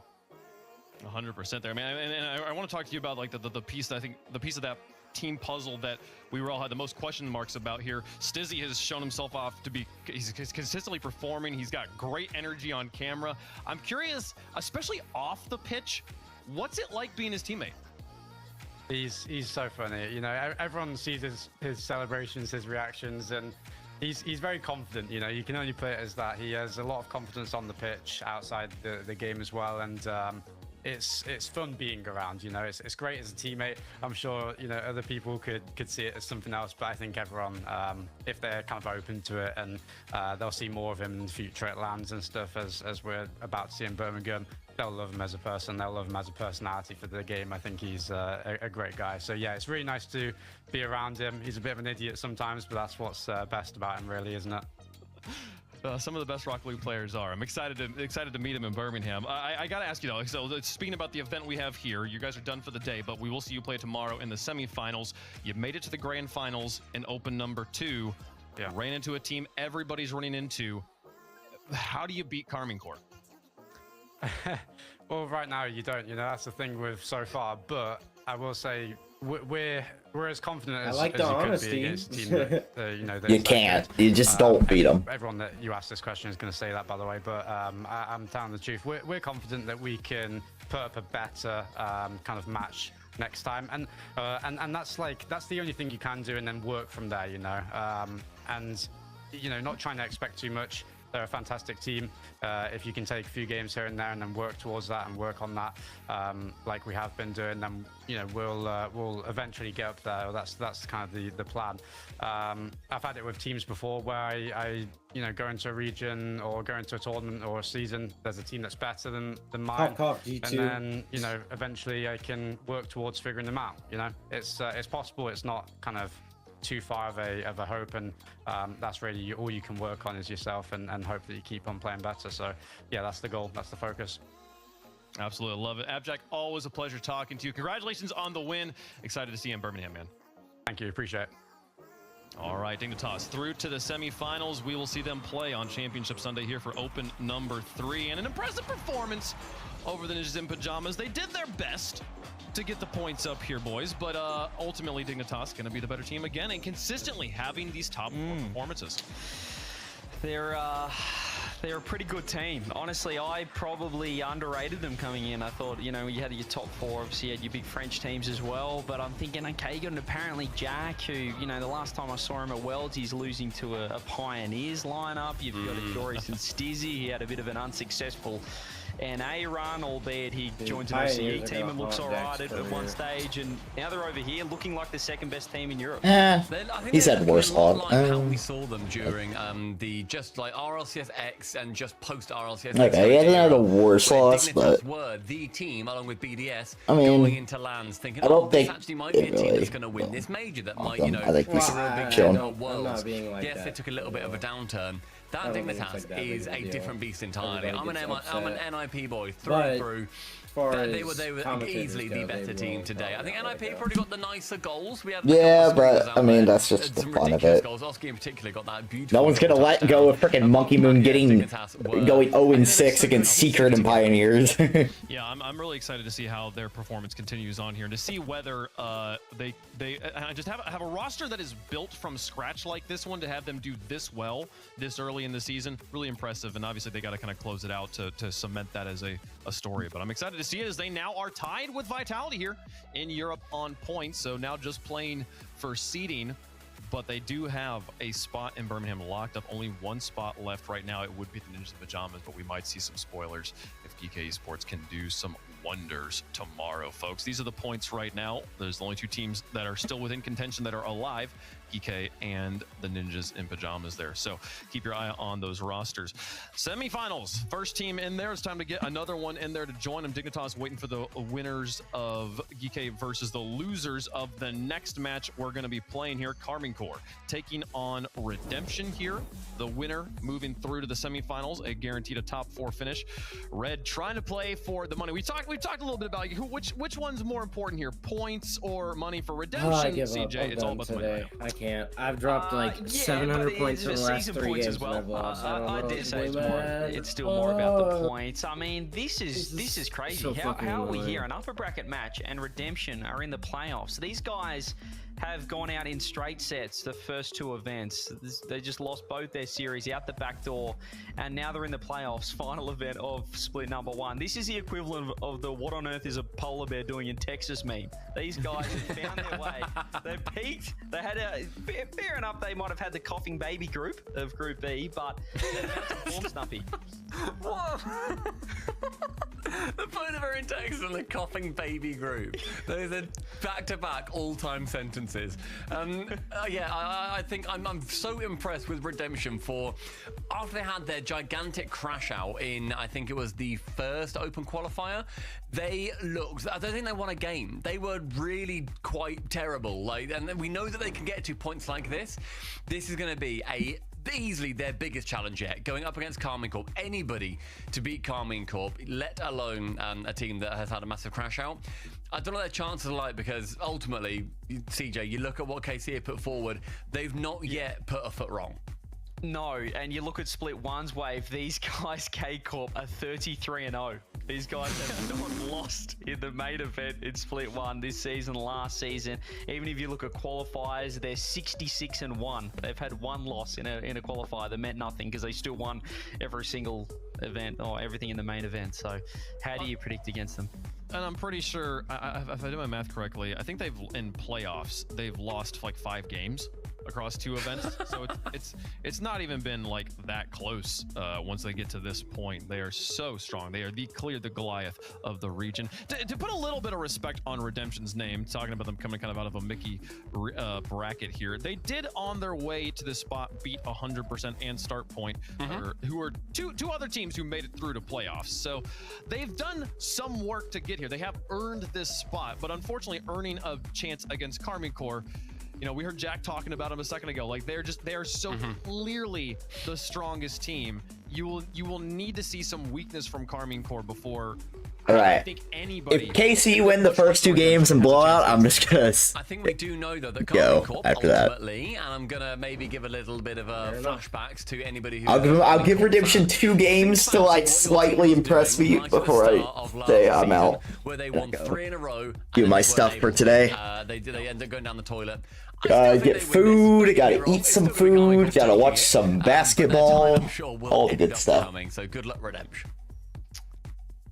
Caesar, they're not pulling the. It's literally 1.06 to 18.9. I mean, the one saving grace sometimes is, you know, could a team take it? Yeah. Take the foot off. You're saying KC's heavily favored because they're, you know, maybe not better. They will absolutely be giving 110% in this series. I'm scared for Redemption, but this would be the biggest upset. Oh, we'll always say the biggest upset ever, like that I can remember. But come on, like this is crazy. I mean, prediction-wise, in the Progressive fan vote, it is rare for us to get a 9 as the first digit for any fan vote here. So there's a little bit more respect being put on Redemption's name as the fan vote's going on. But this one clearly Carmine Corps to lose. Imagine if they do, folks. You might get to see it here. Watch and see. Red versus blue finally here. We're always orange versus blue, Rocket League. Red on one side, the blue wall on the other for the final match of Saturday. Let's play some Rocket League. So Redemption, I'll still never understand why they made it orange have you instead been of red. praying to the altar of Mike Boy, or are you just Why another Rocket sacrifice League? to the blue You wall, could have Johnny? been It's because of colorblindness. Oh, wow. This could be one-sided. Because red gets a lot has because you know red it's a lot harder. You know, like colorblind people get way more like red than orange. This would be a shock if they were You know able what I mean? to get this series Makes win. sense. I'd be honestly surprised. I'd be happy if they got a game win because Karmine Corp have been that dominant against everyone. So let's see if Redemption can take a game and then we'll take. Yo, what's up, Kirk? How you doing? Said, they've been underperforming this season. We thought this team would be higher up the standings than they are. So maybe this is the chance for them to show us their true form. Yeah, Cash is one of those players as well that everyone's had eyes on. There's a lot of talk for Cash, how his team's doing, how he's performing on them. Who do you want to win? I don't like KC, so I'd rather Redemption win, but Redemption's not going to win. Well, who knows, man? As a player, I'm not gonna lie. This Listen, sounds like a massive 180. I'm not delusional. Let me tell you why. Smokes is going Why does the Tau have hamster wheels? He was brilliant in the offseason, and that really impressed me. I don't know if you know, but I don't think they're taking a lot later than most players at this level. He's Well, yesterday he had some wacky wheels on too. I don't remember what it was though. that I think is very important. The fact that he gets Oh my god! Well, that's a rip.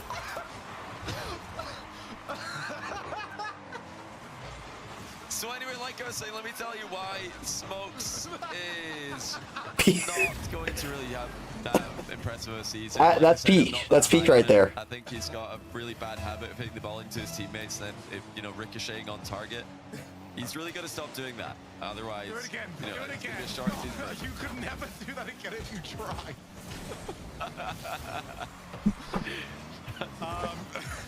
Well, I need to see that. Let's make a note. Every single angle we can possibly get, I need to see on the pre-show tomorrow. Just unreal. He absolutely pinpoint the ball. I don't think it even needed finishing off. It was just going in. It was just off target.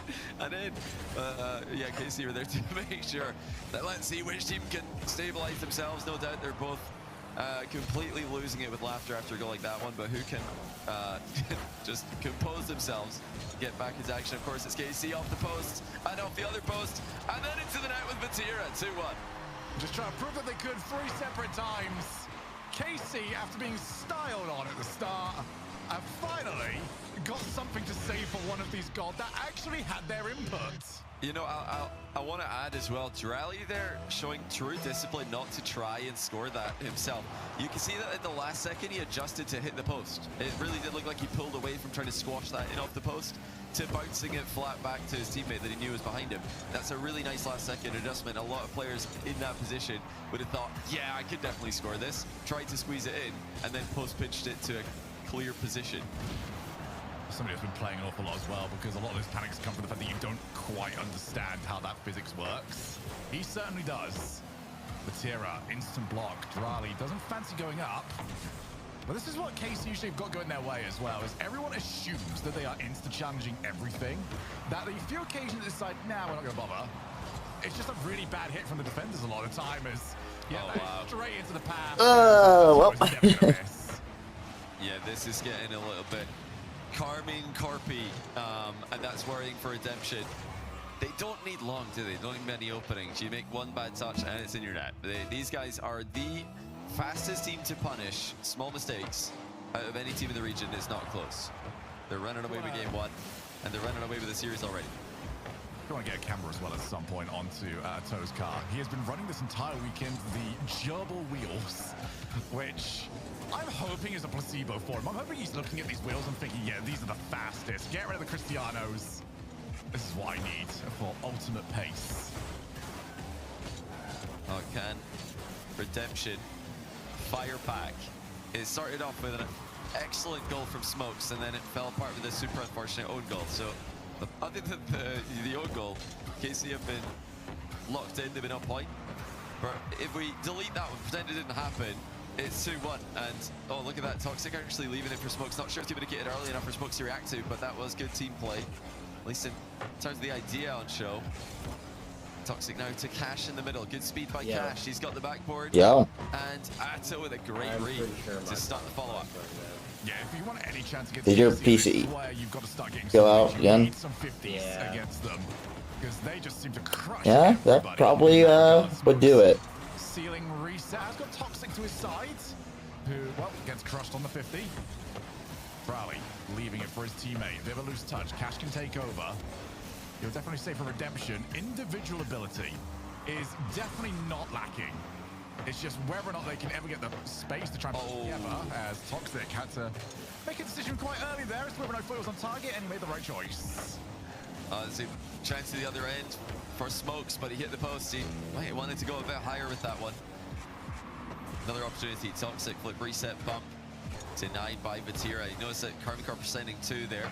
The team most known for the flip reset bump passes know how to defend them as well. If the offense are sending 2 to the play, you've got to send 2 as the defense also.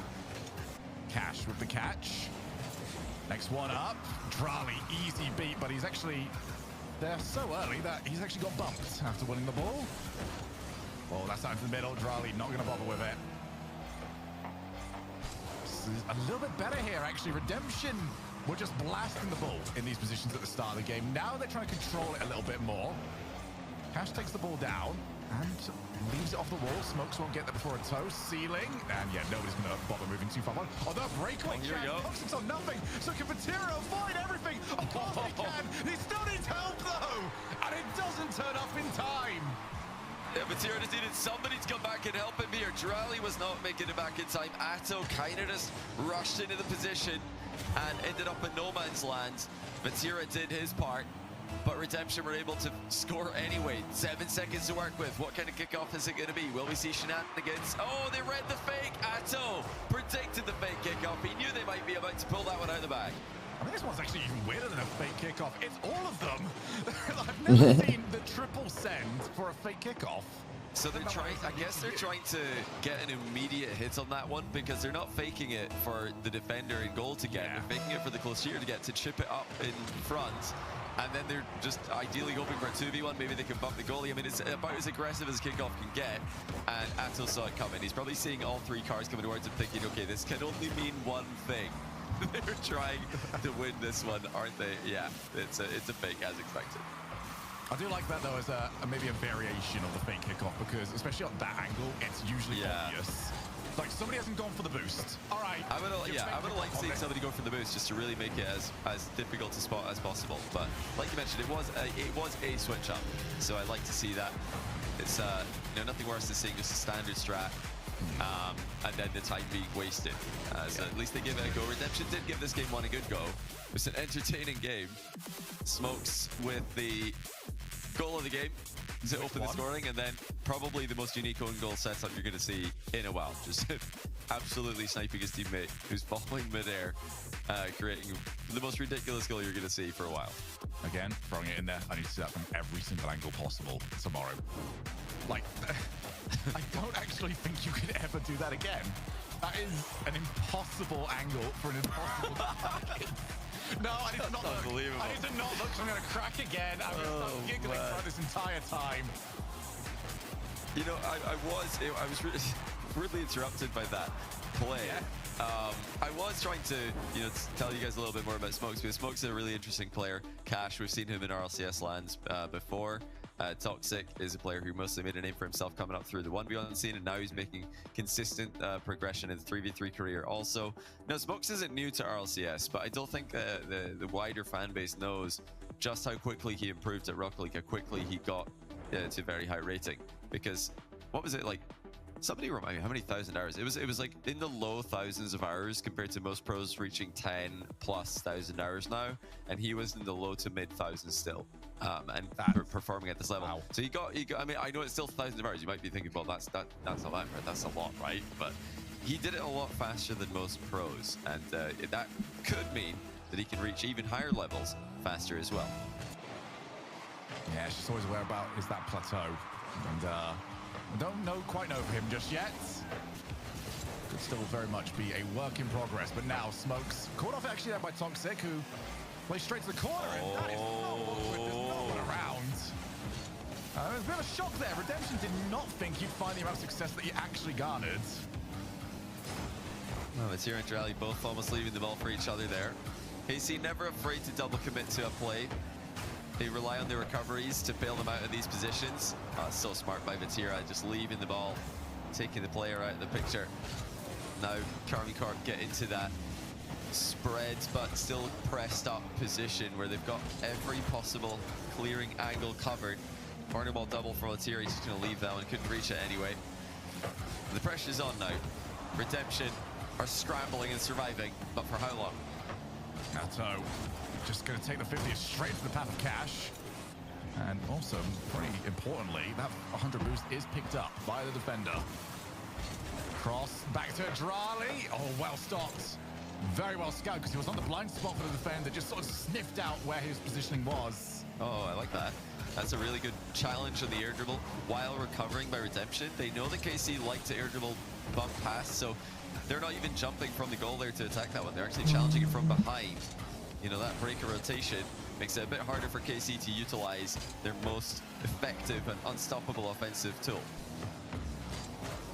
Drali taken away by his own teammate.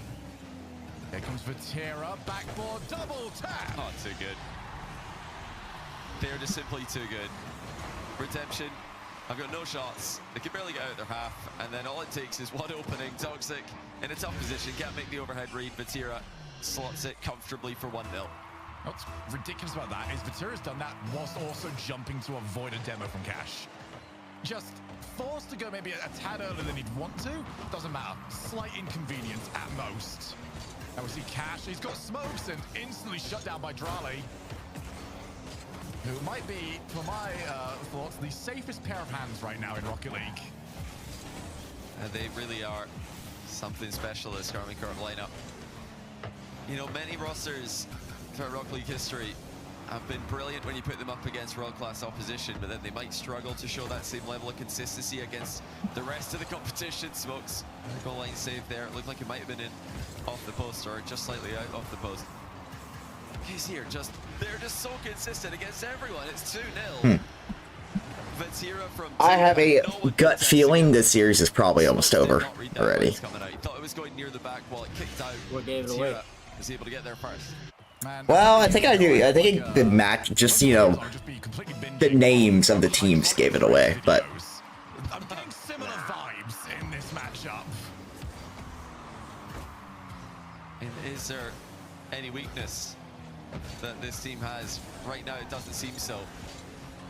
I mean, it has been mentioned correctly. Oh, hold on. Oh, Cash just find one. The demo maybe there's a chance. Position available for him, and he wasted no time making it work. Oh, yeah, Hato there didn't realize that he was going to be needed in that play. Thought he could leave his teammates, but there was only one of them by the time he rotated away. I had a chance to look at that from Drali's POV as well. He's completely smoke screened. It is a guess for him as to where Cash is. Cash as well plays it on the low challenge. So Redemption. Oh, and okay. Try and build something up for them, but it's all come crumbling down.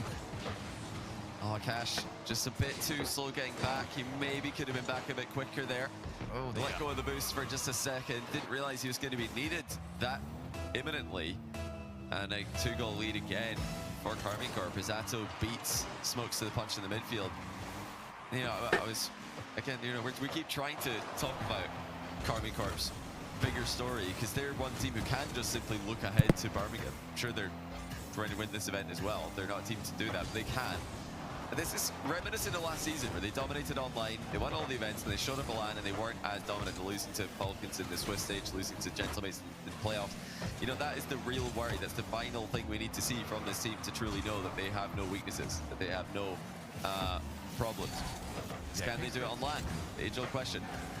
In case you're a team that, can they do it on land and can they maintain it across the season? And it's questions that we will not get an answer to for a very long time. We know how well they play online at the moment. We know how good they are to start seasons. You've got all of the stats from to start before the series even started here. So that is a very, very loose hit. Vatira didn't almost realize that that was possible. Was already back. He's on 0 boost. And very dangerous. Drali happy to see it hit the crossbar. It's rare to see a pass going mid. It's going to be 4-1. KC are just walking it in again off Atos. Clean out play.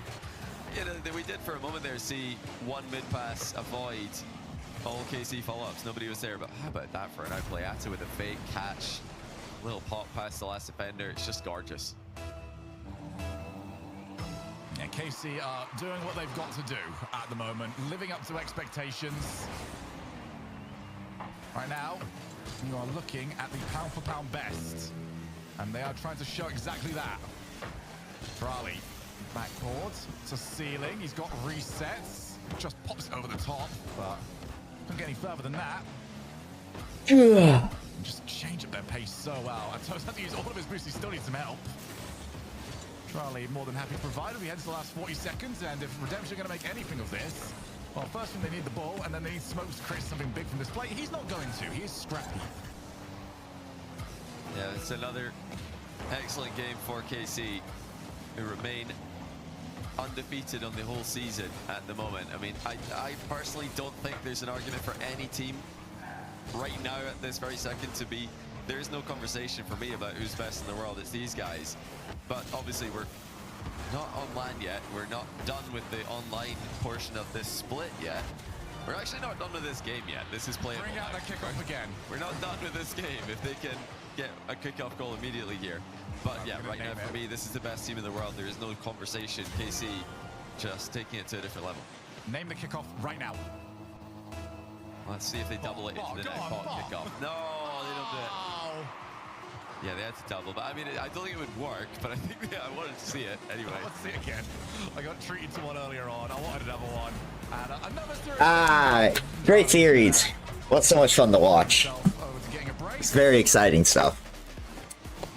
I feel like Dry cannot be too Alright. Well, his interendus is already over. I'm gonna go ahead and take care of my stuff for today. So I will see you later around like 5-ish.